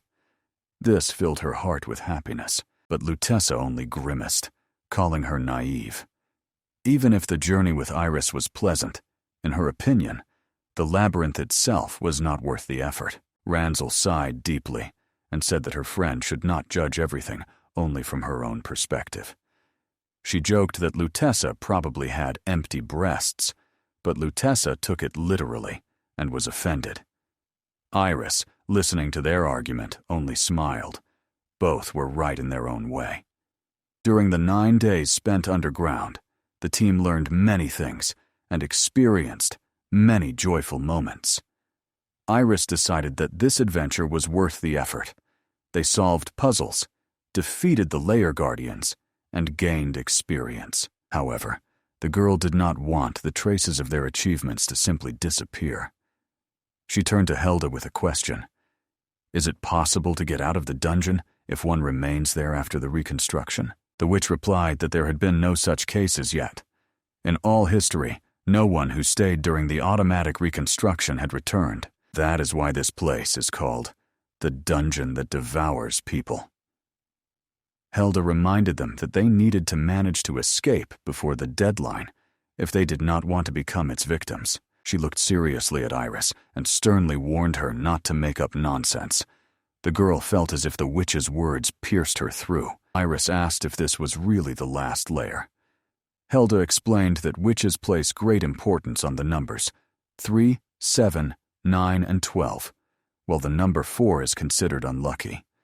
So, probably, this is not the end yet. The realization that the path still exists encouraged Iris. Helda smiled tiredly. Such stubbornness was typical of her friend. She admitted that she was already tired after passing the 4th layer. Iris, remembering that Helda herself is a witch, asked if she knew who created this dungeon. She replied that it appeared 30 years ago and turned away, noting that she had a few guesses, but according to her, these were only theories, and she was not going to say more. Helda only added that the creator could have been an extraordinarily powerful sorcerer. An ordinary witch is not capable of creating such a complex dungeon, with several levels. Iris agreed mentally, although she did not want to say it out loud. The witch suggested that the author of the labyrinth might have had a character similar to Hortensia, stubborn and eccentric. Iris politely smiled in response. She agreed that the dungeon's restrictions caused quite a lot of trouble. Helda grumbled that the most unpleasant of them was the ban on teleportation, because of which they could not use transfer magic. Iris reminded that instead of magic, they could use the pterosaur stone. She wondered why the restriction applied only to spells and not to items. The girl sighed, calling it unfair since both magic and the artifact work on the same principle. Helda just shrugged. Maybe it was done intentionally. Iris said they should remain cautious until the very end. At that moment, Lutessa and Ranzel ran up to them, reporting that everyone had gathered at the rear. The witch asked to wait a little to light the light. When they reached the meeting place, a familiar stone platform appeared before them again, the same as at the end of each layer. This meant that the 4th level was passed. Above the platform, a round portal opened. Helda sharply warned that something was approaching. From the portal emerged a huge stone dragon, the guardian of the 4th layer. He was called the Tyrant with a stone body, Bergant. He landed on the platform with a crash and scanned everyone with a cold, predatory gaze. The wolf, the warrior, and the huntress simultaneously drew their weapons, preparing for battle. Lutza exclaimed excitedly that it was finally time to take revenge after the fight with the giant basilisk. It was hard for them then, but now the team had grown in strength and experience. This time, everything would be different. Iris drew her blade and took a fighting stance. She ordered everyone to unite and not leave anyone behind. Smiling, the girl assured that they would definitely return to the capital alive. The team shouted and rushed forward toward the dragon. 2 days before these events, at night, Mira was screaming in her room, scattering sheets of paper. Volt, with a cup of tea, noticed that his friend had caused a commotion again in the middle of the night. She was raging, calling it injustice, while Rika tried to catch the sheets and put them together. Mira was pounding her fists on the table, outraged that there was not a single craftsman in the reconnaissance squad. It deeply upset her. Rika tried to calm her friend, explaining that their next mission would take place in the Lucas Plain area, and the journey would last half a day. They would be able to camp outside. The girl suggested treating it as another adventure, repeating the words of the guild worker who had given them the task. Rika carefully gathered the scattered documents and returned them to the craftswoman. She reminded that the reconnaissance squad would return soon, so there was a chance to meet them on the way. Volt, listening to them, pondered and asked a question. He inquired what Rika knew about the summoner Marita. She replied that she did not know her personally, but had heard some rumors. Volt guessed that the girl knew more than she admitted. Rika explained that Marita was famous as a reliable summoner, but preferred to work alone and never joined permanent groups. The boy was surprised. How could Marita go on adventures alone if the summoner's spells take time? Rika explained that they often form temporary groups, so it didn't mean she was traveling completely alone. She added that summoners possess destructive power, but like adventurers, they resemble craftsmen limited in their actions. At that moment, Mira appeared from behind, displeased at how her profession was compared to something imperfect. Rika immediately began to justify herself. Walt only smiled. He understood that their approaches were simply different, even if not equally effective. He noted that Marita, who became a high-level adventurer so early, belongs to the true elite. The girl sighed, and reminded that many troubles had befallen Marita. Unrequited love and accusations of summoning a giant. Rika muttered that trouble seemed to follow her like a shadow. Mira suddenly asked Walt if he considered himself a hero. After all, he was the one who saved Marita and intervened when everyone was accusing her. For the craftswoman herself, it would have been the beginning of a romantic story. She dreamily pressed her hands to her chest, and Walt only grumbled that she was behaving too childishly. The girl frowned, but the boy, ignoring her, ordered everyone to go to sleep. When the others left, Walt stared at the documents scattered across the table for a long time. He did not believe that Marita's telepathic connection had anything to do with love. If she really called him the Lord of Demons, he had to find out why. Meanwhile, in the Iris labyrinth, she exhaled heavily after the victory. The dragon fell, and the squad stood exhausted, but alive. Ranzel noted that this monster was the weaker than the previous one. Iris was glad there were no losses, and Lutesa supported her. Although many were wounded, everyone saw their strength had grown. Iris proudly felt that now they no longer needed Ishuto's help. Ranzel approached her, offering a healing potion. Iris thoughtfully said that if Walt were nearby, they could finish the fight faster, and with fewer losses. Ranzel flared up sharply, declaring that they did not need that pathetic weakling. She did not like that Lady Iris thought so much about him. Iris calmly replied that Ishuto's fighting style was truly wonderful, so she simply could not help but mention it. Gelda smiled and said that the meeting with Volt had benefited Iris. The girl had become more decisive, and her fight was flawless. Iris thanked her and reminded that there was still a long way ahead. Although they defeated the Guardian of the Fourth Layer, the battle lasted a whole hour, and many needed treatment. Lutesa joked that excessive diligence was the only flaw of their commander, since sometimes a knight should simply rejoice in victory. Iris pondered and agreed that perhaps her friend was right. Lutesa suggested saying a few words of thanks to all who survived. The huntress said that with such comrades, they would definitely reach the fifth layer. Iris shook her head. There was no time left. They had to leave. Ranzel and Gelda looked at the door leading deeper into the dungeon. They knew this was not the end yet, but it was enough. The witch said it was time to return while there was still a chance. Iris handed over command to Lance, whose voice was louder than hers. She was grateful to him for the support. Taking a deep breath, Iris shouted the order to gather. They had not completely cleared the dungeon, but they had reached the unexplored fourth layer and confirmed the existence of the fifth. Ranzel proudly said that they could, with a clear conscience, declare their mission accomplished. Thus ended their expedition. Iris ordered to use the Terrasword stone to evacuate the wounded first. She extended her hand. This way, the exit took less time. A few minutes passed, and only the girls remained in the dungeon. One of the huntresses suddenly began reviewing the lists and noticed a missing name. Lutessa recalled. When they entered the 4th layer, there were 96 people. 90 had already exited. 5 women remained, so 1 was missing. Iris did not understand how it was possible, since they counted everything carefully. She noticed that Helda was looking cautiously in one direction. Suddenly, the witch raised her hand into the darkness and called out to stop playing hide-and-seek.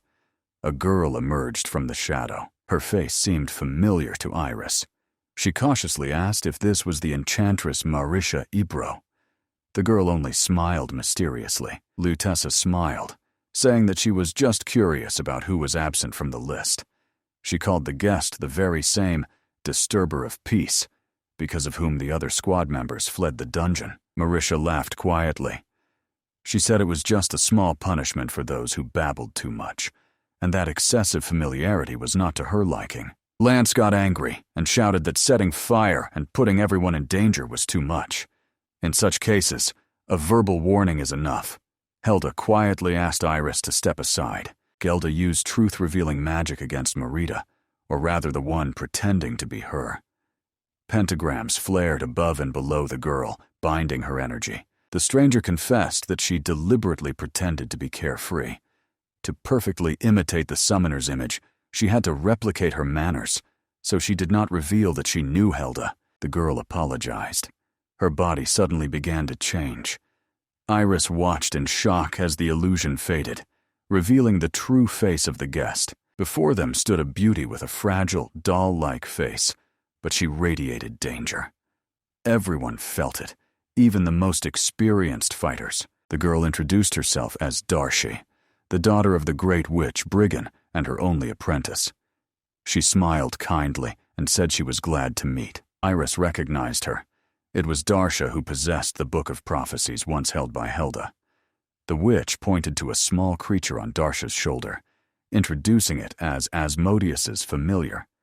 She asked if they didn't find it cute. The demon, speaking for himself, indignantly remarked that calling him a little creature was rude.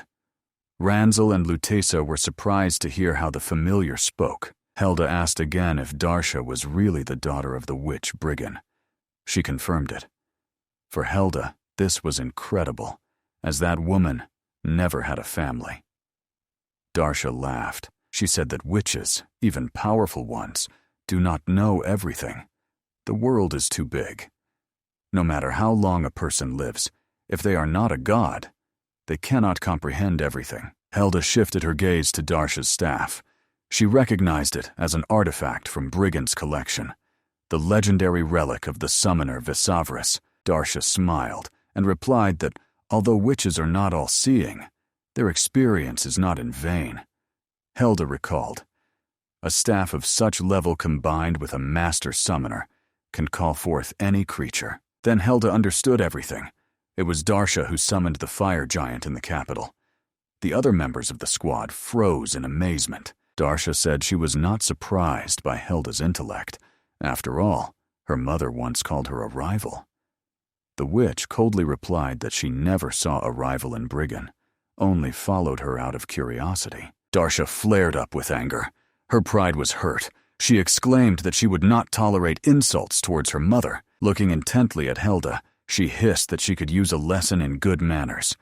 The witch merely waved her hand, asking if it was time to explain her true goals. Darcia calmly admitted that she was the one who summoned Surtur in the capital, and then, taking the form of Marita, joined the scouts.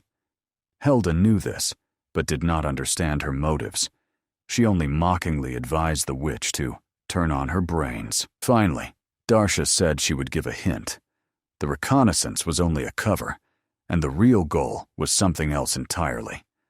Lutessa was confused, not understanding where she was leading. Darcia explained that she could not allow anyone else to conquer this dungeon.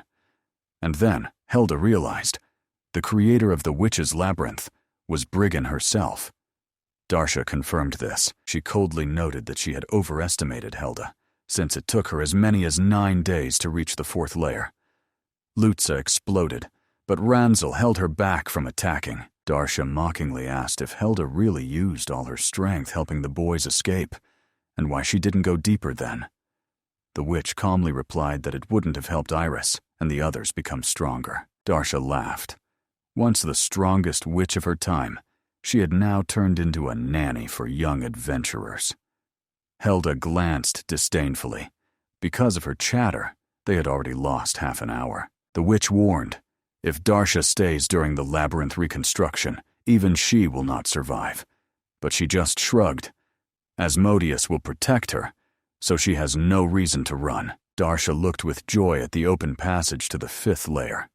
Helda reluctantly said that she did not care what would happen to her. Darcia thanked her for the concern and said not to worry. Helda was already about to leave everything as it was, allowing the girl to go, but Iris stepped forward and stopped Darcia. She asked if the real Marita was alive. The witch trader shrugged. No, she did not kill her, only copied her body down to the smallest details. If lucky, someone will find her. The squad understood that if this did not happen, the girl would die. Iris got angry, and Darcia just laughed, asking if they really thought she was heartless. She smiled ominously and said that perhaps it would have been more merciful to just kill Marita then. After that, Darcia said goodbye and vanished into the darkness. Behind her, the doors to the 5th layer opened. Iris turned to Helda, asking if she should be allowed to leave. The witch advised not to rush, first to get out on her own. But Darcia suddenly remembered that she had not finished the spell. She spoke the final words of the formula and waved the legendary staff. A monster burst from the portals, the 3-headed dog Cerberus, with madness in each of its eyes. Darcia laughed as she left the arena. Lutessa, seeing the monster, realized there was no time for a fight. Ranzel shouted for her to use the Terrasword stone, but the girl saw in horror that it had crumbled to dust. Helda sighed, saying she had not fought Cerberus for over 100 years. She recalled, this monster possesses a skill that blocks enemies' escape and is also resistant to magical attacks, making it especially dangerous even for heroes. Due to the labyrinth's restrictions, the girls could not use either teleportation magic or magical artifacts. Time was also short. The automatic reconstruction of the dungeon was about to begin any minute. Despite the desperate situation, Iris was not going to retreat. She believed that a chance still existed and promised herself to fight to the end.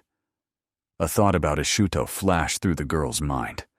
You definitely wouldn't have retreated. Meanwhile, Ishuto himself was in the camp on the Lucas Hills. It was a quiet night.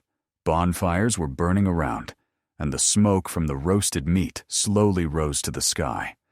Volt felt a kind of anxious premonition and turned around. Mira and Rika stood by the grill. They cheerfully reported that there was not a single piece left for him.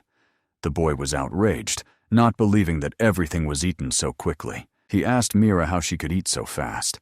The girl seriously replied that barbecue is a real war. Walt sighed and advised eating slower, and Rika, handing him a plate, asked if something was bothering him. It was true. The boy felt a strange tension.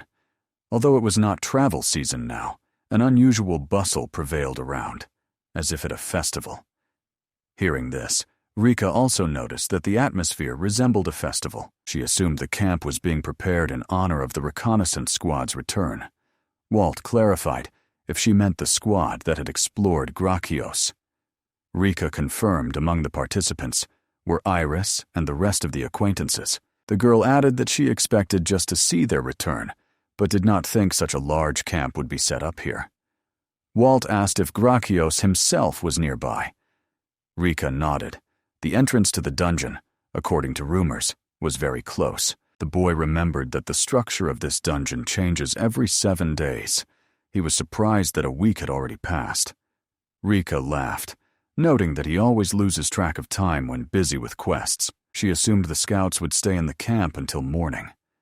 Now Walt understood the reason for the noise. They were waiting for the hero's return. He suggested staying and waiting for Iris. Mira, squinting, noticed that Walt thought about Iris at every opportunity and asked if he was too worried about her. The boy frowned. When he first arrived in Lehar, it was Iris and her team who helped him survive. The girl had helped him more than once and supported him, so he could not remain indifferent. Rika and Mira fell silent, feeling a bit embarrassed. Although the craftswoman joked, her words were not far from the truth. Suddenly a cry for help came from the side of the camp. The ground shook. Noise, screams, clanking of armor. The team rushed there instantly. Wounded monsters in scorched armor crawled to the camp. One begged for water. Another shouted to immediately contact the capital and call the observer. Seeing the arrivals, Walt recognized them. They were the same scouts. He approached closer and asked what had happened. The monsters recognized him and trembled, not understanding why Ashuto was here. One of the lizards explained that in the capital, everyone knows him as the hero who helped the Silver Wolf Knights during the operation. Volt frowned and shouted that he should no longer be called a hero. Then he apologized for the harshness and asked again what had happened.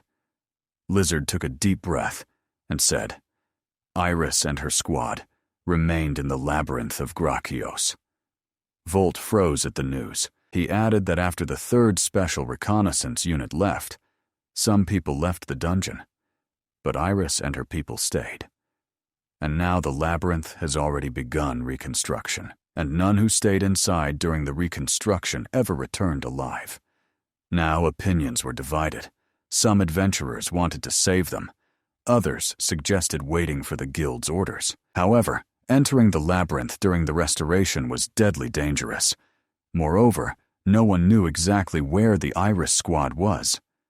Lizard explained that he and his brother had only delivered the news. While Walt pondered what he had heard, they were brought a communication artifact. Lizard thanked the observers. Inside the box lay a crystal into which mana had to be poured. For Ashuto, this was the first time a hologram of Elsie appeared before them. She was on the night watch. The girl greeted them and said she had contacted the guild branch in the capital. Volt was surprised at how convenient this method of communication was. Seeing Rika and Mira, Elsie was surprised, asking what it all meant.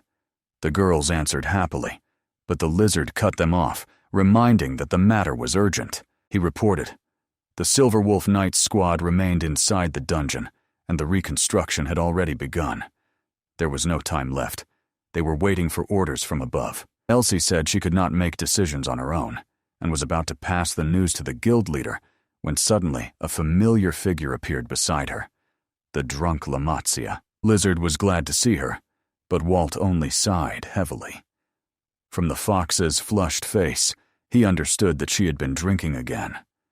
The boy asked if she realized the seriousness of the situation, but she boldly replied that such a level of intoxication was a usual state for her.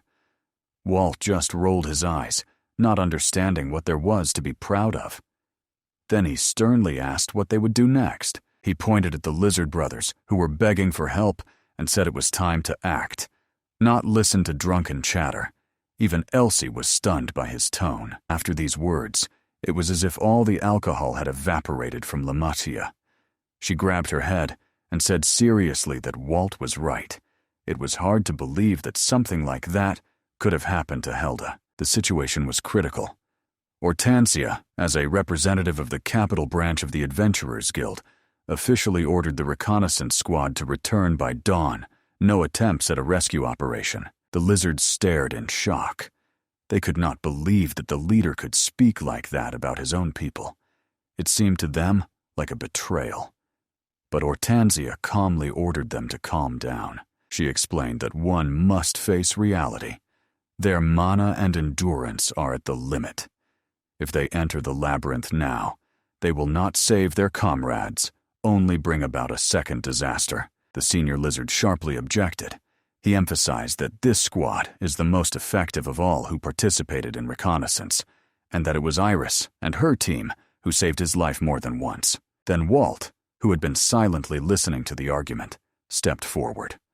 The boy firmly declared that he would go to the dungeon alone and bring Iris and her squad back alive. The guild leader looked up at him, surprised by such an outburst, Walt added that, although he had drunk a little, he still had enough mana and strength to fight. He noted that he would be more useful than exhausted adventurers. Hortensia nodded. She knew that this guy had repeatedly broken all the laws of common sense, and each time proved he was right. Elsie looked at her worriedly. She understood. Saving the Silver Wolf Squad without special skills was almost impossible, and there was plenty of time left. But in this situation, faith in Walt's abilities was the only way out. Hortensia solemnly said that she personally assigned him an extraordinary rescue mission. She ordered everyone to help. People rushed to prepare supplies, potions, food, lanterns, mana crystals, and one pterrasword stone. Then she turned to Ishuto, saying that she considered Heldu a close friend, and Iris a dear ally.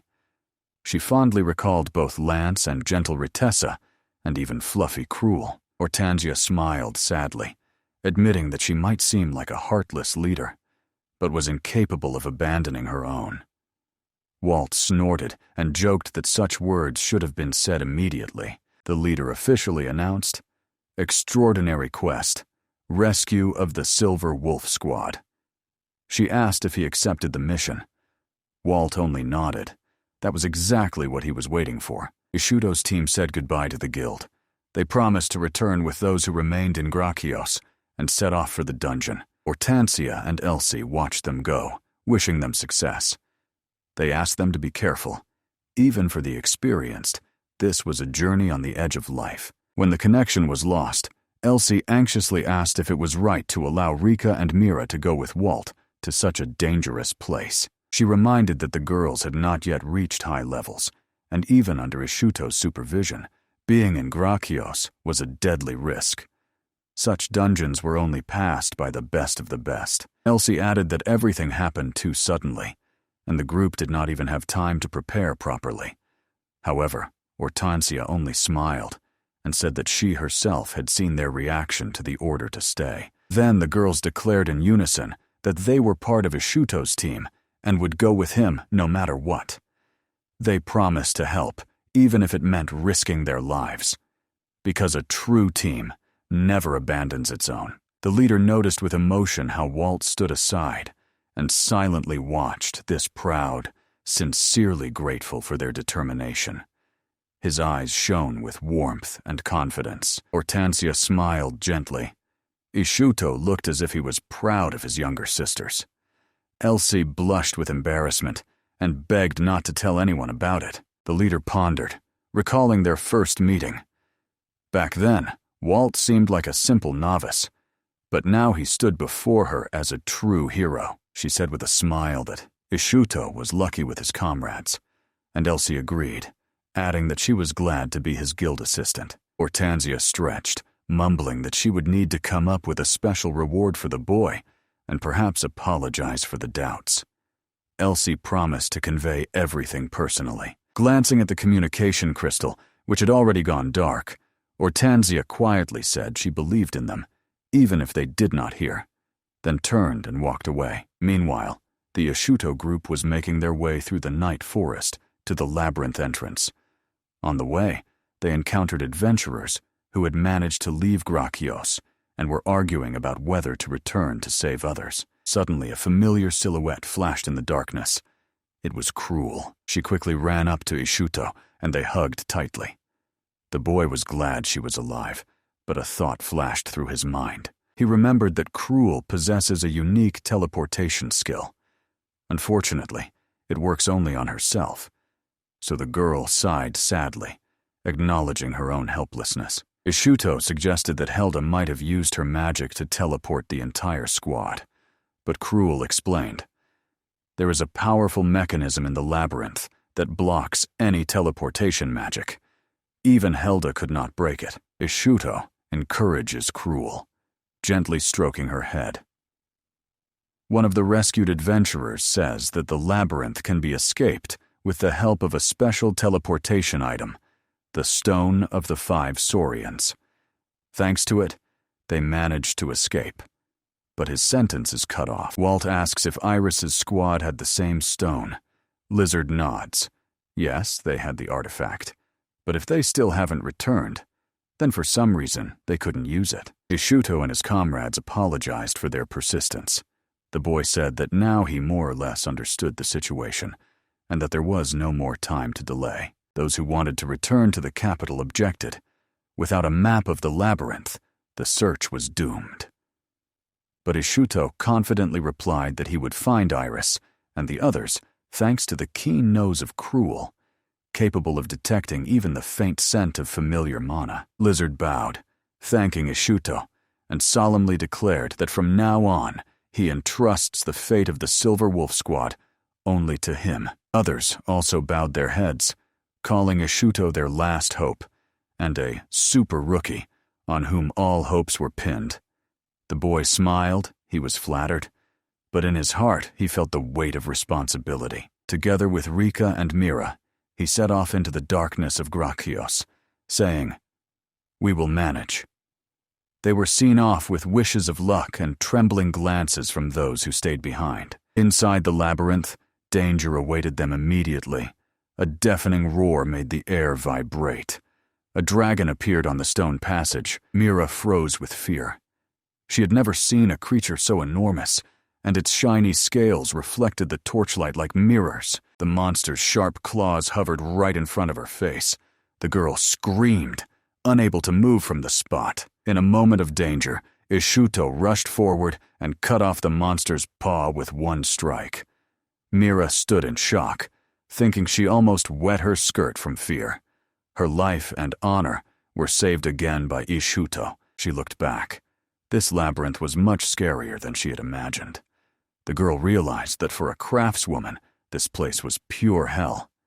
But the sight of Riku gave her a bit of courage. But Rika herself stood, pale as chalk, and barely reacted. Her hands trembled as she whispered something under her breath. Eventually, the girl admitted that, as a black mage, she could create a big boom if everything went completely wrong. Her voice trembled. Mira panicked and grabbed her hand, begging her not to do it. In such a confined space, an explosion of fire magic would suffocate everyone. Even if they didn't burn, they would die from lack of air. Rika realized the danger. Mira gestured around. The walls, solid stone, dust, and debris. If earth magic were used, everything would just collapse. She explained that under normal conditions, a sorcerer would use soil magic, but for Rika, it was too risky. She recalled the Sabium swamps. The same laws applied there, so Rika decided to use only wind and water magic. Mira approved this decision, and then both fell silent, trying to focus on the path. In the background, Ishuto fought the monsters alone. Every strike was deadly. His sword sliced through the air, leaving only bloody flashes behind. Mira and Rika watched as he stood amid a mountain of corpses. With him, our task is simply not to interfere, the craftswoman whispered. They knew that each of these monsters could kill a person with a single blow, but Ishuto turned them into soulless carcasses, like a machine. One breath of his would be enough to break an ordinary warrior. Wolt straightened up, stretching his shoulders, and smiled. A good workout, and it helped him sober up completely. He called the girls, asking if everything was all right. Both replied that they were alive and well. Ishuto nodded with satisfaction. Mira continued to whisper excitedly that he hadn't even broken a sweat. A true monster in human form. But suddenly, Cruel became alert and started growling, peering into the darkness. Then the dog suddenly took off and ran forward, barking. Ishuto immediately became alert. He rushed after it, calling the girls to follow him. Perhaps Cruel sensed the scent of Iris and her companions. The girls' faces lit up with hope. Rika exclaimed that maybe they were alive. Ishuto replied that the probability was very high and quickened his pace deeper into the cave. He warned that it would be harder ahead than ever before and asked if they could continue. The girls briefly exchanged glances. "Don't underestimate my walking skills." Mira smiled, clenching her fists, and Rika added that she would follow him even to hell itself. Ishuto approved their enthusiasm. The three of them rushed forward, following Cruel, but soon the path ended. Ahead was only a dead stone end. Rika suggests going around the dead end by another route. Mirabu objects.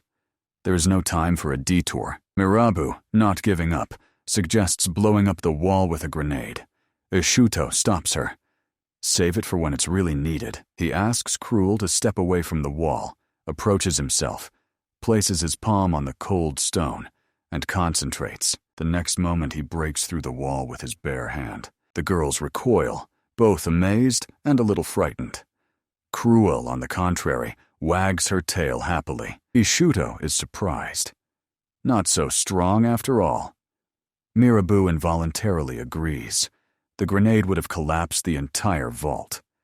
Brute force is safer here. In her eyes, Ishuto is a mad genius. They again pick up the trail of Cruel and, literally breaking through the rocks, move towards the goal. Mirabu is amazed.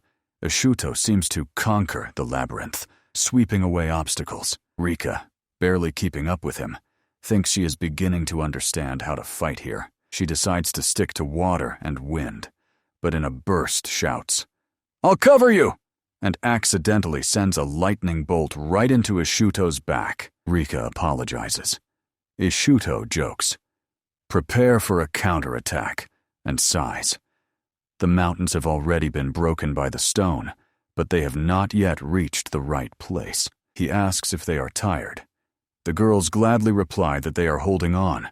Mirabu has stocked enough potions so they can go further. Ishuto is pleased and notes how Mirabu, with her tireless pace, goes without complaints and carries most of the load. But then he stops in surprise. He smiles. "You have everything to make your dream come true and become an item master." Mirabu froze for a few seconds, then blushed to her ears, and, although happy, she grumbles, "Compliments won't get you anywhere." And Ishuto sincerely does not understand why she is burning. He is already turning back to the next wall. "Focus on the dream, and if you need me, call." She silently clenches her fists, recalling her own promise to become stronger and trust him without hesitation. Again, a shadow of embarrassment falls on him. He scolds himself for softness. Meanwhile, Ishuto breaks through another wall and freezes, struck by the sight. Beyond the breach, an abyss, a black-purple rupture of space. Rika whispers, "As if the very bowels of hell." Ishuto calmly says, "This is another dimension. The laws familiar to us do not apply here." Mirabu shudders. "How can you talk about this so calmly?" "Because I've been pulled into something like this before," he replies. The fear has passed. Only caution remains. Ishuto nods to Cruel. "What do you say?" The dog stares long into the trembling void, sniffing the invisible currents. Suddenly, Cruel jumps into the abyss. "You're thinking correctly." Ishuto throws back and disappears into the rift. "After me," his voice sounds. Mirabu clutches her heart, and Rika, gathering herself, jumps first among the girls. Mirabu struggles with herself for a moment longer, but there is nowhere left to retreat. She takes a deep breath and dives after them. Meanwhile, Iris stands before the huge Cerberus. 3 jaws growl in unison. Sparks scatter from the fangs. She understands. Endless clashes exhaust everyone. Gelda calls her. Thanks to gravitational magic, she still holds Grakios and can hold back the Eraser for some time. A restoration mechanism that activates at midnight. Iris tightens the sword hilt. If this is the very nuclear engine of the labyrinth, its attacks will not stop it. "Things are bad," Gelda frowns. "My magic won't last long. I hope Cruel brings reinforcements from outside, and very soon." Lance interrupted the conversation, saying that first of all they must defeat Cerberus, who stands before them. Iris agreed, and then Lance, proudly stating his full name and proclaiming himself the best in close combat, launched an attack. She activated her special technique, Storm and Onslaught. Her heavy armor transformed into light magical armor that glowed with a soft light. Ignoring Gelda's shouts, Lance alone rushed at the monster. Magenia did not manage to stop her. Lance struck the 3 heads of Cerberus with incredible speed, delivering devastating blows. Everyone shouted joyfully, certain that victory was theirs. Lance also smiled. She did it for Iris. But suddenly Iris screamed fearfully, "Careful, Lance!" In the air, Lance looked back. Behind stood the second Cerberus, huge and fierce. His eyes blazed with hatred, and his jaws were already open for revenge. The monster shot a stream of flame from its jaws. Iris rushed to save her friend. Her heart clenched with fear. She almost got attacked herself, but Lutessa shouted, "Leave it to me, I'll pull her out." Gelda, still maintaining the gravitational field, ordered Iris to listen to Lutessa. Iris asked if she knew anything about Cerberus.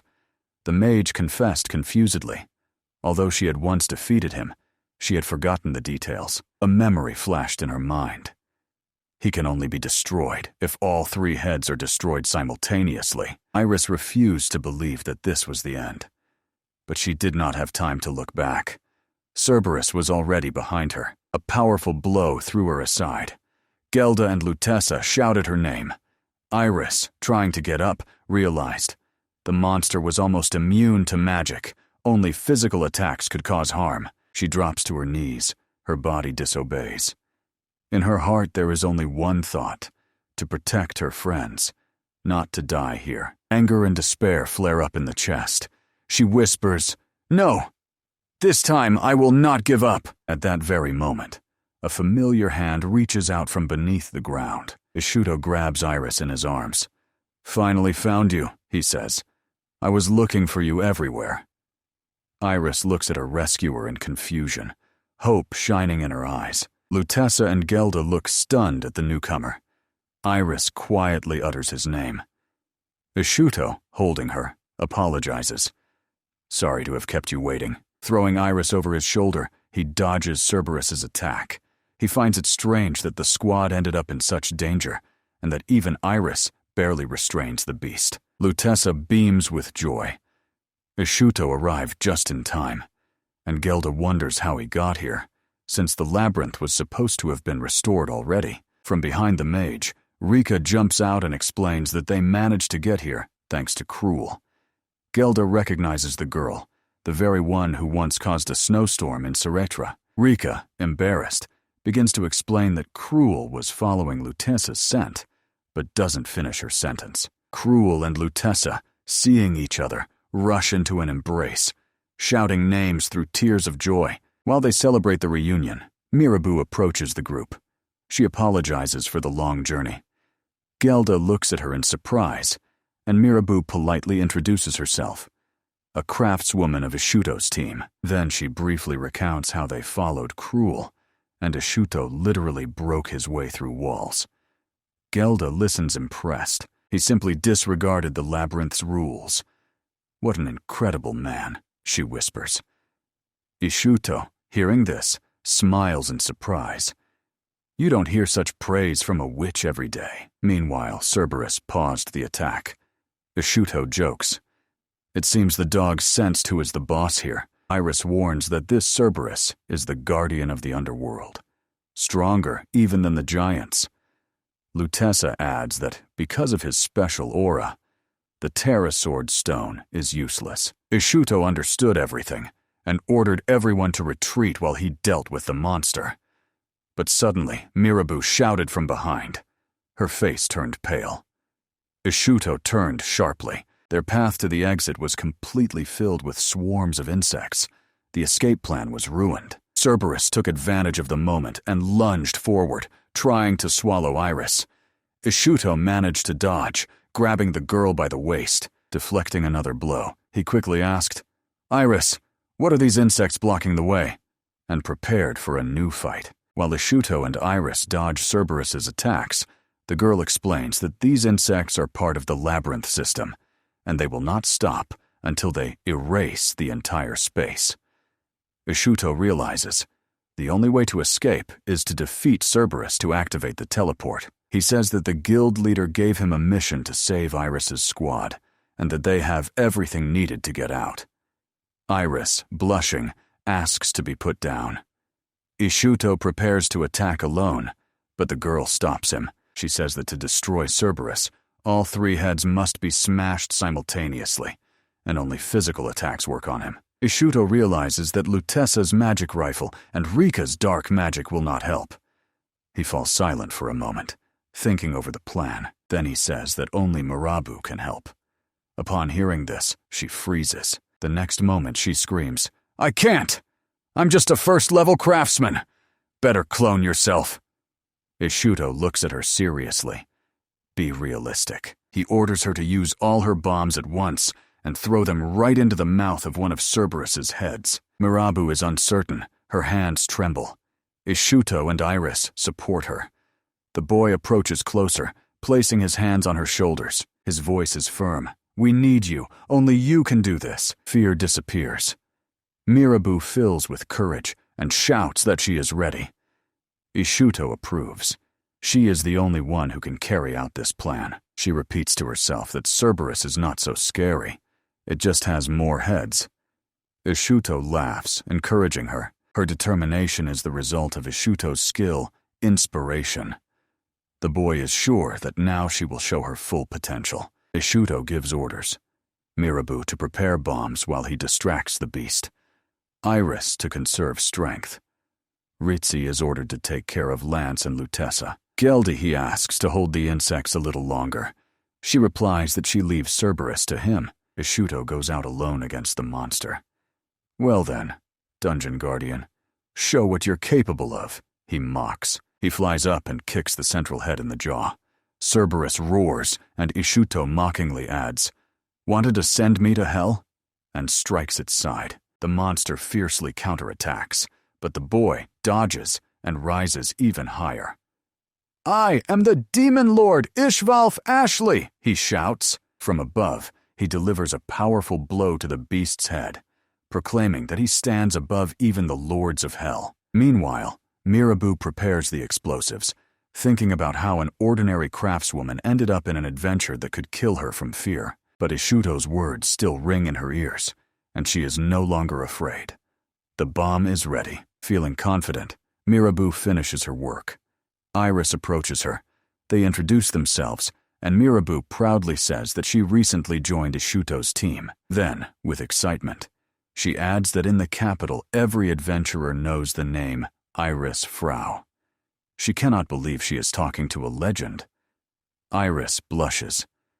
The main thing is the bomb ready? "Yes," Mirabu exclaims, but Iris notices nerves in her voice. "Is something bothering you?" she asks. Mirabu admits that she is afraid of not meeting the expectations of Ishuto and Iris. But Iris gently says, "Just focus.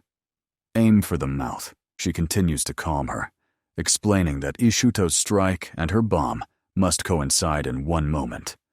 Mirabu blushes, impressed by Iris's calmness and confidence. Suddenly, a fierce roar sounds behind. The air shakes from the blast wave.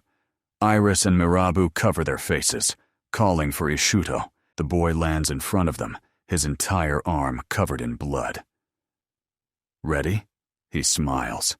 He says he tore off the jaw of the right head so Mirabu could aim more easily, and has already broken the monster's bones.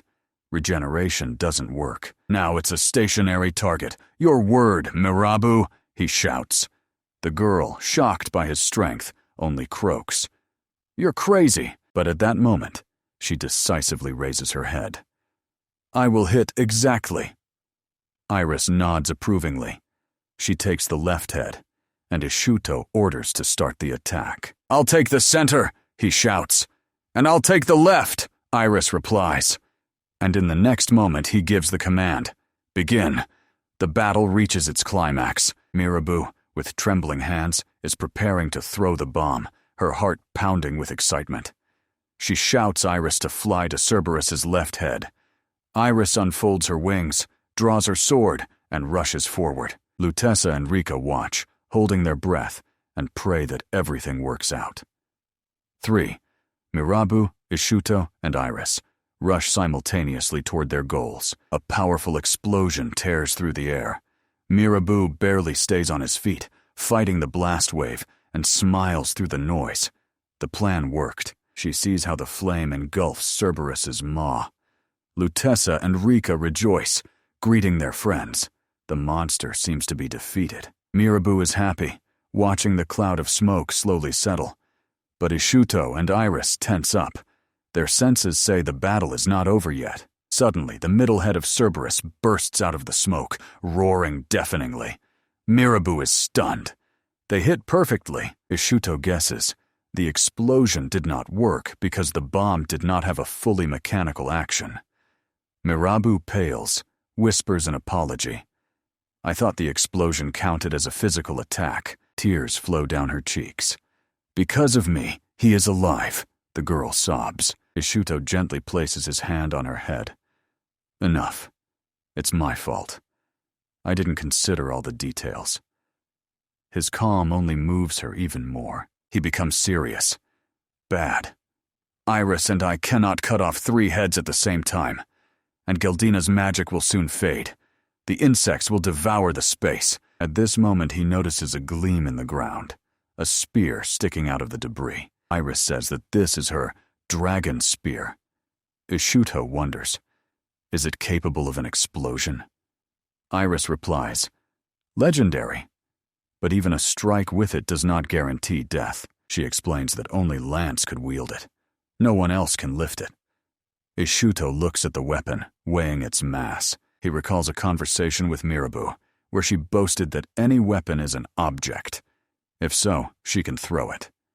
He calls the girl. Remember, you said you can throw any object? He reminds her.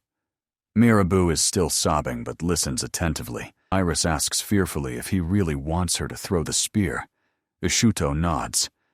If it's an object, she can handle it. Mirabu raises her head, exclaims, yes. If it's an object, I can. She approaches the spear, shouts, a weapon is an object! She grits her teeth, putting all her strength into the scream and the movement.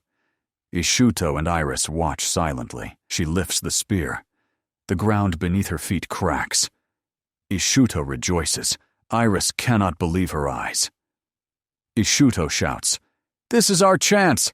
After we return, we celebrate! All or nothing, he shouts. Iris and Mirabu rush into the attack. Mirabu spins the spear and throws it with all her strength, accelerating it with a magical impulse.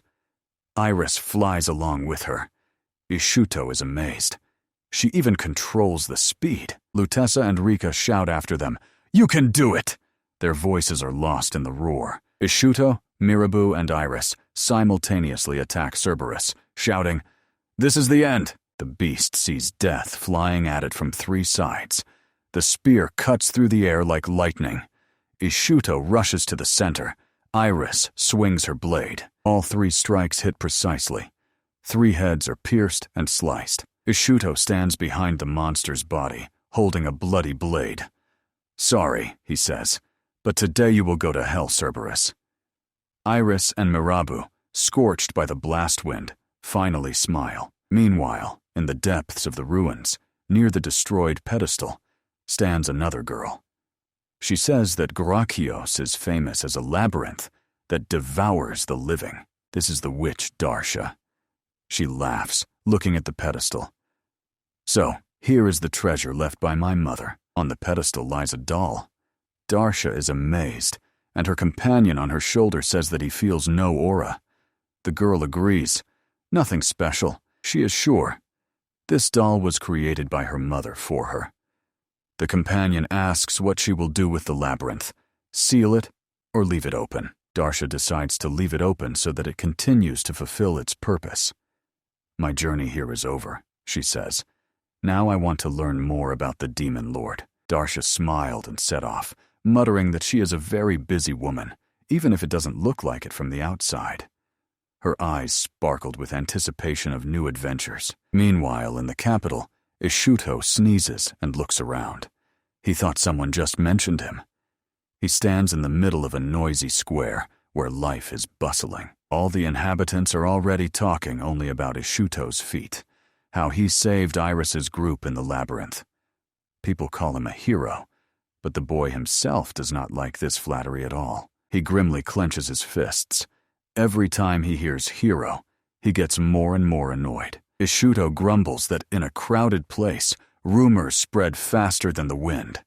He dislikes hearing how someone embellishes the story of his deeds. Finally, he steps aside and takes out an envelope that he holds in his hands. In his memories, it emerges how Iris personally brought him this letter, saying it was his reward. Then he was surprised, not understanding what was inside. Opening the envelope, Ishuto saw a coupon. At first, he thought it was a voucher for a free lunch. Iris just awkwardly looked away. The coupon said, "Certificate for a one-day date." Ishuto blushed. Iris hurriedly explained that this was the decision of the guild leader herself. After making sure he received the reward, the girl disappeared, red as a poppy. At the edge of the coupon, he noticed the signature Iris. Standing in the middle of the square, he felt mixed emotions, anger at the senseless use of the budget, and at the same time, warm joy. Smiling, Ishuto hid the envelope in his inner pocket. In my world, I have never met girls like these, he thought. Yet he still hesitated. Was it worth arranging a meeting in the center when they lived nearby? Meanwhile, Mirabu, Rika, and Lutessa are watching him from behind the bushes, sitting unnoticed and impatiently waiting for the start of the date of the year. Lutessa assures them that something grand awaits, while Rika hisses for them to be quieter. Ishuto sharply turns around, feeling a foreign gaze, but he sees only passers-by walking across the square. He decides that he is just nervous and returns to waiting. The girls held their breath. They almost gave themselves away. They were saved by Lutessa's skill, which conceals the presence of the group. Mirabu whispers that it is good they took Lutessa. Rika marvels once again at the abilities of Class A adventurers.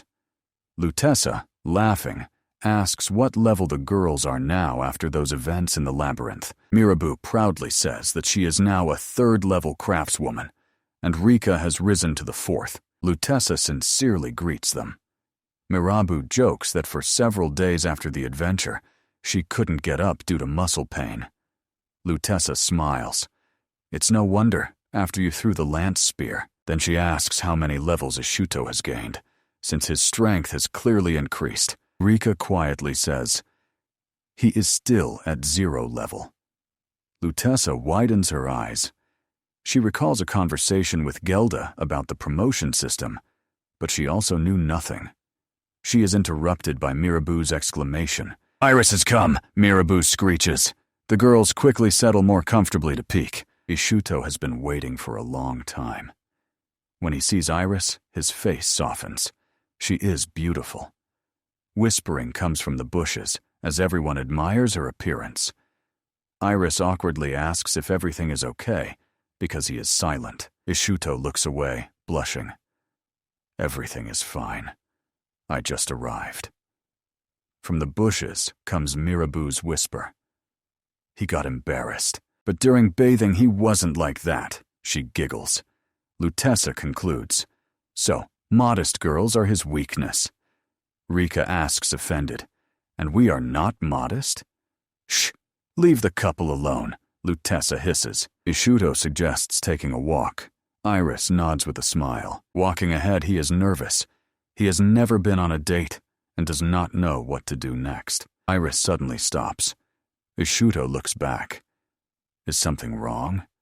She recalls Lutessa's advice before going out and hesitates. Lutessa said that if this is a date, we have to hold hands, Iris says, lowering her gaze. You don't mind? Ishuto freezes, his ears burning. Finally, he cautiously extends his hand. Iris timidly places hers on top of his. Their fingers touch. The moment freezes. Ishuto feels his cheeks burning. He is 30. She is only 15. His chest tightens. Do I look like a pervert? But in the guild documents after reincarnation, his age is recorded as 18. He takes a deep breath and smiles. We'll figure it out on the way. And they continue walking, holding hands, under the gentle rays of the sun. Lutessa, Mirabu, and Rika continue to watch the couple, touched by their awkward tenderness. Mirabu whispers that this is a priceless spectacle, while Rika just frowns. Her feelings are mixed. Ishuto and Iris visit several shops, stroll through the square, and look at souvenir stalls. Eventually, they find themselves in a park full of loving couples, and both feel awkward, sensing they are too conspicuous. It was an ordinary date, but for both of them, it became special. Just being together turned out to be happiness. They enter a cafe with pancakes. Iris laughs. "I'm glad to be eating pancakes with you again." Ishuto smiles in response. "Good idea." They argue about toppings. Who likes berry? Who likes chocolate? Ishuto asks where Iris wants to go next. She shyly says, "Wherever you wish." Ishuto looks at her, suspecting she is hiding something. He asks directly if she would like to visit a weapons shop. Iris blushes. "Yes, I would. But there is one," but she again recalls Lutesa's words. Ishuto sighs. And what did she say this time? Iris replies that Lutesa said, "Today she is not an adventurer, just a girl." Ishuto mutters, "That elf is a complete disaster." They continue walking, and he tells her to listen carefully. "I am patient. I will not judge your hobbies." Iris feels awkward. Her cheeks turn pink. Then Ishuto asks if she really wants him to go with her to the weapons store. She nods. He blushes, but proudly says, "Of course, let's go." Iris quietly laughs and thanks him. They enter the shop, Song of the God of War's Victory. They are greeted by a familiar face, Carlin. She immediately praises Iris for her nice outfit and asks, "Are you already a couple?" Iris blushes to her ears. The shop owner jokingly says she did not expect such progress in such a short time. Iris starts to feverishly deny that they are just friends. Carlin slaps her forehead. "Oh, I almost forgot!" She explains that she has not yet finished repairing Iris's sword, Mistletoe. Iris calmly replies that until Lance recovers, they will not set out on a journey. Meanwhile, Ishuto examines the weapons on the shelves. "By the way, Ishuto," exclaims Carlin, and abruptly changes the subject. She jokingly calls him a celebrity. The boy grumbles that jumping from topic to topic so quickly is her trademark skill. Carlin continues to tell how everyone now calls him a hero. Ishuto grits his teeth and mentally cries out for them to stop using that word. She recalls how he went to save Iris without a weapon, then suddenly changes the subject again, supposedly about that sword he was looking for. Ishuto is surprised. "Sword? We didn't discuss that." Carlin reminds him that he mentioned an eastern saber and demonic ore. She says she did research and found a race that works best with demon ore. Ishuto asks excitedly, "What race is that?" "Gnomes," Carlin replies. "A race of smiths, similar to fairies." Ishuto says in surprise that he has never heard of such creatures, but doesn't finish his sentence. Carlin explains that all blades capable of responding to mana, including the Eastern Yagaton, are considered magical swords. Ishuto feels his heartbeat quicken. He says that maybe the gnomes can forge a sword he can use. He recalls how any blade from human shops crumbled in his hands. Carlin confirms, but adds, "The gnome village is now in great danger." Iris nods. She has heard about it too. Iris says that for gnomes, smithing is a tradition, but the youth no longer want to do it. Carlin sighs. They are even ready to leave their lands. Ishuto asks in surprise if there are really so few source smiths now. Carlin answers, "There are none left at all." Ishuto is stunned. She apologizes that she can't help more, but he thanks her. "You have already helped me better than anyone else." She beams with joy. Carlin acquires an important appearance. "It's just a trifle. I'm simply doing my duty." But Iris notices how her tail twitches involuntarily with happiness. After that, Ishuto and Iris continue their walk. Iris remembers that she wanted to tell him about the witch, Darcia. Ishuto replies that he heard that she is supposedly responsible for the labyrinth disaster. Iris sighs. That's only part of the truth. She explains that Darcia pretended to be the adventurer Marita, and it was she who summoned Cerberus. Iris is ashamed that they believed her, and everything got out of control. Ishuto understands. Darcia used transformation magic. He recalls how he was surprised by the changes in Marita's behavior. Iris says that the real Marita has already been found, although she has mild amnesia. Ishuto smiles with relief. Iris adds that the search for the witch continues, but doubts that the knights or the guard will be able to catch her. Ishuto raises his eyebrows in surprise. Iris says that Gelda is conducting her own investigation. She explains that Gelda spends all her days in the library, studying records about Darcia. According to Iris, the witch claims that she is the daughter of the sorceress Brygon, but Gelda knew Brygon personally and does not believe this. Ishuto listens attentively, interested in the new details. There is no exact information about Briggon and Lizareg, only rumors about the evil they spread throughout the world. Ishuto decides that if he wants to understand the nature of witches, he must talk to Gelda personally. Iris was already about to suggest going into another shop when a scream sounded from the opposite side of the street. The girl immediately recognized the voice of the shop owner, Dalmon. She thought there was a fight and rushed there together with Ishuto. They burst into the room, shouting, "Dalmon, are you okay?" In front of them was a girl holding the merchant by the collar, and he turned pale with fear. Seeing Iris, Dalmon became embarrassed, joking that the dress was not at all suitable for a fight. Iris angrily replied that it was not the time for compliments and asked the girl to release the owner. She cast a cold glance at the pair, not letting him go. Dalmon tried to address Ishuto, but got confused with the name. Ishuto grumbled that a service sphere employee should remember clients better. The girl glanced at him and pronounced his name. Dalmon exclaimed, "Yes, that's him," and everyone around froze in surprise. Dalmon shouted that it was Ishuto who broke this girl's sword. She and Ishuto exchanged threatening looks, and Dalmon continued to shout out of fear. Ishuto remembered how he first was in this shop. Indeed, he accidentally broke someone else's sword. He was about to explain, but Iris intervened, trying to justify him. But Iris did not have time to finish. The girl sharply let go of Dalmon, and saying Ishuto's name, went to him. She declared that she was going to deal with him. Ishuto laughed. "Are you challenging me to a duel? I warn you, I am strong." The girl replied that her name was Sagan, and she was a dwarf from the Wangor clan. Ishuto was surprised. He had recently talked about this race with Carlin.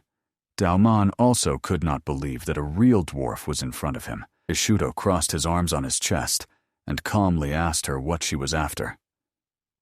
Sagan came closer, confidently looking him straight in the eyes.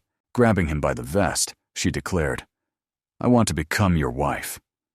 Ishuto, thinking she was proposing a fight, sarcastically replied, "Is that all?" Only after a moment did he realize the meaning of her words.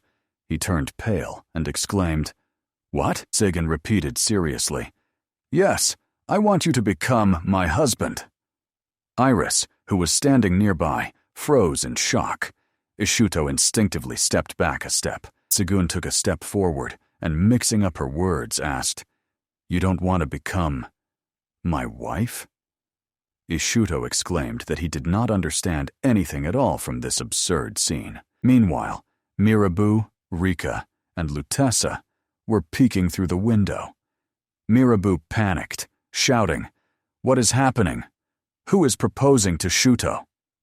Lutessa laughed, seeing a love triangle, and Rika was worried. Lutessa smiled and suggested that for Ishuto, this was probably an ordinary day.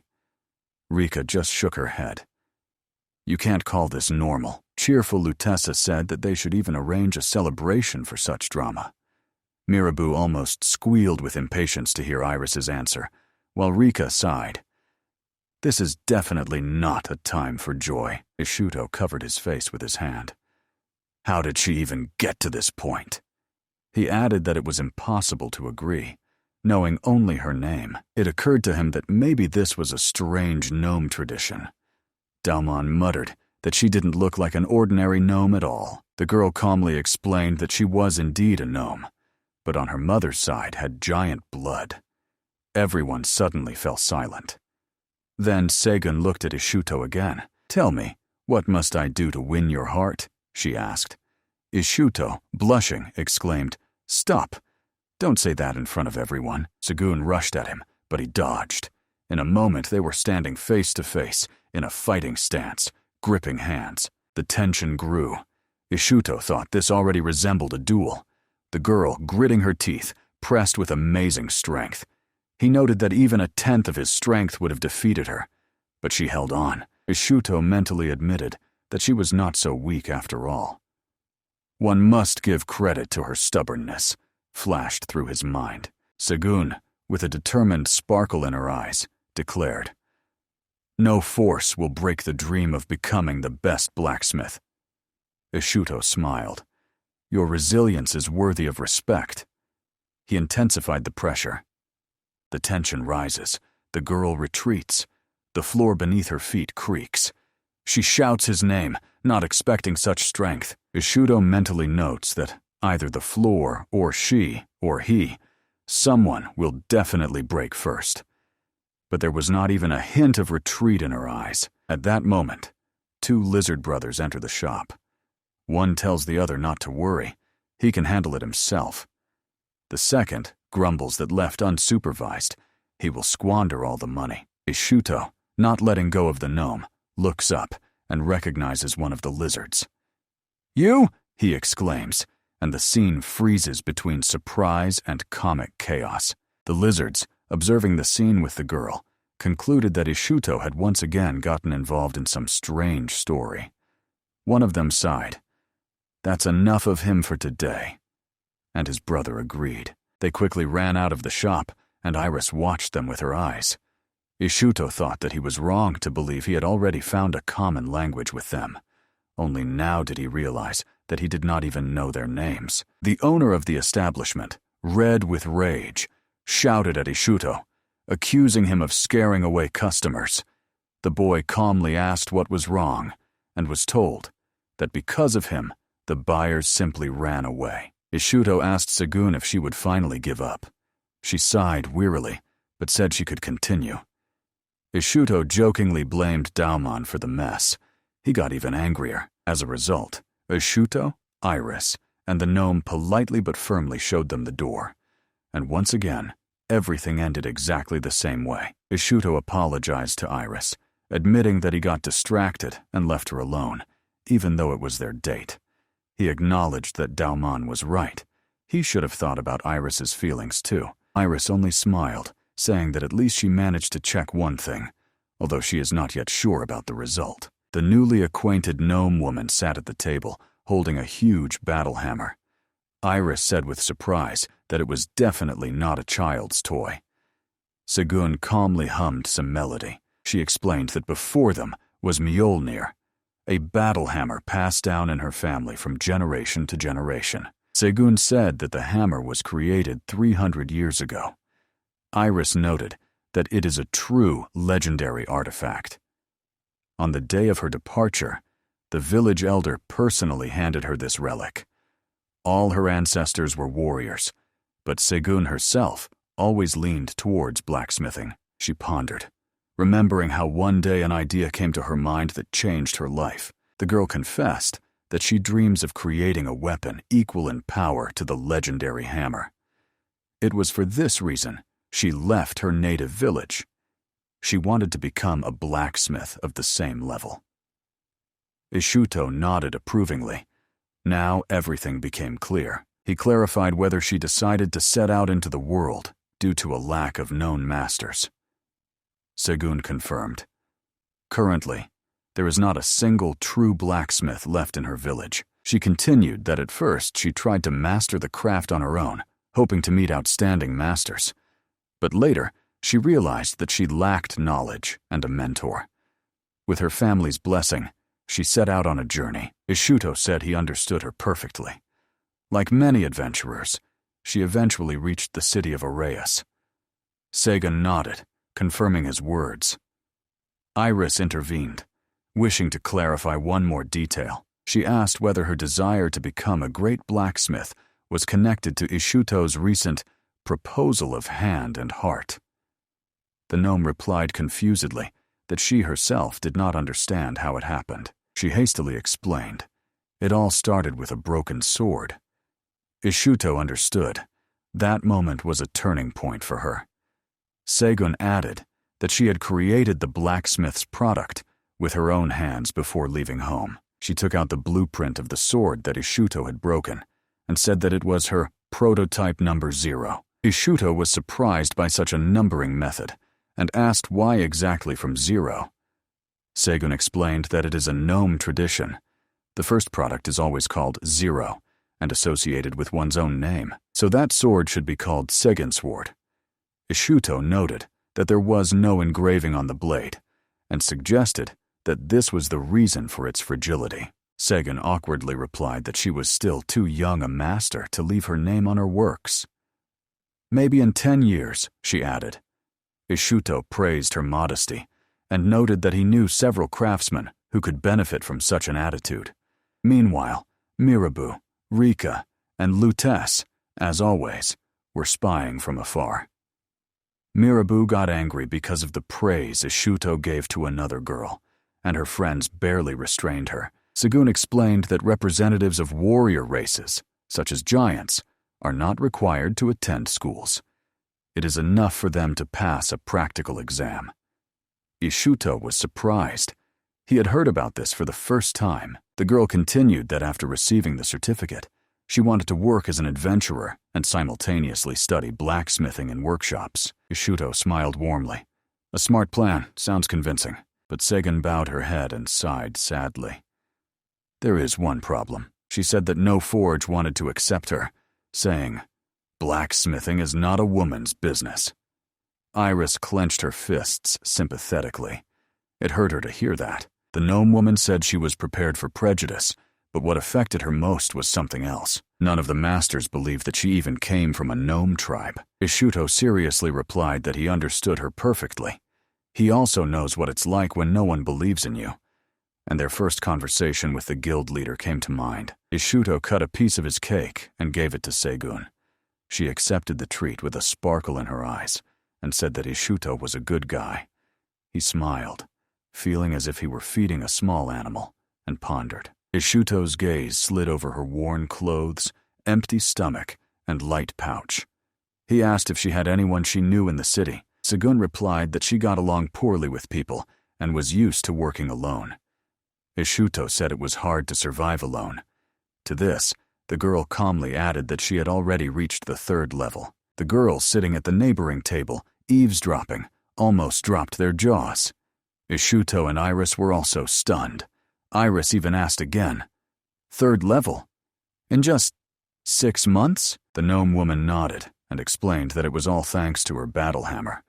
Although it was not precise, it dealt colossal damage. Ishuto exclaimed that with such a tool, she could defeat even the strongest monsters. Segun began to tell how one day she was returning to the guild, but out of hunger lost her sword and could not remember for a long time where exactly she had left it. For 2 whole months, she searched for it, until today she accidentally came across it in Domon's shop.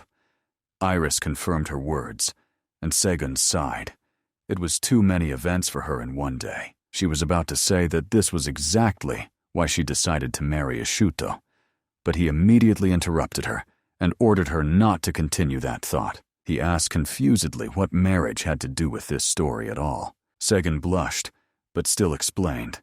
Before her departure from the village, an old seer who was over 100 years old made her a prophecy. Very accurate, as everyone said. Ishuto felt his hands grow cold. The seer said that Segun was destined to marry the one who would break her first sword in 2. Iris nervously noted that Ishuto had smashed it to pieces, but the gnome only smiled. Broken. And that's enough. Segun solemnly declared that according to the prophecy, she must marry Ishuto. He blushed and exclaimed that she should not say such things in public. However, the girl stubbornly continued, asking him to accept her as his wife. Ishuto sighed. Stubborn, like all gnomes. He involuntarily thought about her origin and blacksmith talent. He realized that there were no longer any masters in the gnome settlement, capable of working with demonic ore, and that this craft might simply disappear. Sagan became the last hope both for the gnomes and for himself. She confirmed, only gnomes possess the technique of forging demonic ore. Sagan added that only gnomes can work with such ore, controlling temperature and mana. Ishuto said he was exactly looking for a master capable of forging a sword for him. He asked if she could create a weapon if he brought the necessary ore. Sagan replied that she had read about it, and even had some experience, but did not yet have her own forge. She admitted that she lacked practice. "I am only an adventurer for now," she said. Ishuto shrugged. That was expected. Sagan raised her eyes and added, "But there is one. But she dreams of creating the most powerful magical blade in the world, and is persistently moving toward this goal." Ishuto smiled.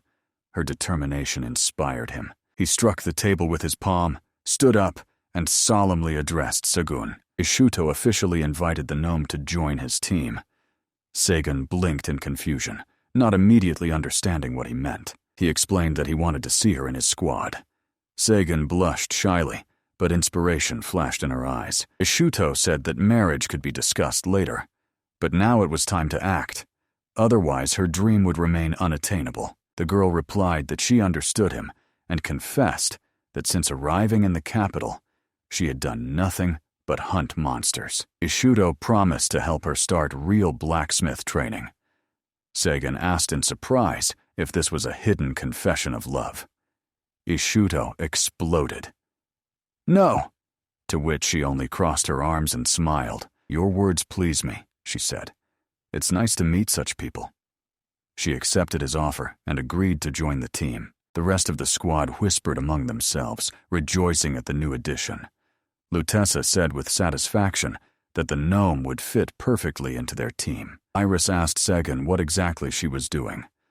The girl was momentarily confused, hesitated, and only quietly groaned, not knowing what to answer. Iris guessed that maybe the gnome lost her adventurer's ID. Sagan quickly objected, saying that the document was with her. She explained that she is still learning the Lahirian language and can only read names. This greatly surprised everyone present. She was advised to seriously focus on studying if she wants to move forward. When they looked at her adventurer's license, they were surprised to find that the Sagan class was a berserk. A tense silence hung in the air, and then Sagan suddenly declared that she was only 10 years old. Ishuto jumped up in shock. Everyone nearby burst out shouting. No one could believe that such a strong and confident warrior was a child. But Sagan calmly confirmed her words, which surprised everyone even more. Ishuto, looking at her, wondered how such a young girl could talk about marriage and adult life with such seriousness. The shogun, noticing his confusion, explained that by tradition, gnomes are considered adults at 12 years old, then suddenly fell silent, lost in thought. Iris lowered her gaze and hesitantly wanted to say something to Ishuto, but Sagan interrupted her herself. The gnome looked at them suspiciously and asked if Iris was his lover, which confused them both. Ishuto, blushing, began to explain that they were just comrades in arms who had fought together and stopped at the same inn. Iris stood nearby, her face as red as a beet. "We are just friends," he said firmly. Sagan listened to him attentively, nodded, and calmly accepted the explanation. Meanwhile, at the neighboring table, Mirabu, Rika, and Lutessa discussed what they had seen, holding back laughter and curiosity. Ishuto, meanwhile, was surprised that the gnome girl had never heard of Iris, but then decided it was because of her strange hobbies. Iris noticed that she was meeting a berserker for the first time. Ishuto agreed. If even she had never seen such a fighter, then the profession was truly rare. He added that a berserker is a special class that has unique abilities, rare even among adventurers. Iris abruptly stood up and slammed the table, declaring that without special skills, one cannot become a berserker. Ishuto flinched in surprise. The atmosphere tensed. Sagun muttered something in response, but no one understood the words. Rika and Mirabu held their breath, watching excitedly, while Lutessa just grabbed her head She already guessed how it would all end. Iris defiantly addressed Sagan. "Show your skills in action." The gnome raised her eyebrows in surprise. She did not expect that. Iris, captivated by the idea, proposed a duel to her, seeing it as a great opportunity to test herself. Sagan calmly chewed her food, not rushing to answer. People in the hall began whispering. Some noticed that the gnome somewhat resembled the famous adventurer, Ross Weiss. Ishuto reminded Iris that Sagan was only level 3, so she was not her equal in battle. But the gnome, hearing this, confidently replied that everything was fine. She resolutely declared that she was capable of fighting even a level 13 warrior, relying on her berserker strength. Iris smiled. It seemed that feminine manners were really not for her. The fight began. Sagun and Iris clashed in a fierce duel. Both looked focused. Strikes rang one after another, causing admiration among the spectators. They exchanged powerful attacks. Their movements were lightning fast, and the strength was palpable even from a distance. Each of them gave their all. Rika, Mirabu, and Lutessa watched, holding their breath. To them, it looked like a duel, not just between two adventurers, but a struggle for Ishuto's attention. Rika whispered in surprise that the gnome moved like an experienced fighter. Lutessa objected. Her strength relied on the hammer. Without it, she was not so dangerous. But Sagun did not stop. She rushed forward, striking with the hammer directly at Iris, who did not even try to dodge. It seemed Iris was simply taking the blows. Despite the fierce fight, Iris kept a cool head. She briefly commented, "Good swing," and instantly dodged the next strike. At the moment of counterattack, Iris knocked the hammer away and drove it deep into the ground. The tension rose. Sagan began to get nervous. The gnome quickly turned around, pulled her hammer from the ground, and both rivals stood face to face again in the middle of the broken hall. The air buzzed with energy. The fight was just beginning. Sagun gripped the hammer's handle and decisively said she needed only one precise strike. She made a wide swing, and Iris, noticing the attack, prepared to counterattack. The gnome's movements were precise, aggressive. It looked like the final phase of the duel. She unleashed a devastating blow from above, aimed straight at Iris's head. But Iris did not even retreat. She calmly took the hit, easily blocking it. Iris coldly said that blocking this strike was not difficult. Sagan puffed her cheeks, muttering offendedly. Her strength had made no impression. The girls continued fighting seriously now. Their strikes became faster and more precise, both fully focused on victory. Sagan believed that in pure physical strength, she would not lose. Iris agreed with this.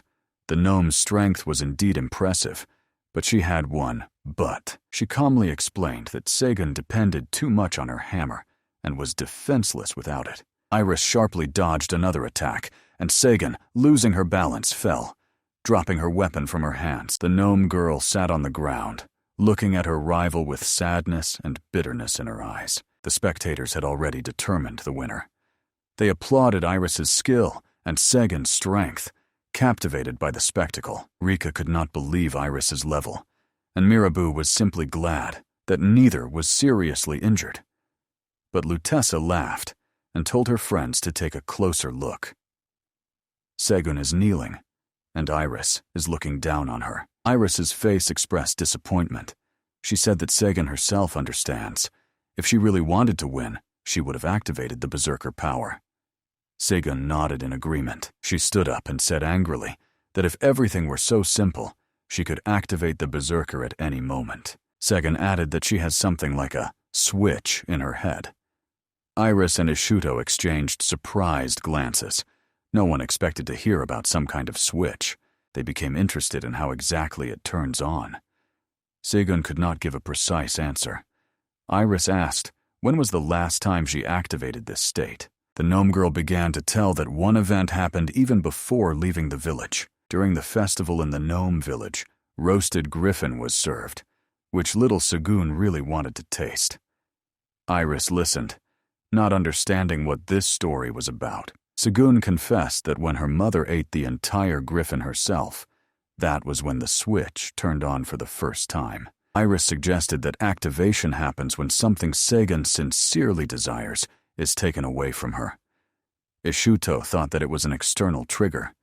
Iris decided to test the theory in practice. She smiled slyly and, taking Ishuto by the hand, told Seigen that she was taking him for herself. Ishuto did not understand what was happening and blinked in confusion. Segun froze in shock.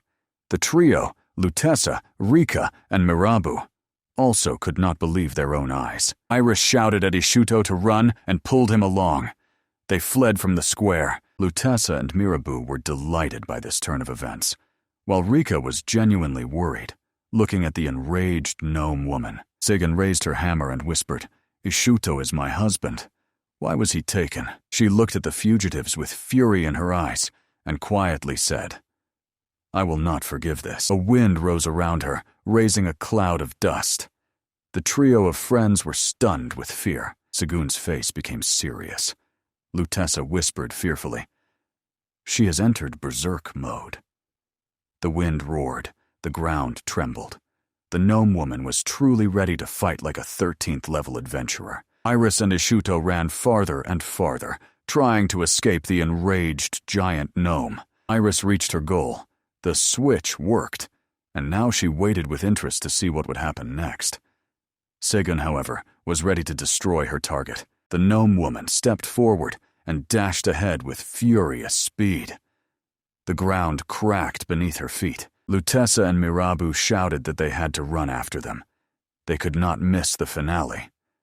Only Rika remained standing, worried about her friends. Seigen was rapidly rushing after her prey. Ishuto, out of breath from running, shouted Iris, "Is such berserk behavior normal at all in your world?" Iris, without looking back, replied that from all she knew, such behavior was unique, and only Seigen was capable of such.